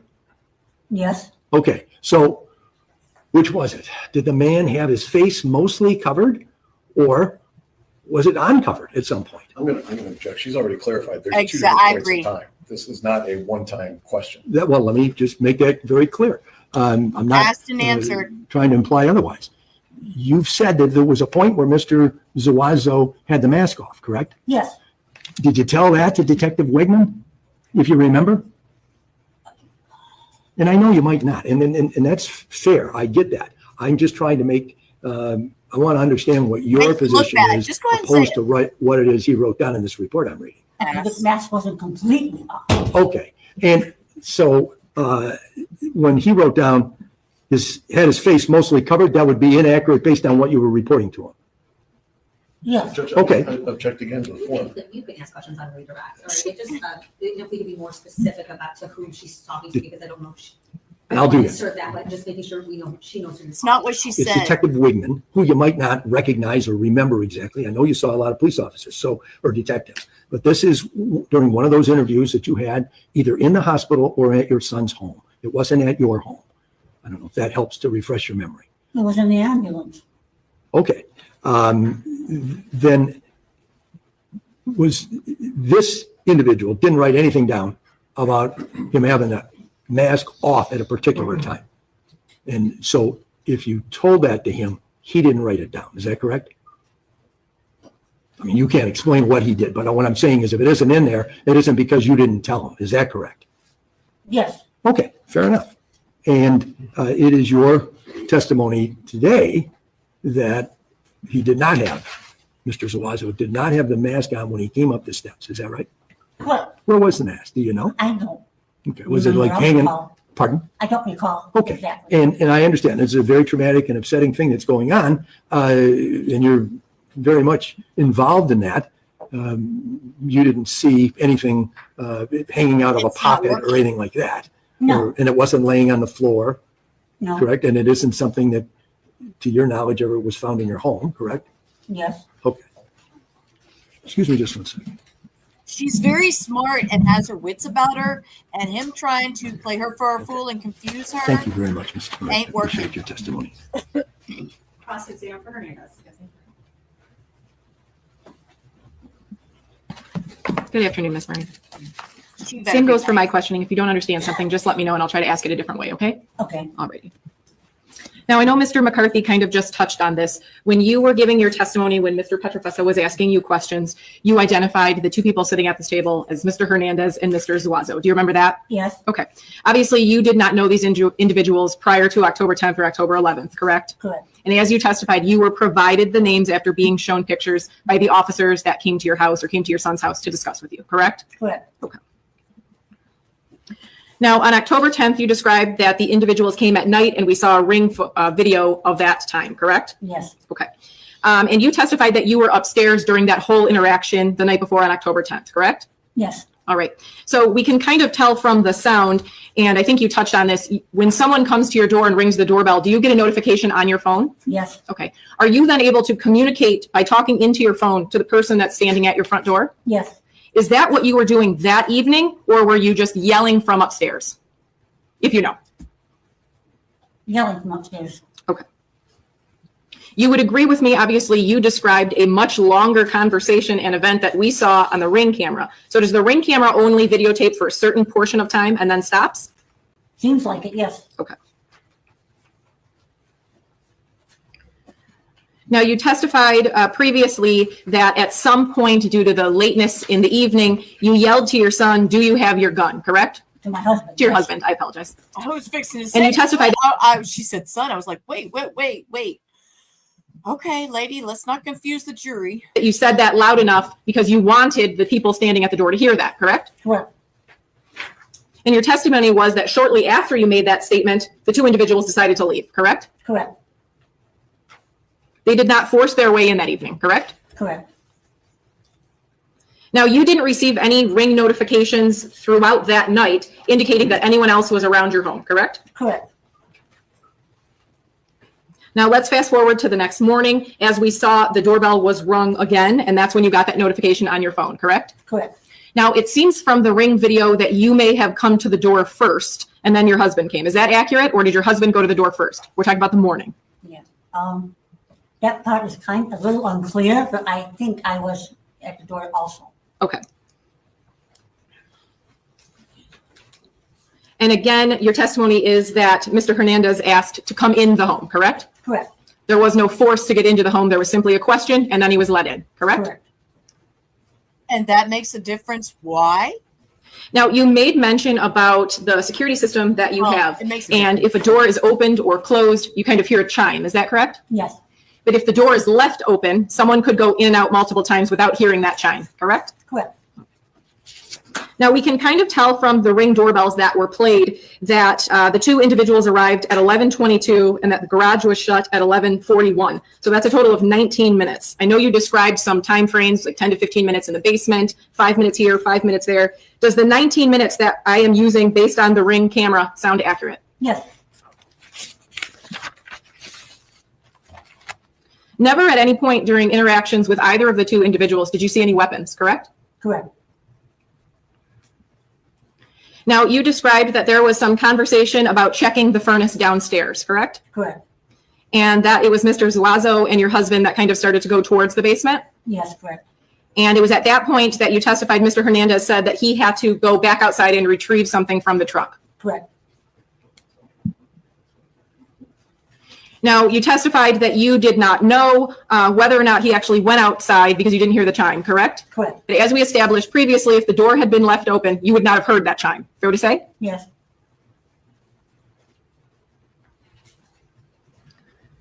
All right. Your testimony was that once Mr. Hernandez was back in the house, your husband and Zuazo go downstairs, and then I believe you paused a little bit, and then you also said then Hernandez went downstairs. So prior to Mr. Hernandez coming back into the house, had Mr. Zuazo and your husband gone downstairs? No. All right. So was there a pause in after your husband and Mr. Zuazo go downstairs, then Mr. Hernandez, or were they all walking in a line? They were walking in line. Understood.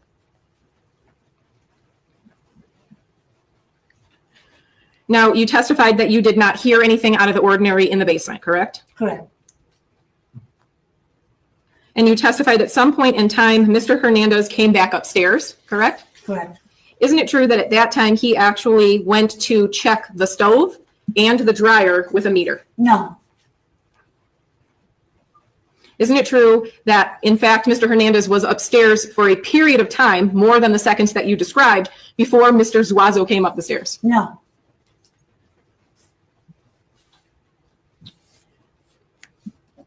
So your testimony is that once Mr. Hernandez and once Mr. Zuazo were back upstairs, that is when Mr. Hernandez started asking you about jewelry or money, correct? Correct. Okay. Where was Mr. Zuazo during that line of questioning? Behind Hernandez. Now, I know that you had mentioned at some point in time during that conversation, you asked where your husband was. Is that before or after you saw blood on Mr. Zuazo's clothing? Before and after. Okay. Now, you described that you were not necessarily given an answer of where your husband was, correct, at first.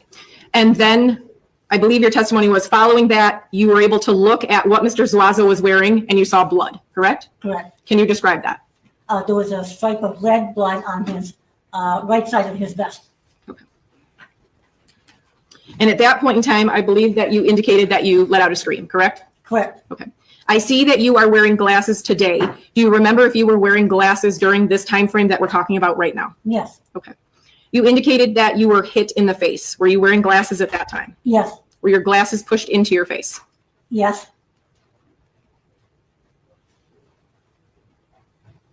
At some point in time, you testified that Mr. Hernandez walked you over to the kitchen table and then you sat down there, correct? Correct. Do you recall if he touches your arm to take you there? Yes. You then testified at some point in time that Mr. Hernandez took off your watch, correct? Correct. That was on your wrist? Yes. Obviously, he was close to you when he was doing that, correct? Correct. Were you watching him take your watch off? Yes. You then testified that he took your cell phone, is that correct? Yes. Where was your cell phone at the time? On the table. Was it close to you or far away? Close to me. Did you watch him as he took your cell phone and put it in his pocket? Yes. You then testified that Mr. Hernandez went through your purse. I believe you said he took your key and some cash, correct? Correct. How close was your purse to you? Inches. Did you watch him go into your purse? Yes. You testified that it was only Mr. Zuazo who went upstairs, and I believe you could hear things being thrown around. Is that correct? Correct. And your testimony was that Mr. Hernandez never went upstairs, correct? Correct. You testified that while all of that was going on upstairs, Mr. Hernandez was putting duct tape on your hands and feet, correct? Correct. I'm assuming he was pretty close to you since he was putting the tape on your body. Is that correct? Correct. Were you watching him as he put the duct tape on your hands and your ankles? Yes. Now, I know Mr. McCarthy went through some of this, but you have had multiple interviews with the police, fair to say? Yes. Okay. You've also, I'm sure, met with the prosecutors a number of times, correct? Correct. And you've previously testified in a court hearing, correct? Correct. Now, in all of those close interactions with Mr. Hernandez, you have never reported that you saw any blood on Mr. Hernandez, correct? Correct. There was some questioning about your husband having a gun. Do you remember that line of questioning from Mr. Petrofessa? Correct. Okay. You never saw that gun at any point after your husband went in the basement, correct? Correct. That gun was never pointed at you by either of the individuals that were in your house, correct? Correct. And again, you were never threatened with any weapons, correct? Correct. I have no further questions. Okay, redirect. Thank you, Judge. Just briefly. Is it fair to say the events of October 11th, there was a lot of police involvement, a lot of the sheriff's office involved in having contact with you? Yes. How many deputies or detectives would you say you had contact with either on that day or over time? Total, what would you guess? 4. Okay. And how many of those 4 can you name? None. Okay. So they're kind of like, you might have talked to some, but not know the name of the people that you talked to. Is that fair? Yes, I'm sure they told me the name, but I don't remember who was who. Okay. When you gave your first statements to Detective Officer Haglin on that 212 on October 11th, did you describe the 2 individuals to him as one white or Hispanic male, tall and fat, very fat, possibly in his 40s, and one black male, average height, average weight, I believe he had a mustache or beard, possibly in his 30s. Is that how you first described him? Correct. Okay. And that was before any names were attached to him later on in the world when you learned of names Hernandez and Zuazo. Is that correct? Correct. And on TV, they were also identified on the television that you would watch? Yes. Okay. And I want to try to be specific about this because you were asked several times by counsel about mostly covered versus uncovered. Are there different periods of time when you're dealing with defendant Zuazo when his face covering is different, or does it remain the same throughout the entire interaction on the 11th? No, when he comes up the stairs, it's different. Okay. And before he was mostly covered, is that correct? Yes. And after he comes up the stairs, he's not covered? Not completely. Not completely covered. Was it enough for you to see his face? Yes. So let me ask you this one more step, which after defense counsel brought it, I just want to go one more step because there's a period of time after defendant Zuazo is now up on the stairs. He's on your level, and then he goes to the upstairs area, correct? Correct. Then he returns and he comes back to your level, correct? Correct. And then both him and defendant Hernandez try to put you in a closet, correct? Correct. And then they exit the building, your residence, right? Correct. Okay. Now, specifically, and take time to, I don't think you've ever been asked this, but take time to remember before you answer. In that final time when defendant Zuazo comes down and they're trying to put you in that closet, how would you describe his face covering at that point in time? He was covered. He was back to being covered. Yes. You also identified the DTE truck. Could you tell us how it was that you were able to identify the DTE truck? How did you see it? When upstairs by my master bedroom, by the banister, there's a window, and I could see through that window. I could see the truck in front of the house. Okay. When you say you were upstairs, so we're talking about on the night of the 10th. Yes. Okay. On the day of the 11th, did you get a look at what type of vehicle was out there on the 11th? Yes. Okay. And how was it that you saw a vehicle on the 11th? Through the door. And let me just ask you, is there any doubt in your mind under oath that defendant Hernandez was one of the 2 men that was there both on the 10th and the 11th? No doubt. Is there any doubt in your mind that defendant Zuazo was one of the 2 men that was there both on the 10th and the 11th? No doubt. I don't have any other questions. Okay, all right, thank you, Ms. Murray. You may step down. Watch your step as you step down. Mad. I have no objection. All right, she's otherwise excused and being a victim, she's allowed to Thank you, remain within Judge. the floor. That's understood. She can attend to us. Judge, people, I don't know if you were going to say. Mad respect for that woman. She is very alert to be, I guess because my mother-in-law has dementia and I live with the dementia dealing every day, to see somebody in their 70s and that alert. I mean, I take that back. My mother-in-law is 86, I think. So, I mean, it is what it is. But man, to see her that alert is just, I bless her, bless her, bless her.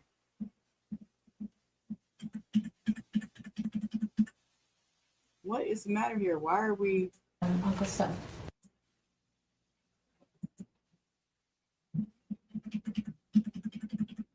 This judge is pretty. I never really noticed her that much before until just now.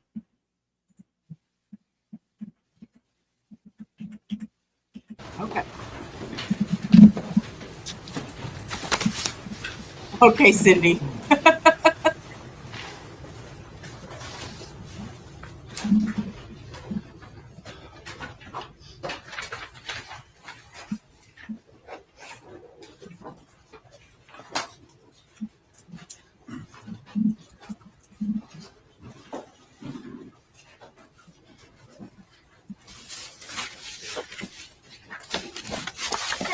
And then if you could just give us that little sample that George told you, you can walk right in, watch your step, and then if you can just turn and face me, I'll give you. Raise your right hand. Please swear to testimony that you're going to provide is the truth, the whole truth, nothing but the truth, so help you God. Yes. All right, thank you. Please be seated and tell us your name. My name is Hussein. All right, you're with us. Thank you, Judge. Good afternoon. Yes. And can you tell us your connection with the family of the victims in this case? Family members.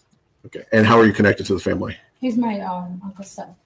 Let me direct your attention back to last year. Were you employed in connection with the family? Yes. And how were you employed?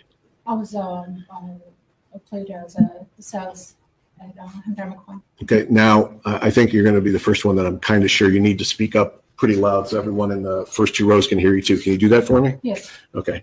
And where were you employed? Hamtramck.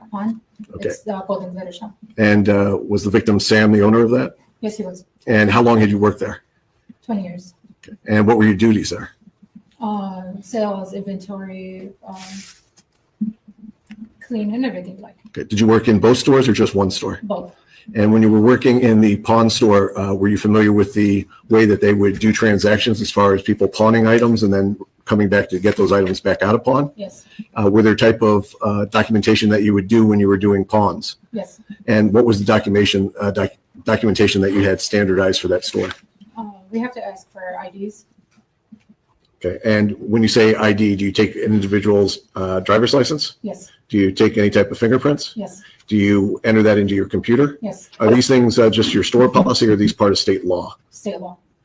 And I'm not familiar with the pawn industry, but there's a rate of redemption. Is that correct? Correct. And is that rate of redemption, is that a store specific or is that state law too? State law.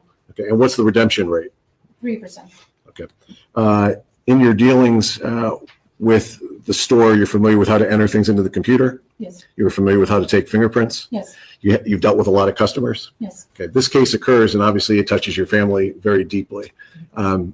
Do you, as part of the store, go back through the records to see if, after Carlos Hernandez was arrested, if he had any connection with your store? Yes. And did you do so? Yes. I'm going to show you what's been marked as People's Exhibit number 13. Come on. Like a quick judge. Yes. Ask you if you recognize this computer printout. Yes. Okay, and can you tell us whose name is on that? Carlos Hernandez. Okay, and do you have more documentation of pawns that were conducted by Carlos Hernandez and your store? Yes. Can you please look through those and tell us what you see in there as far as the documentation and the dates? The date on the first one is March 7, 2022. And the second page is a picture of his picture in the system, the ID. And what's the next one? The third one shows the date that he pawned it, this item for $100. Okay. It was October 18, 2023, and it was at 2 o'clock, and it was 2:02:47. And does it say how much was pawned? It was pawned for $100. And the next page?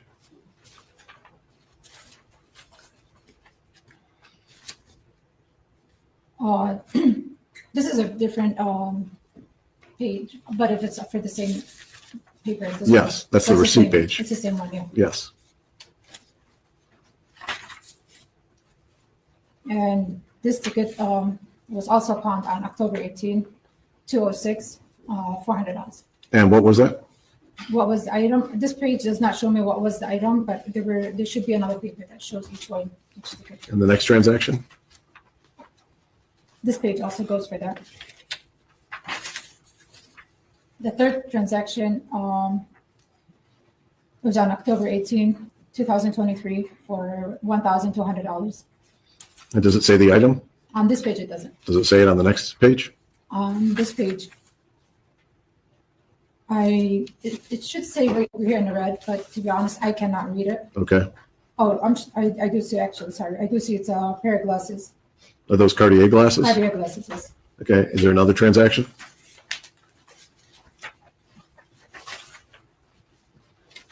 this transaction also on October 18, 2023 for $1,100.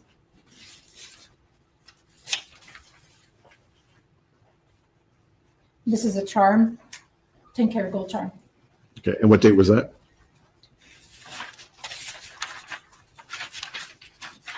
October 18. Are there any other? 2023. Does that complete all the transactions? Yes. Are there any redemption documentation when he came back into? So October 18, 2023, he was murdered on October 11th of 2024. So it was a year prior that he had been in the pawn shop. Redeem any of those items? Mm-hmm. You don't have him here, but I know that I took a picture and I sent it to keep it on file. And when were they redeemed, as best you remember? January, February. I don't know the exact date. Of what year? 2024. Okay. Are those items kept in the ordinary course of the business? The items I've shown you? Yes. People would move People's Exhibit number 13 into evidence. I have no objection on the evidence, Mr. Zuazo. Now, in addition to the receipts that we just discussed, was there another occasion that stood out in your memory after the arrest of defendant Hernandez? Yes. Can you tell us about that occasion? He came in and he asked about a Rolex watch. And when you say he, you're talking about defendant Hernandez? Correct. Do you see him in the courtroom today? Yes. Could you please point to him and identify an article of clothing that he's wearing? You're going to have to say what color his shirt is if you can.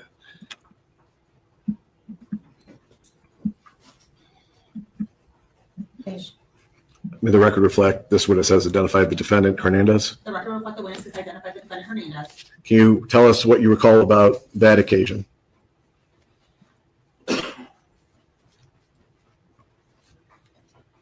Me and Mr. Sam were doing inventory. Who was the first person you referred to before you said Sam? Me and Sam were doing the inventory. Okay. And he walked in towards us and asked about Rolex watches. Do you have a special section in the store where the Rolex watches are kept? Yes. And is it in a display case in part of the store? It's in a display showcase. Okay. And what happened after the defendant asked about that? I walked with him towards the watches, and I'm sorry. I walked with him towards the watches, and we talked a little bit about the watches. Then he asked me about the owner, and I pointed at Sam. Then I called Sam towards us. And did Sam come over towards you? Yes. And what happened when Sam came over towards you? They shook hands and they talked, but at that time I walked away. Okay.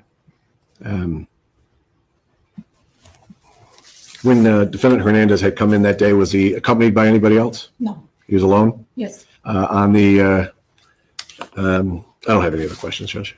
Right, any questions? Yes, I do. Just to get some clarification.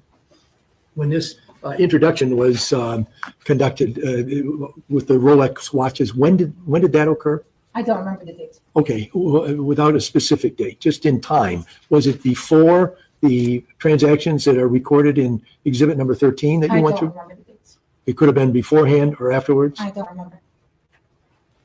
but you don't have any doubt remembering that Mr. Murray and Mr. Hernandez shook hands in Mr. Murray's pawn store. I do remember that. Okay, you just can't tell us when it occurred. Mhm. Is Yes, that a I yes? remember. So you recognize Mr. Hernandez because of them shaking hands and you talking to him about Rolex watches, correct? Correct. All right. And so that, I'm not trying to be rude here, but Mr. Hernandez is a very recognizable guy. I mean, for real, for real. when did you make that recognition? When did you see Mr. Hernandez's picture? When we looked him up on the computer to see if he was one of our customers. And you saw the identification card? Correct. Okay, thank you. I've got nothing further. Hernandez. It's not like he can hide behind a tree If or I ask you something that anything. you don't understand, could you let me know and I'll try to ask it a different way? Correct. Okay. You stated that you worked at Hamtramck Pawn for 20 years. Is that correct? Correct. Is it a busy pawn shop? Not really. How many customers do you usually have on a day? It depends on the season. What's the busiest season? Around Christmas. Okay. So on an average day during Christmas, how many customers do you have per day? I really don't know. Okay. 4, 10, 50? No. Something around that. Around what? Around the 50. So 50 people per day during Christmas. What's the average in a non-busy season? 10. Have you worked the same shift all 20 years, or does your shift vary? No, my shift vary. Do you recall what your shift was back in March of 22? I don't remember. Do you remember what your shift was in October of 23? I don't remember. Do you remember what your shift was on this occasion that you've just described, that my client came in and shook hands with the owner? I don't remember because as I said, I work with the family and I'll work with a flexible schedule. Now, you were provided copies of paperwork for the transaction when it's alleged Mr. Hernandez came in to pawn his items, correct? Correct. Okay. You then testified about a whole nother set of paperwork that you weren't shown today, showing that it was at some point in January or February where Mr. Hernandez came in again, this is 2024, and redeemed or picked back up his property. Is that correct? How long does the store keep the property? Usually we do keep them for like about a year. Sometimes, like when special kind of cases, we hold on to the receipts till we are told we could get rid of them. Okay. Is the redemption paperwork the same type of records that you were just shown with the pawn? Is it the same kind of records?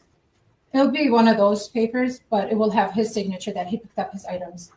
Okay. And when someone comes up back to pick up items, do they have to show ID? Yes. Do they have the to ID or the ticket? Okay, ID or the ticket.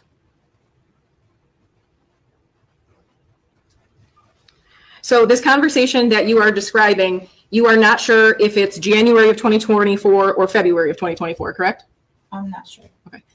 Now the conversation, let me back up, and I may have confused myself, so I probably confused you. The conversation where you are alleging Mr. Hernandez came into the store and shook the hand of the owner, Sam, you have absolutely no idea what year, month, anything about that interaction, correct? I know it was 2024. But what month, what date exactly, I don't know. How do you know that it was in 2024? Because when the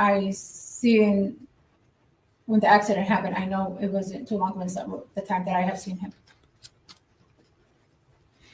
You remember if it was cold outside, warm outside? It was cold.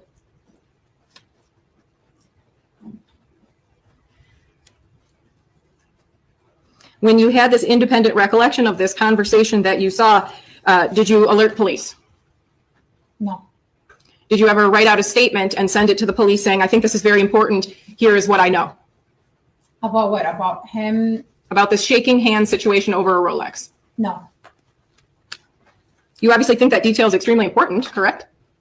Yes. I have nothing further. Any regrets? Did Defendant Hernandez stand out in your memory because of his size? Yes. I don't have any other questions. Okay, all right, thank you. You sit down. Thank you. I think I said that. He stands out, doesn't he? Some proceedings if she just desires to. Sure, if there's no objection by Ms. Lawson, recall. That now I would approach. Well, all right, why don't we ask Ms. Hussein out of court right now? And what we'll do, ladies and gentlemen, it's been about a couple hours, so I'd like to swap the juries as well. So let's take about. Okay.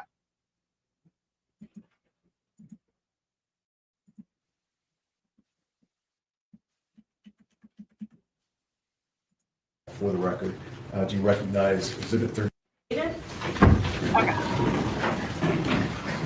Yeah, he's easily recognizable. It's not like he's gonna go hide in some bushes or anything like that. I mean, she knows what she saw, and they're not gonna sway her. I like that. Little statue of a judge with a crown. What are you talking about? Statue of a judge with a crown.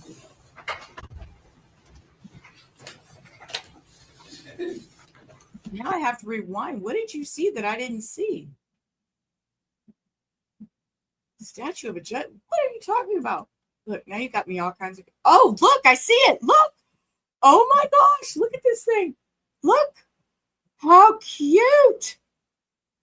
Good eye, Lois. Look at you. Anything else that you want to add to what we just discussed? No.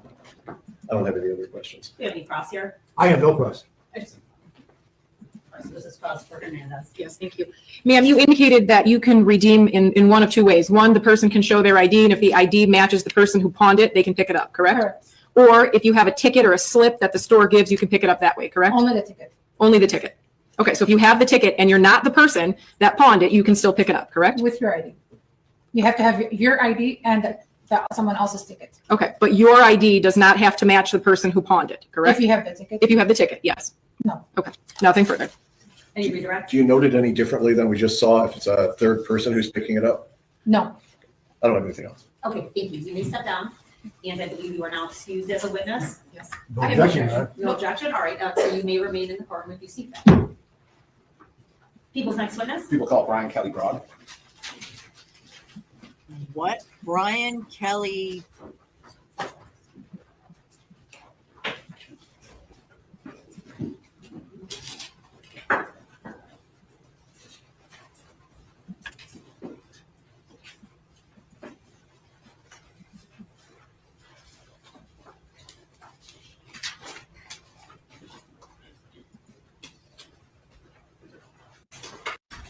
And I'll get you sworn in. Just swear on the testimony you're going to provide today is the truth, the whole truth, nothing but the truth, so help you God. All right, put your hands up. Are those transition glasses? Yes. Okay, that's why they're a little bit dark. No problem. Okay, no worries. You can have a seat and just tell us your name. Brian Kelly Broad. All right, you're Thank you, Your Honor. And sir, can you spell your first name and last name for us, please? Brian Broad. Okay, and Mr. Broad, do you know a Joseph Zuazo? Joshua Zuazo? Yes. How do you know that? He worked for me as a temporary employee, and then later on we hired him into the main company, Okay, and where was that employment at? St. Mary's Cement. Okay, is that your company? Not my company. It's just, I'm production manager there. Okay, and do you remember when that was that you guys hired him in as a temporary employee? You know, I could go get documents and look at it, tell you exactly what dates they are. I don't know. I can't remember. It's been probably a year and a half ago. Okay, so would it be fair to Sir, y'all, this guy knew he was coming to court to testify.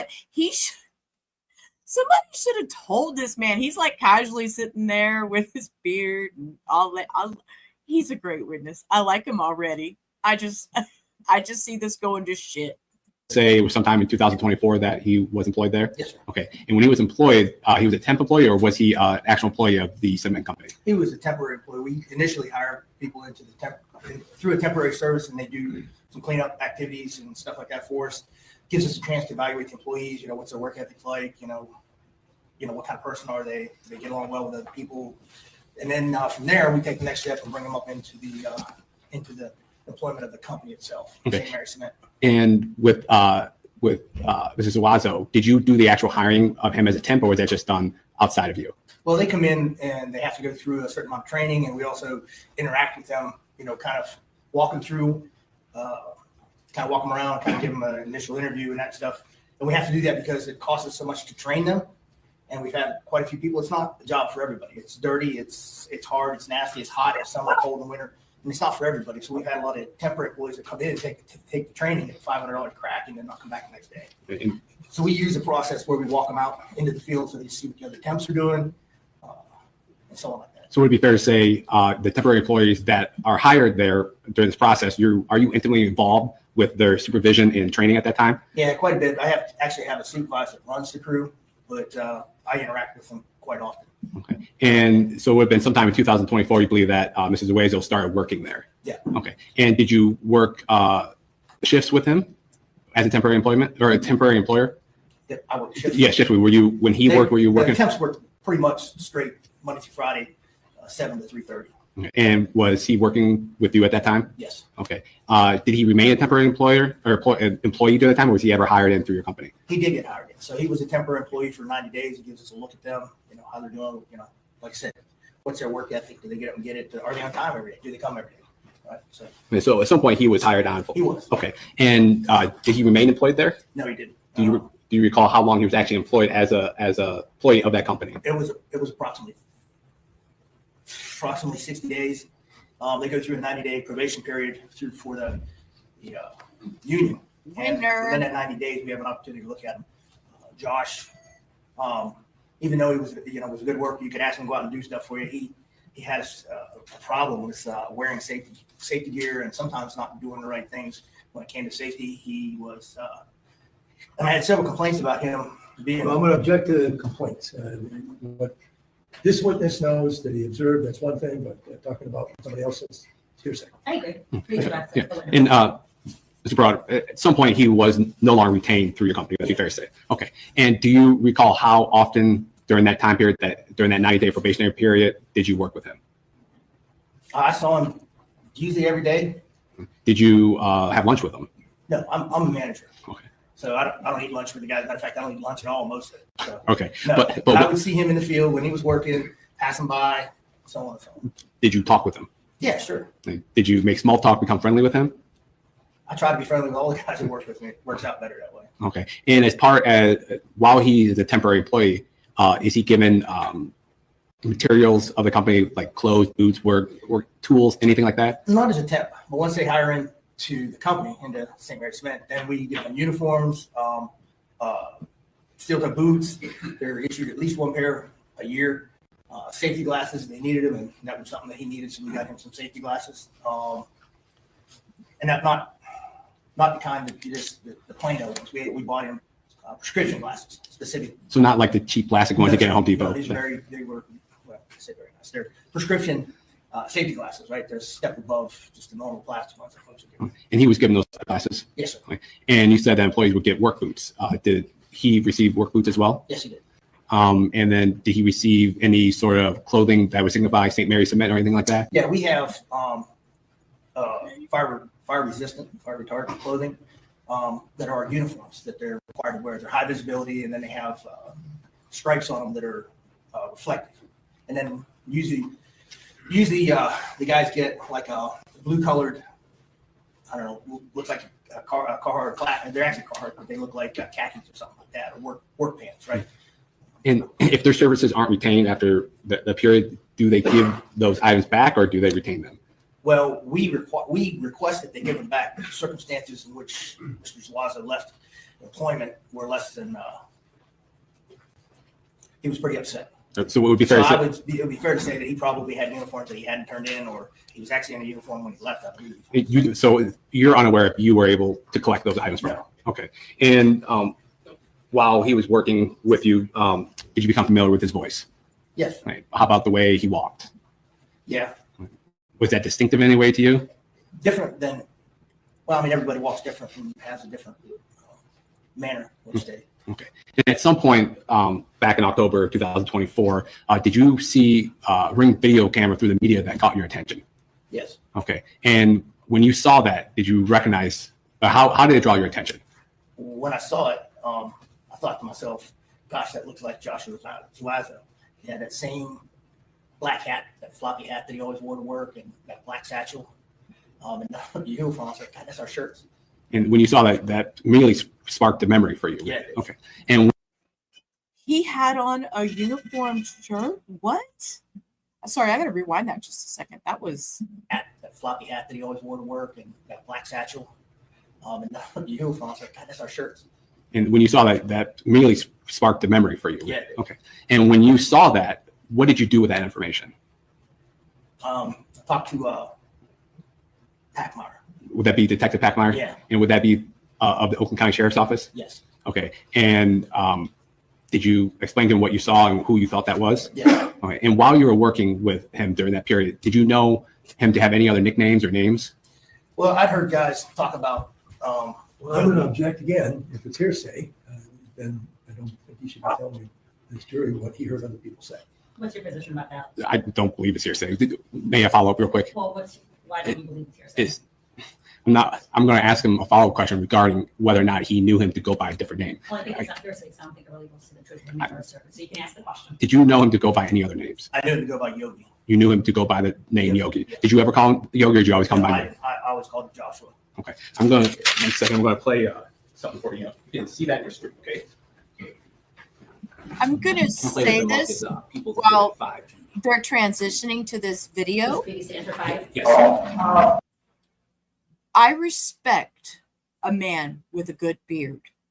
This man has a very nice, clean, well-groomed and shaped beard. Now, he's got a little nick right here in the very bottom, little this not put together that I want to fix it for him just because I like a man with a beard and I'm my man has a beard. So, it just, I just love the beard. I love the beard. You should say you. And I didn't know why you guys were late, but we had to check the outside. Yeah, I understand. I understand. You were on a Listen, how you doing today, sir? Good, I'm all right. So, you want to read? What am I paying for? Just to give us consent to check the inside of the home. So what we have to do is we have to check for like vaccine. And that person that came walking up to the driveway and standing on the porch, is that the person you believe to be Joshua Zuazo that you were working with previously? Yes, sir. And what was it in that particular video? Wilford Brimley. That struck your. Well, what I noticed here is the way he's walking up, he's got that black satchel that he always carried with him to work and that stuff. There was a different video I saw in which he had that black floppy hat on. Just 1 second. And are you pretty sure that's the person you know to be Joshua Zuazo in that video? Looks like him. I'm going to play, Your Honor, what's been marked as People's Exhibit 5 that had already been admitted, Your Honor. Woof.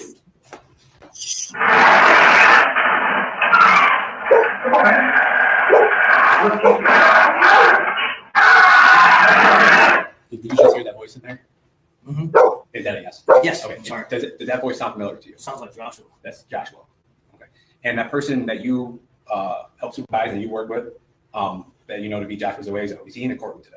Yes, he is. Can you please point to him, identify by something he's wearing? He's wearing a dark blue shirt and glasses. Now let the record reflect in court that he's been made defendant Zuazo. The record reflect the witness says identified defendant Zuazo. I have no further question, Your Honor. All right, cross-examine Zuazo. Thank you, Your Honor. Good afternoon, Mr. Broad. My name is Michael McCarthy. I represent Mr. Zuazo, and I have some questions to ask you here this afternoon regarding your testimony. Now, if I don't make myself clear to you with a question that I ask, please tell me that, and I'll rephrase the question, okay? Is that a yes? Okay, good. I understand it's a little hard to get used to this, but we are making a record. We got to use yes and no's for answers. So, Mr. Look, right then and there, I would stop him and I'd say, "You're a condescending smartass. I'm sorry, sir." Dude, take a chill pill. Calm down. I mean, ooh. Zuazo was brought to the St. Mary Cement Company as a temporary employee through some agency that your company works with. Is that correct? Yes, sir. And so you said, excuse me, when he was hired in as an employee, after 90 days, your company issued things such as boots to him. Is that correct? So, yes, the 90 days that I was speaking of originally was as a temporary employee. While they're temporary employees, there are some folks that we've had to buy boots for because they couldn't afford to buy boots and they were in horrible condition. That wasn't the case for Joshua. He made the 90 days. He always had his, his boots and all that stuff and clothing. He did use.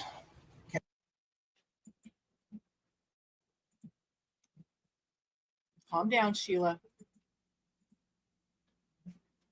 He is working correctly, right? Yes. And in the meanwhile, you got 7 people there that are working at Mr. Zuazo's level. You are interacting with all of those people a lot every day? At least once a day, I would encounter the cleanup crew, if nothing more than to check on what was going on with the crew and the particular job that they're working on. And like I said, take a look at what's happening with that spillage and why that spillage is there. So you're seeing Mr. Zuazo all the time, and he's there for those 90 days, and you didn't object to the idea that he was hired in as a regular employee. Is that right? No. Was it your idea that he get hired?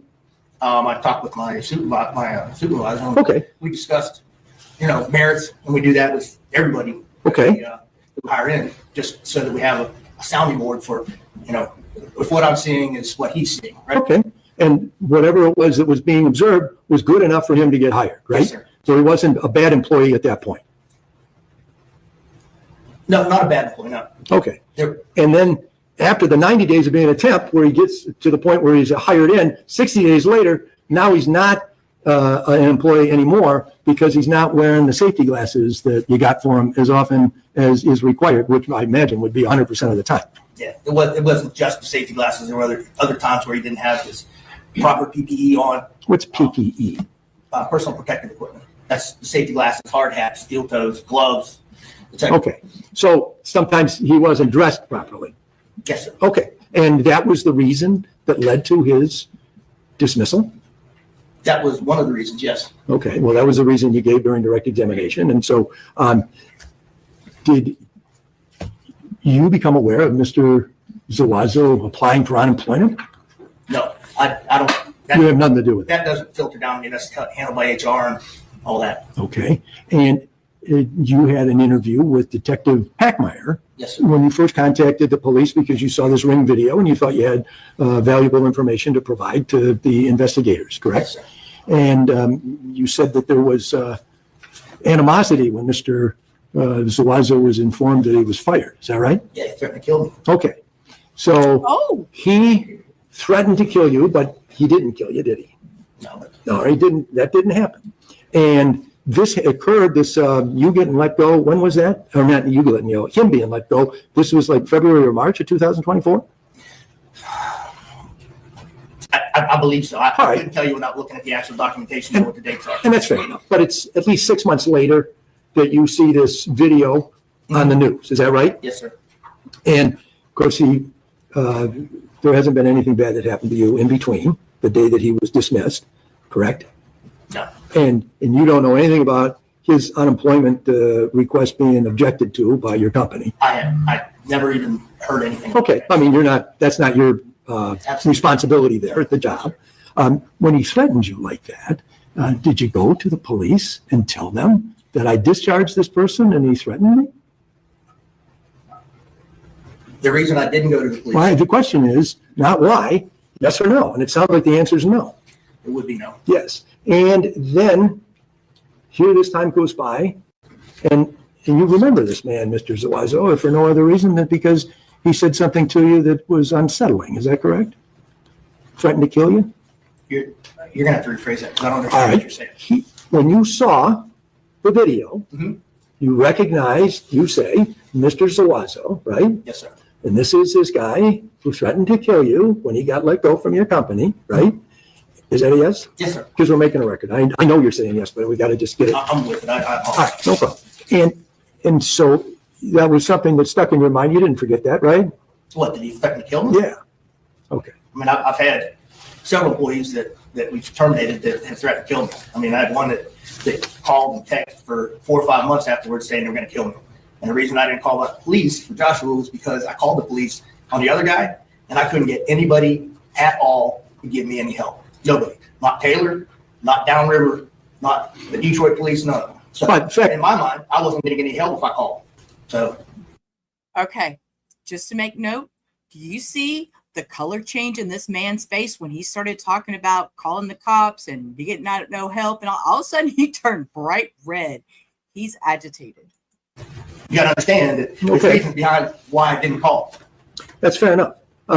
Nevertheless, you say that regardless of whether you told the police, you did tell it to Detective Packmeyer that he made that threat against you. Mm-hmm. Is that a yes? That's a yes. And by doing that, then this trouble comes Mr. Zuazo's way, right? Because you're making this identification. Yes, sir. All right. And you feel a little bit of justification about that, correct? No, sir. That's No? the reason I called. All right. Now, in your written statement, because when you met with Detective Packmeyer on I think it was like the 17th or the 18th of October, and you wrote out this statement, you said that what you heard Joshua Zuazo say on the Ring video was, "Come on, let's go." You remember that? Yes, sir. All right. But the person who's doing the speaking, you saw the video just a few moments ago, right? Mm-hmm. Is that a yes? Yes. And what the person who's doing the speaking and walking away from the garage says is, "Come on, man." Did you hear that? Yes. I mean, it was in the video. Well, did you note that? Did it impress you that he said that? "Come on, man." That's the only statement that's made by whoever that speaker is. Not "come on, let's go," like you wrote in your handwritten statement that you gave to Detective Packmeyer on whatever day it was, October 18th. You're asking me to say exactly what I heard on the video, but I'm not asking you. Well, let me just, hold on just a second. May I approach? I'm going to show you your statement. I know what I said. I know what I wrote on there. You don't have to approach me with it. Well, did you see the part where you just, that statement, "Come on, let's go," is in quotation marks? Your handwriting, right? Should be. Well, let's get it verified. May I approach, Your Honor? Are you having difficulty remembering, sir, what's on there, on your statement? I don't know. I wrote the statement a year ago. Okay, is that help refresh your memory?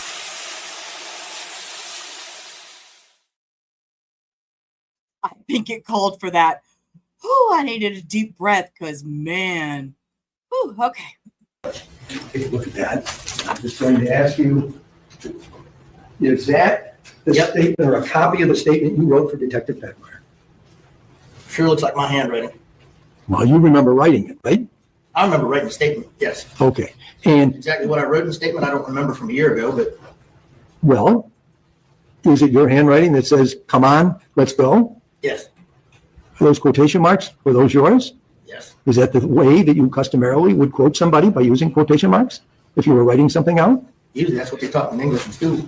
Well, I understand that. I'm just asking you because you meant that to be a direct quote, correct? I told you I Otherwise, was you going to wouldn't have like put this those guy. quotation marks around it, right? Okay, yes. And you wrote that right after you were sitting in the squad car or the police car with Detective Peckmeyer, and he showed you the Ring video on his laptop computer. Isn't that right? Yes. And that was bright and early, or not bright and early, it was before sunrise on the morning of the 18th of October. Yes. Okay. And isn't it true also that you were wearing a uniform from St. Mary's Cement Company at that time? Yes. And on that uniform, over, I believe it is the right side, is a kind of a green color name tag. Is that? No, we don't have name tags. Do you have some kind of green emblem there? No. A patch of some sort? Here. How about up on the upper left side? Yeah, there's a St. Mary's tag up here. Okay, so it's not your name. I watched the video. I couldn't read it. I could just see it. Actually, I'll pause and tell you, Vamos. He was able to recognize the gentleman in the Ring video when all this went down. It was on the news. They put out the Ring video of the two guys that committed the crime, allegedly.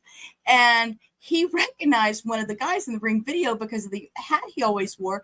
And he had an employee t-shirt from when he worked for this man, is the shirt that he had on. So,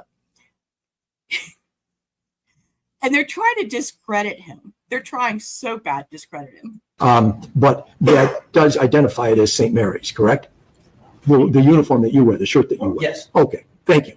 And that shirt is different than Hold what up, you my dog's observed in outside. I'll that be right video, back. correct? Yeah, it looks like somebody removed the St. Mary's patch on it. So They're not hard to remove. if you take the St. Mary's pack off of a uniform that you customarily wear, it looks like any other jersey then, right? There is one other identifying thing. If you can bring the video up, I'll show you on the right pocket.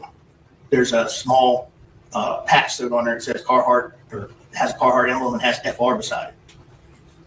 Okay, well, we can run it again if that's, it might be. You were asking me, I was telling you how else to get it. That's what you would say, but I mean, that's what you say. I understand that. You have, the fact is, you finished with the exhibit there, correct? Not exhibit, but your statement. I'll take that back.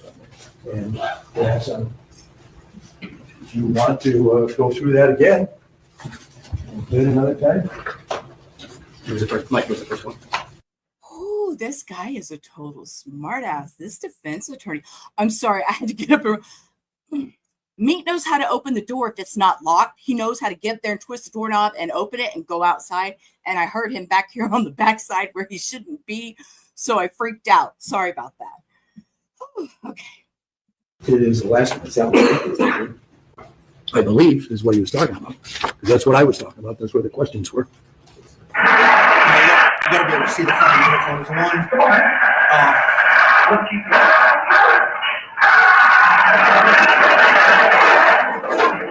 So on that one, there's no front of the uniform. No, sir. All right. Oh, by the way, you talked about the bag. You said during direct examination that you saw the bag that Mr. Zuazo customarily carried. Yes, sir. Looks like the one he carried back and forth to work. Okay, looks like it. You can't say that's the same bag then, can you? No. And you don't know where that bag that you see in that video came from, correct? No. And the bag that you say that Mr. Zuazo would bring to work with him, you don't know where that came from either, correct? No. And you can't say for absolute certainty that the boots you see the individual in that Ring video wearing are what you described as these wedge toe boots, not wedge toe, steel toe, but by a company that begins with a W, correct? pardon, Wolverine. You can't say that those are Walmart for brand. certain Wolverine steel toe boots, can you? They sure look like it. They look like it because they're brown, isn't that right? No, sir. No? It's the style, it's the sole, it's the way the boot looks. You can see that it's an actual steel toe, the way the front of the boot is formed. So your testimony, just like those are Wolverine steel toe shoes, is the same as what we just talked about here. Come on, let's go. Same thing, right? You're sure? Yes or no? I'm sure what, did the boots look like Wolverine boots? Yes. Yes. Just like you're sure when you wrote that statement, what the man in the video said. Come on, let's go. Nothing further. Thank you. Appreciate your answers. Okay, thank you. Cross-exam Hernandez. I have no questions. Thank you. Redirect people. Yes. And so I want to play that video that we played earlier for you, okay? And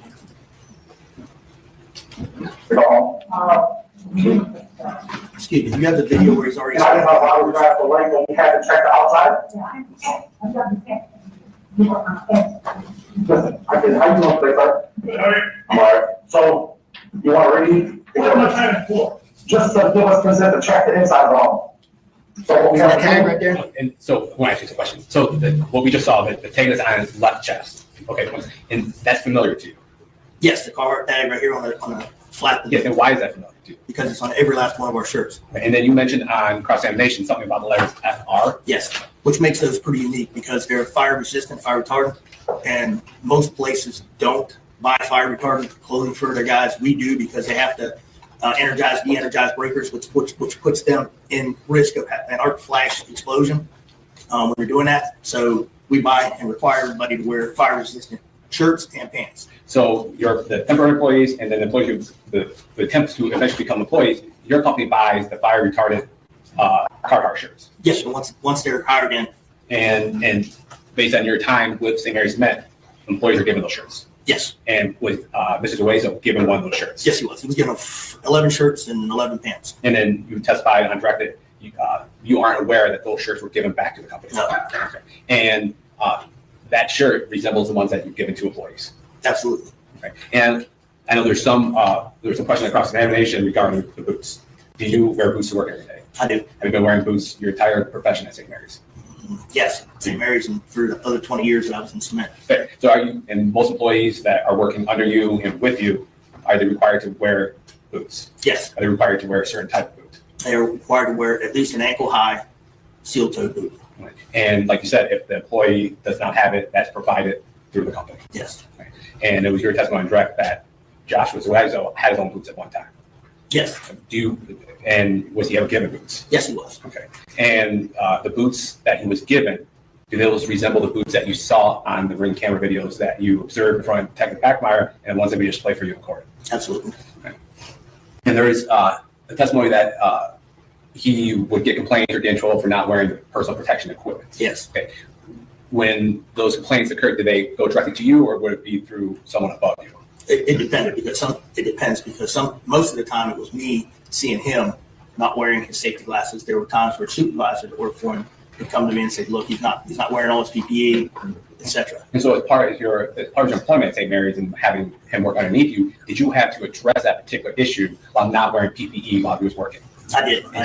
I talked with him, and that was at the point where we started to discuss the fact that he needed prescription glasses, and we bought the prescription glasses for him. So it's your testimony that you directly confronted or spoke to him concerning those PPE complaints. Yes, sir. And did he speak to you about that? You had a conversation with him? Yes, we had several conversations about the PPE.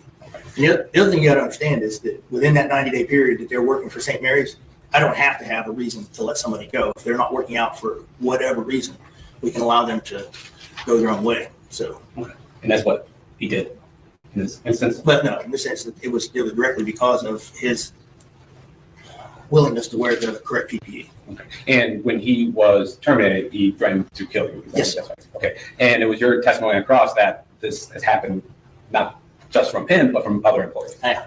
Okay. And those other employees you did take out on that ring video, did you? Those other employees that threatened to kill you, they weren't? No, never encountered them. Okay. And in between the time that he was let go, threatened to kill you, had you had any contact or any situation where you saw Joshua?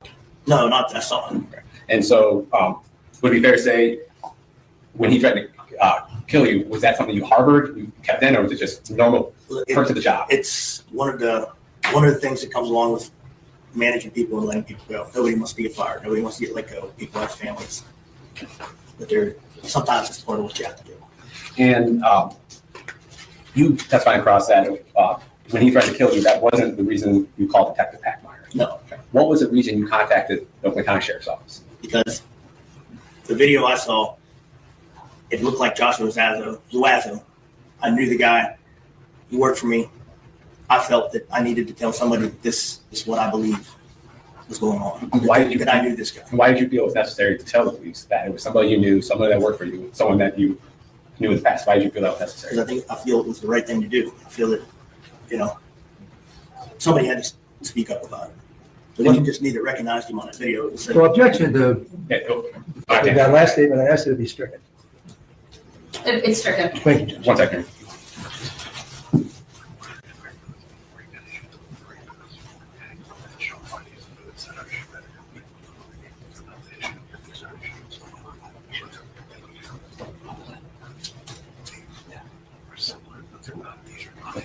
You're not may approach a witness. You may with what? Exhibits. All right, which ones? There'd be exhibits 3JJ, 3KK, 3LL, 3MM, and 3NN. All right, Matt. So I'm going to hand you all those numbers that I just said. You can take a look at these for me, please. Right. Somebody tell him his whispering is not whispering because there's a microphone near him. Hello. You let me know when you're done looking at those.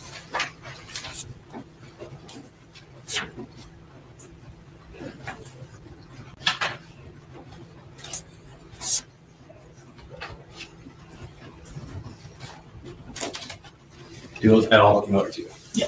And how do they look familiar to you? There's safety boots that are pretty common for us to buy for employees. Are these the same type of boots that you would purchase for temp employees or employees after they become hired? Yeah, we buy. It just depends based on what the employees desire, or sometimes we buy different boots. Sometimes it depends on. I hate to say this, but if one boot's cheaper than the other, we'll choose to buy the other boot. So it'd be fair to say that it's not one particular brand or one particular style that St. Mary purchased. And the other thing that we do too is Excuse me. He's already testified that he gave them those Wolverine steel toe boots. Sir, that's not how you do an objection. You don't say, excuse me. What the hell just happened here? Rewind that just a second. What? That was no objection. And the other thing that we do too is Excuse me. He's already testified that he gave them those Wolverine steel toe boots. Now it sounds, because the pictures look different than those, he hasn't identified them to be that he's got another. Well, what's the objection here other than testifying on the record? Well, the objection is that there's no foundation for those pictures, and he hasn't identified them. Well, I think that's what they're working on. What? All right, then I would ask that because this exhibit's being put in, I get the opportunity to process it. All right, let's see where it goes. And Mr. Brown, you said these type of boots look familiar because these are the ones that St. Mary purchases. That's what he testified. Quite often, yes. And do these appear to be boots? These are Timberlands. These are a brand that you guys purchase.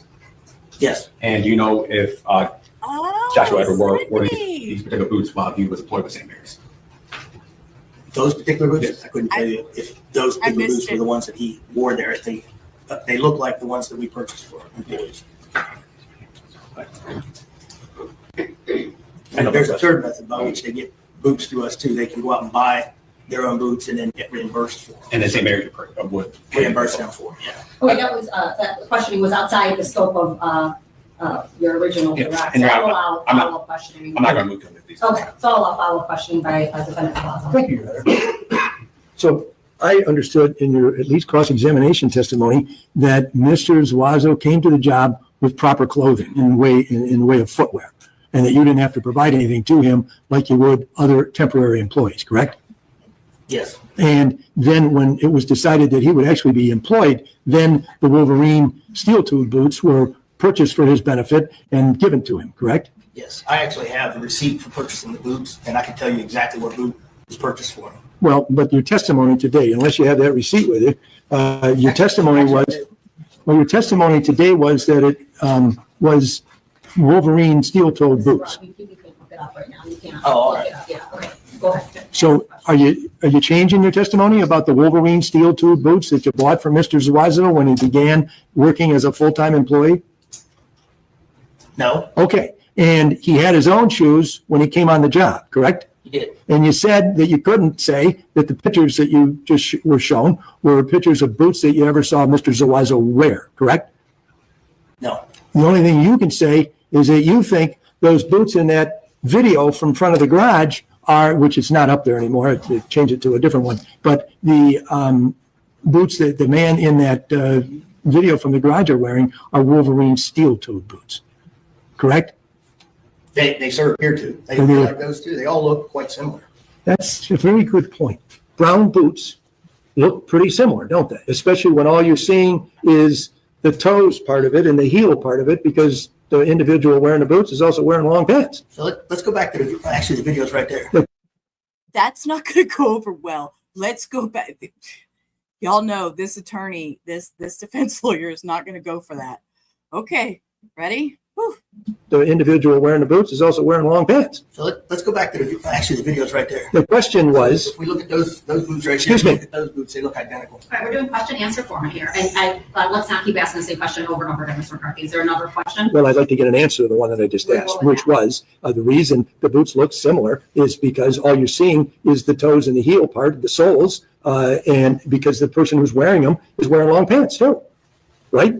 No, you can see the toe and everything on these boots right here. That's what I just said. The toe, the heel, the sole, that's what you get to see, right? Not the tops. Yes, sir. Is that true? Yes, sir. Okay, thank you. I have no further questions. Thank you, Okay, Your all right, Honor. any direct based on that? No, Your Honor. Okay, all right, Mr. Bragg, you are all set. You can step down, sir. You didn't have any questions, did you, Ms. Lawson? I did. Okay. All right, can this witness be excused? No objection. Oh, okay, all right. Okay, then that,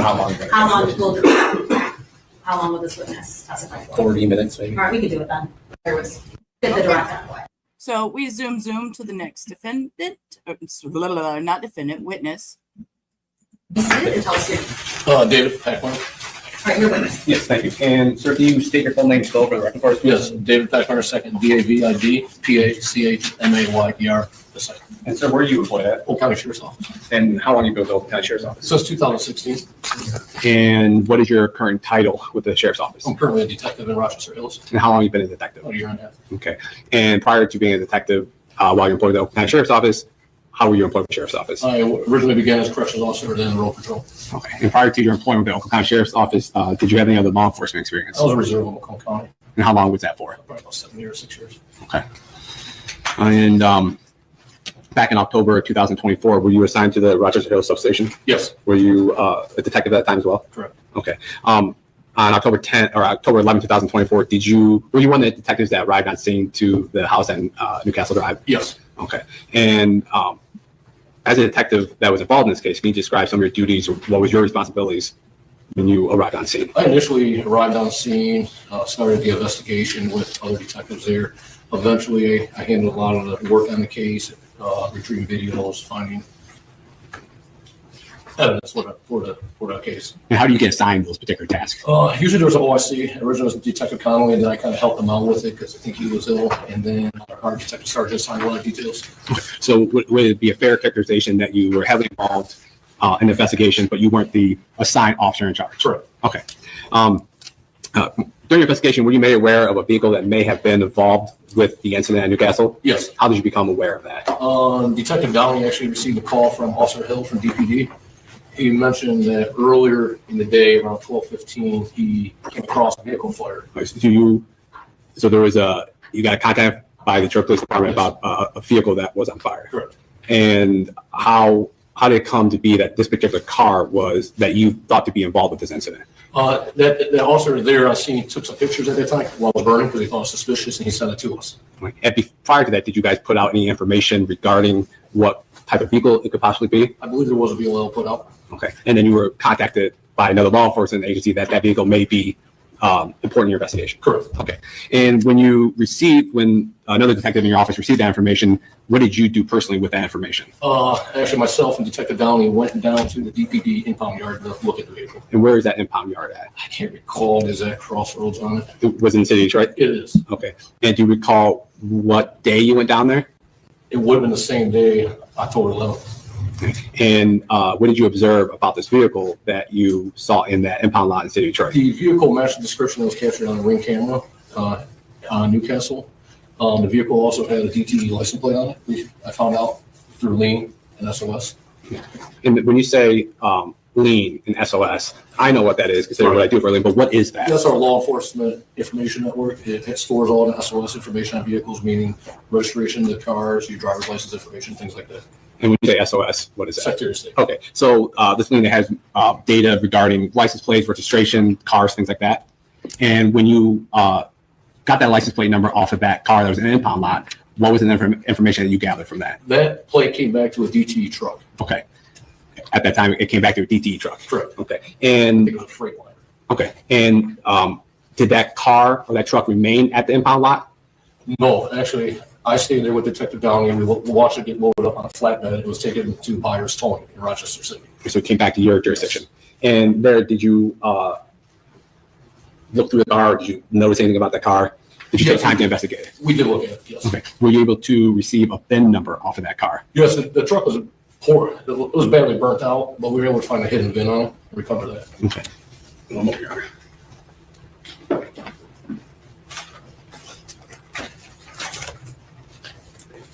May I approach the witness? You may. What are you coming up with? I am coming up with People's Exhibits 15B, C, D, E, F, and G. Okay. Okay, look at these ones, please.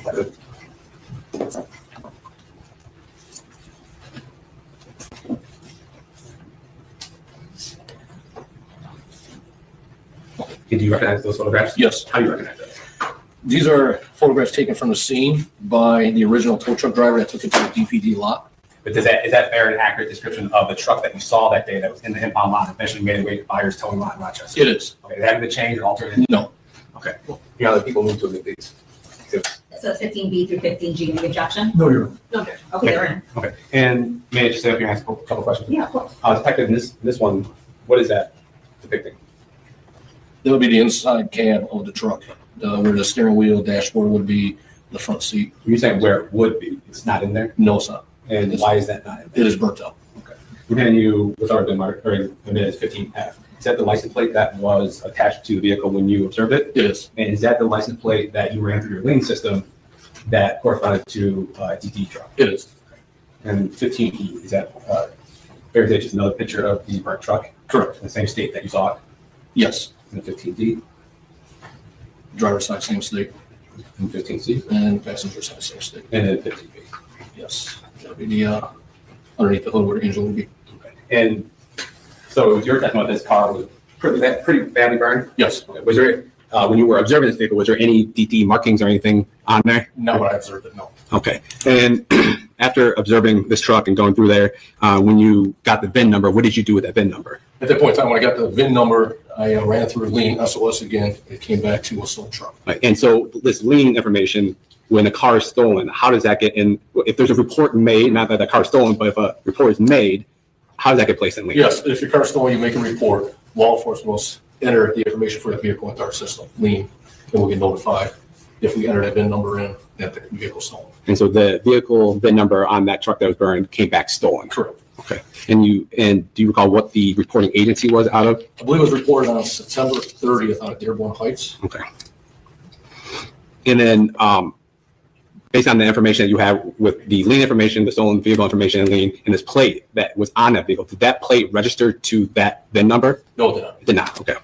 And were you eventually able to figure out by the lien system where that plate belonged to? I did. And where did it belong to? It did belong to DT on the Freightliner down at their Trombley station. And so, but it was not registered or associated with the truck that you were reviewing? No. Okay. And then you said you recovered this truck at tow lot in Detroit. Did you go to the scene where it was reported to have been recovered? I did. Okay. And Do you recall what area that was recovered in? Yes, it was, I want to say it was 18200 John R. Okay. Which is between 6 and 7 Mile and John R. Okay. And you drove past that. What type of area is that? It's very desolate. Okay. It's kind of vacant. Would it be fair to say there's a lot of vacant lots? Yes. Okay. So it's not like an industrial complex or okay. And part of your investigation, did the sheriff's office request or go look for any sort of surveillance videos from any houses or businesses that were located there? Yeah, I think the day of the incident, our FAT team was sent down there to look for video on houses, the few that are down there. Okay. And you said the few that were down there? Yes. And based on your investigation, were you and your team able to recover any videos in that area? Yes. Okay. And where was that video located? The video was located about 2 blocks north of where the truck was found on 90 East Greendale. And that's in the city of Detroit as well? Yeah, actually that's Hamtramck, I believe, zip code. And were you able to obtain that video? Yes. Okay. Did you review that video? I did review it. Okay. And did you review it before coming to court as well? Yes. Okay. And the people are going to move to admit published people's exhibits 21A and 21A at this point, Your Honor. Excuse me, could we take down the exhibit that's been on? Yeah. Yeah, of course, we'll take that down, but if you're, I'm assuming the parties have seen 21A and B? Yes, ma'am. Yes. Do you want any additional foundation to be established before admitting it? No, I think we are satisfied. Okay, all right, 21A and B are. Thank you. And Your Honor, people. What I wanted to say to this, Becky, is what really caught me on this trial, and I found very, very intriguing and interesting, is the fact that there's 2 separate juries. And my question to this was, is it possible that the jury can come back with 2 different sentences? We already know there's animosity between these 2 men. They won't even sit anywhere near each other in court. They already had a big argument about that. I really want to know more of the dynamics between these 2 gentlemen. I take that back. I shouldn't even be calling them gentlemen, although they're not convicted. They are accused at this point. But, I'm curious as what the defense can present coming from what we've heard in opening statements. We'll do publish it this time. Go ahead. And then after we're done playing, I'll probably just ask you a couple questions because, you can see that right up there.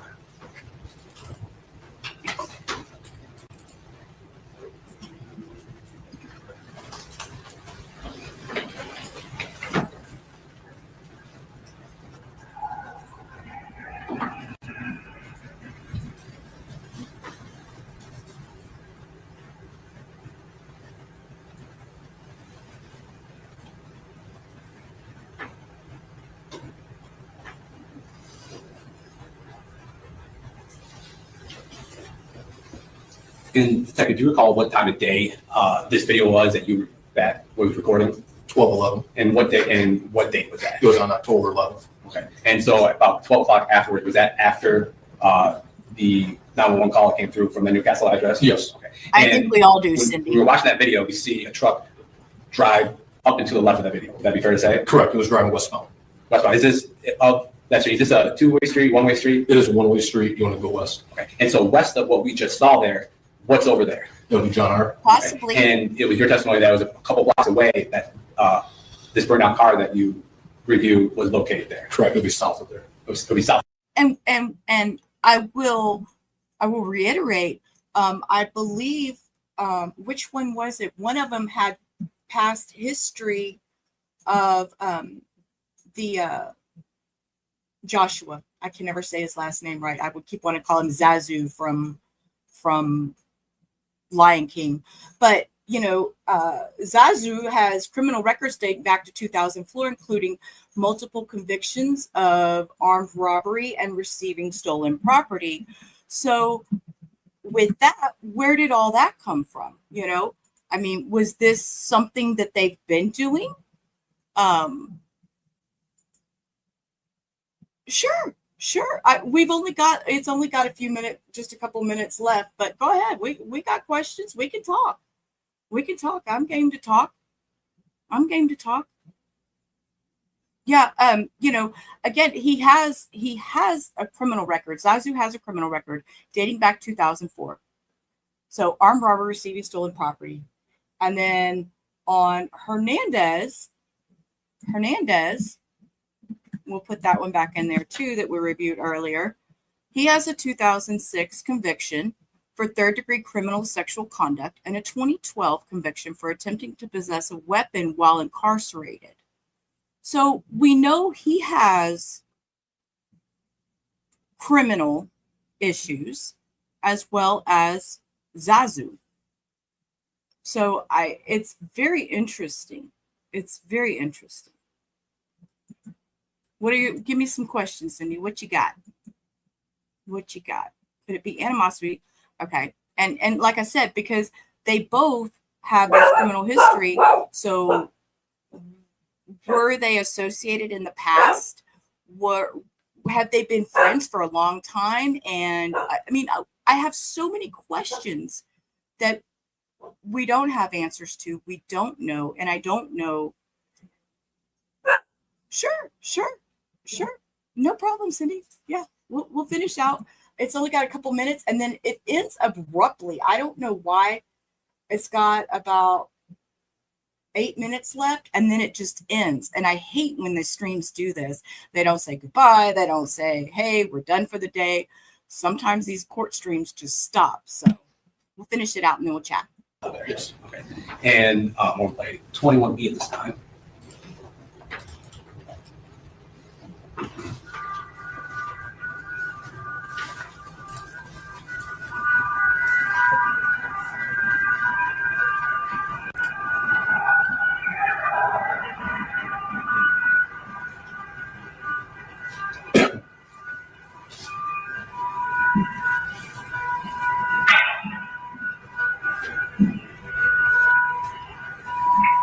Detective Backfire, was that the car that we just saw, was it traveling in the same direction that we just saw that white truck? Correct. It's 1216. Okay. And based on the information you have in your investigation, that car that we just saw, was that significant in your investigation of this particular crime? Yes. And how did that particular car that we just saw in there, how did that become important to your investigation? That car was eventually identified as defendant Hernandez's Jeep.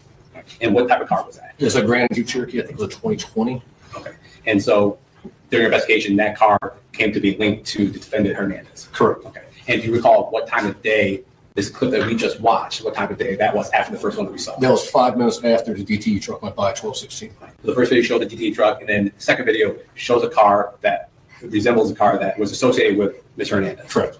And then just off the screen, a little while later, that car is recovered, burned out. Correct. You know, you would hear the explosion in the video. That's the sound that you believe you were hearing? Yes. Okay. And then at some point, were you made aware or were contacted by Home Depot asset protection, or how did that come about? Yes. Detective Durfee actually contacted Home Depot Asset Protection to see if they could link up purchases of certain items at the same time, which he requested a high-vis vest in Gorilla Tape. Okay, so would it be fair to say you had information or items that would potentially be associated with the Newcastle address or your investigation? Correct.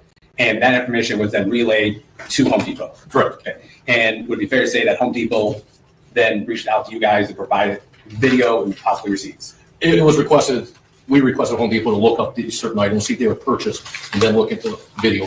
And as a detective, is that common practice or something you have done in the past during investigations? Yes. Okay, so you were reaching out asking for a reverse item lookup. This wasn't outside of your normal standards of investigation? No. Okay. So be fair to say that certain items are given to an LPO or asset protection person from Home Depot.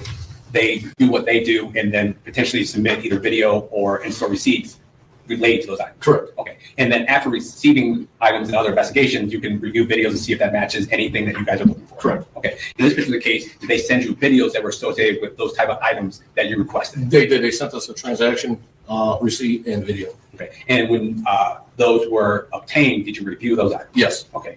And Your Honor, the people are going to move to admit and publish People's Exhibit 19A at this time, and I'll hold off on 19B after a couple questions.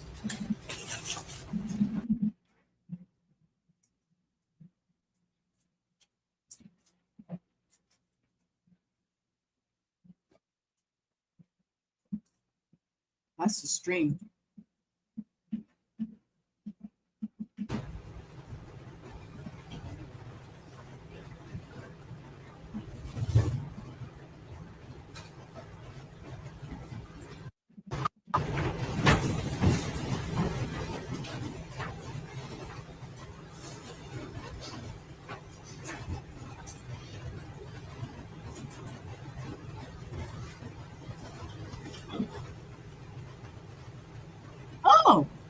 who just walked in?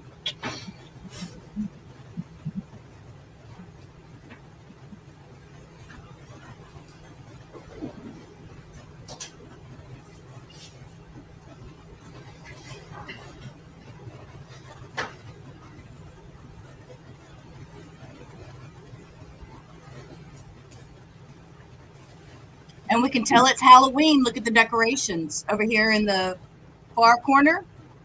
So it was October.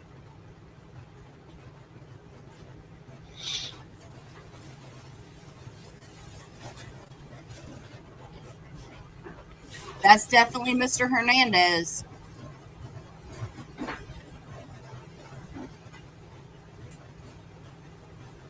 It's like he's being a lookout or something. That's quite odd.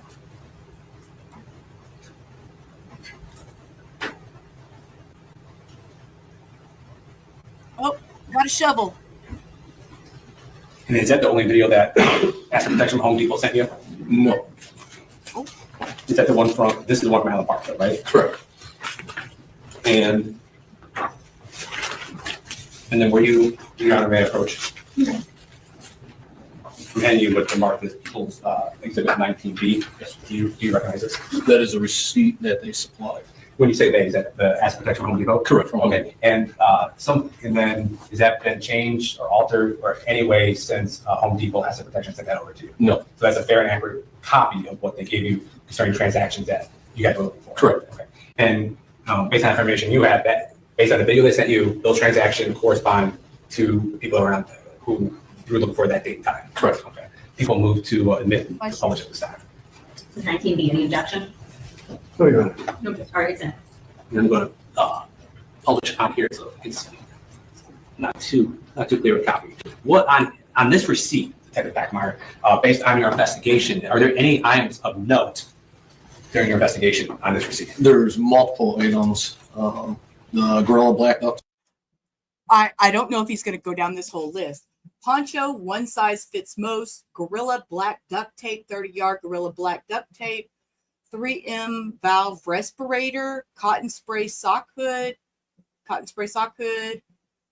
a safety vest, another respirator, another poncho in one size fits most, performance gloves size large, Stop Rust 5-in-1 gloss orange, bought a Coke beverage, and a wood digging shovel. Oh my goodness. Yeah, you're right. It could have been September in all fairness. Actually, it was. The date on this receipt is September 28th. So you are correct, Stindy. I stand corrected. You are right. It's September 28th, 2024. So you are right. Tape. The respirators, cotton spray socks with hood, safety vest, the gloves, I believe the poncho. And why were those important or significant to your investigation? The Gorilla Black duct tape was used at the scene of the crime. The suspects were wearing the respirator with the high-vis safety vest and the gloves, along with the cotton spray sock. And that's based on your observation of the Ring video camera that was taken from the Murray's household from the night of the 10th and the morning of. Okay. Yeah, may approach the call. And that wasn't a Diet Coke. It was a regular Coke. And then also as part of your investigation, did you reach out or was contacted by Lowe's?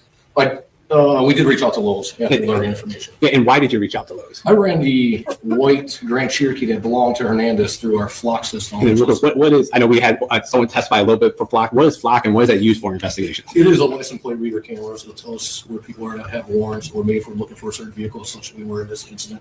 There's public ones, there is private owned ones also, like Lowe's has. You said Lowe's has their own flock system? Yes. How would you have access to that? We do get access to it, but they put them in on their grounds. Okay, so if you're looking for something, you can reach out to Lowe's and say, hey, see if there's a flock hit on a particular license plate. Actually, I didn't look at it myself. We can view their cameras. Okay, and so you have the license plate belonging to that vehicle, that Cherokee that associated with Defendant Hernandez. Correct. Okay, and tell us how you went about using the flock system to find out about Lowe's. I did enter it into the flock system. I can't remember how many days.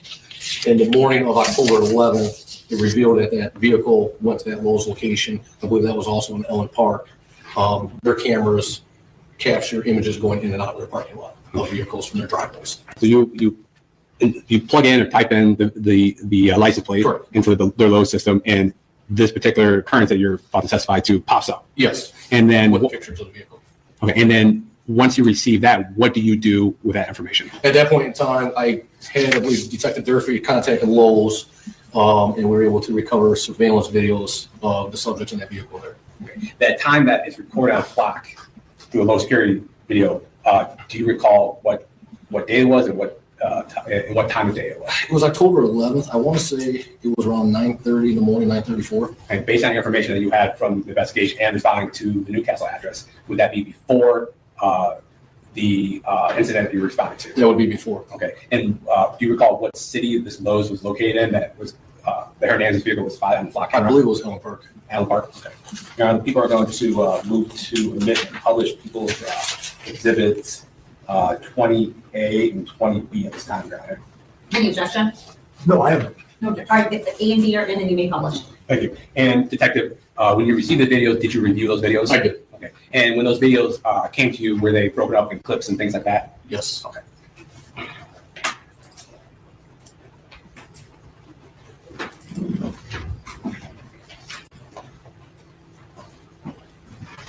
And Detective, is that the Cherokee that you had, the license plate 2 that popped up on flock? Yes. Okay. This video is only a couple minutes long, so.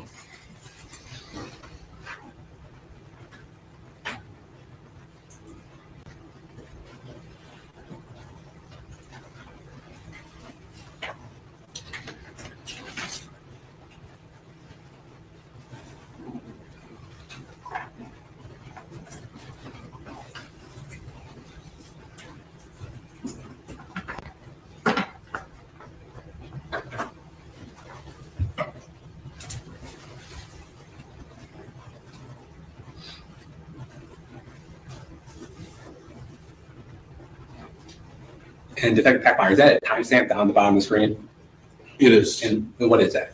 It's right now currently at 9:27 a.m. on October 11th, 2024. Thank you.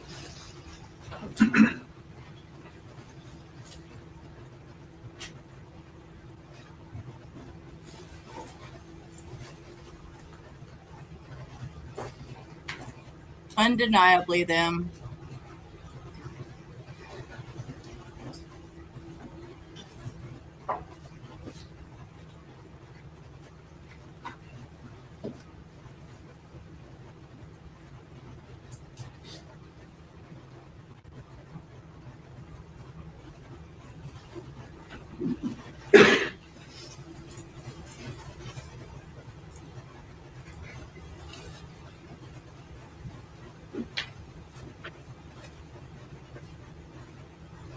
I'm curious as to what they buy here.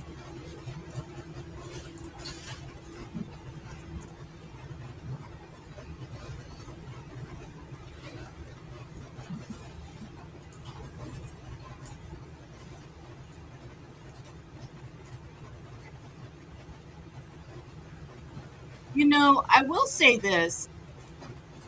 It always seems like one's the leader and the other one's the follower. It's just an impression that I get. Hernandez is always in the lead. And Joshua always seems to be following behind. Just something I've noticed.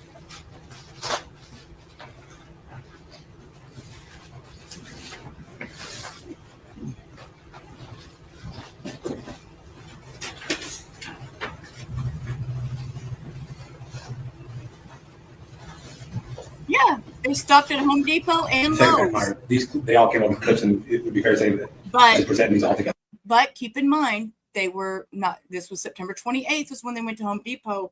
This, I believe, was October 11th, they said. Yes.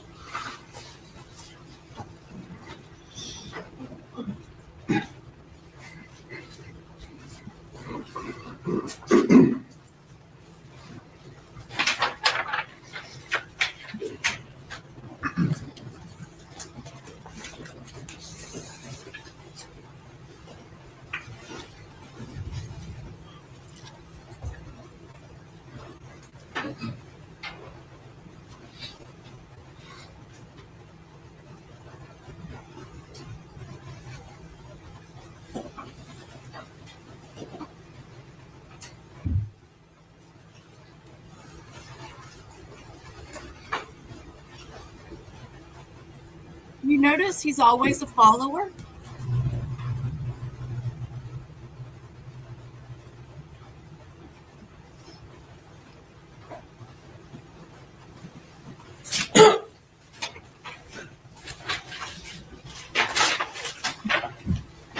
I was waiting for Walmart to come into this trial. We got a Home Depot, we got a Lowe's. Walmart or McDonald's is next.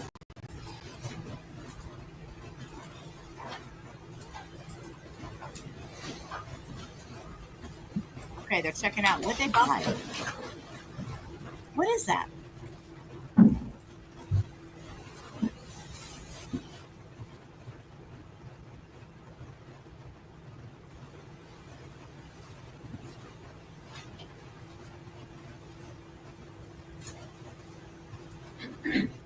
Okay, Joshua has a drink.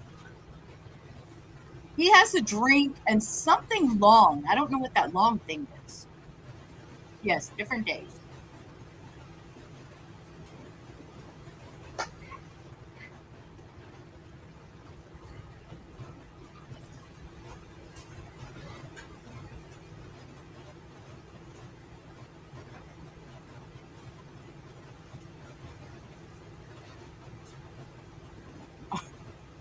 '80s is still dancing around in chat, guys.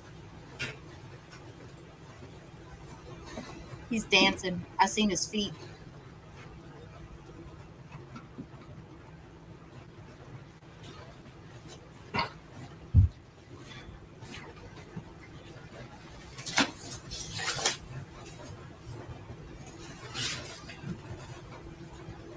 Oh, it's zip ties. It's black zip ties. That's what it is.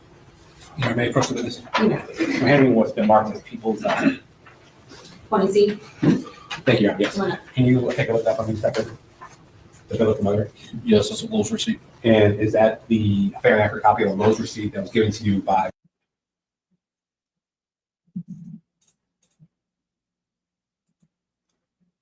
And that is what upset me today. Knowing that it ended just abruptly, that it just ended. And it's like, okay, we're done. So, we got questions, we got comments. Anybody want to discuss what happened today? I don't usually do that. I don't know why I don't do that, Cindy. I never really thought about that. I don't know. I guess, I don't know. Everybody's always in a rush to leave at the end of the stream. So I never say, what do you think? What, you know? It is what it is. You scrub your feet. You scrub your feet. I know you do. You got to come in here, honey. But anyways, yeah, so that's been a long day. I mean, we went from all over, you know, the things that I had questions about was, you know, that I felt like he was very targeted. Hussein was very targeted because they'd gone to that pawn shop so many times. They knew he had money, and you know that. Okay, the two juries. So what I'm understanding is that there's a jury that they seated for Joshua Zuazo, and there's a jury that they seated for Carlos. Good Lord, I done lost his last name. I was going to say Mendoza. Hernandez. Carlos Hernandez. So my biggest question right now with having the two juries, these jurors are listening to the same testimony. Okay, they're going to listen to the same exact testimony between the two. The only thing that the juries didn't hear from each other was the opening statements, and they probably won't hear the same closing statements either. They brought the one jury in, did the opening statements for that Carlos Hernandez. They took that jury out, waited till this morning, brought the jury in for Joshua Zuazo, and did opening statements for him. And then when the trial started, they brought in both juries, seated them, and they're hearing the same testimony. So my biggest question is, when and if we get to the point of verdict, if they're both guilty, or what if one is just guilty of the imprisonment charge and they don't charge him for the murder, and the other one who, you know, I've never seen a dual jury with two different juries for the same witnesses. You know, I personally have never watched a trial like that. So that was one of the most fascinating parts of this trial coming up, was seeing that they're having two separate juries to judge these two different people, but they're all hearing the same thing. So just because I hear it one way and you hear it one way, how is that going to come together? I mean, I guess it's no different than, you know, just like, what was the trial that we just did with the couple with their daughter? I gotta look back. Where the father tried to choke the daughter, and what was that trial? Yes, you do. The dad was trying to choke the mom, and I mean the dad was trying to choke the daughter, and Fatima, that's it. Fatima, you're right. Fatima, that's what it was. Fatima. And Ali, that was her dad, Ali. And Zahara was the mom. And, you know, mom wasn't charged with the alleged attempted murder, but the dad was. And you see how that one jury came back with total different sentences.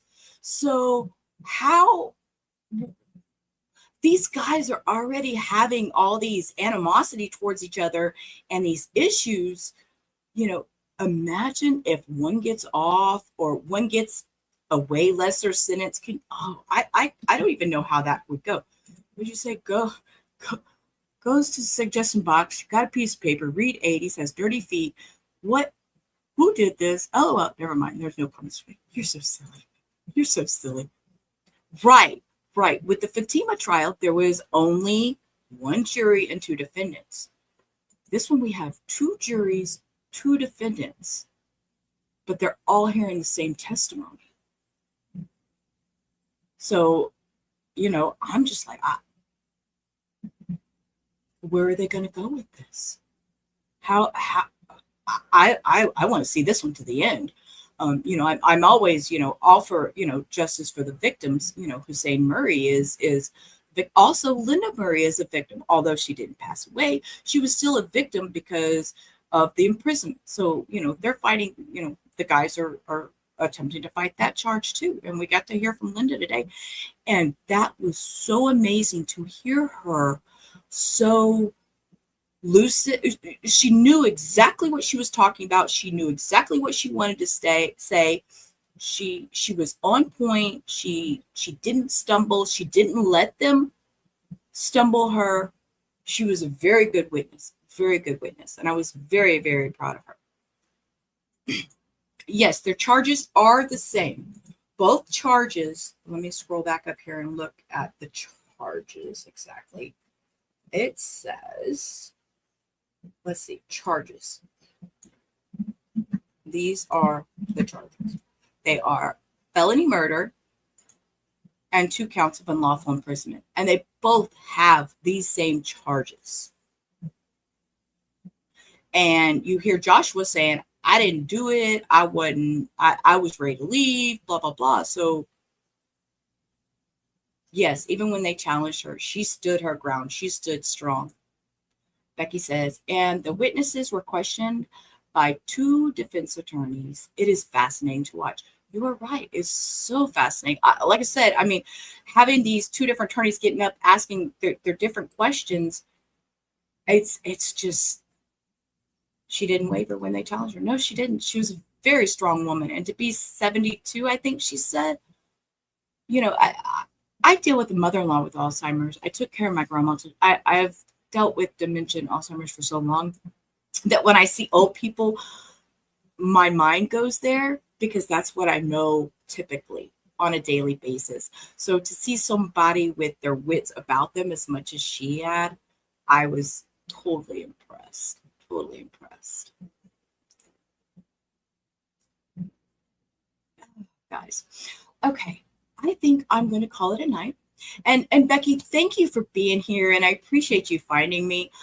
Just FYI, I do speed trials Monday through Thursday, and sometimes I pop in and out on Fridays. I don't start till 3 o'clock Central. That gives me time to cut all the breaks out, so we don't have to have all these fillers and all these breaks. And that's just the way I like to stream. I like to watch trials. It's something I enjoy. And so, yeah, that's what I'm here for.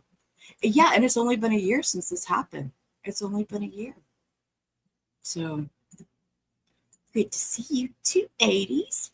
I'll pop in when you do live streams. I was going to pop in and I was going to walk through your chat, but I was afraid your mods would ban me or something. Be like, who is this weirdo rubber Ramada coming in here, putting feet and talking about walking around? So I didn't do it because I didn't want to get blocked by your mods.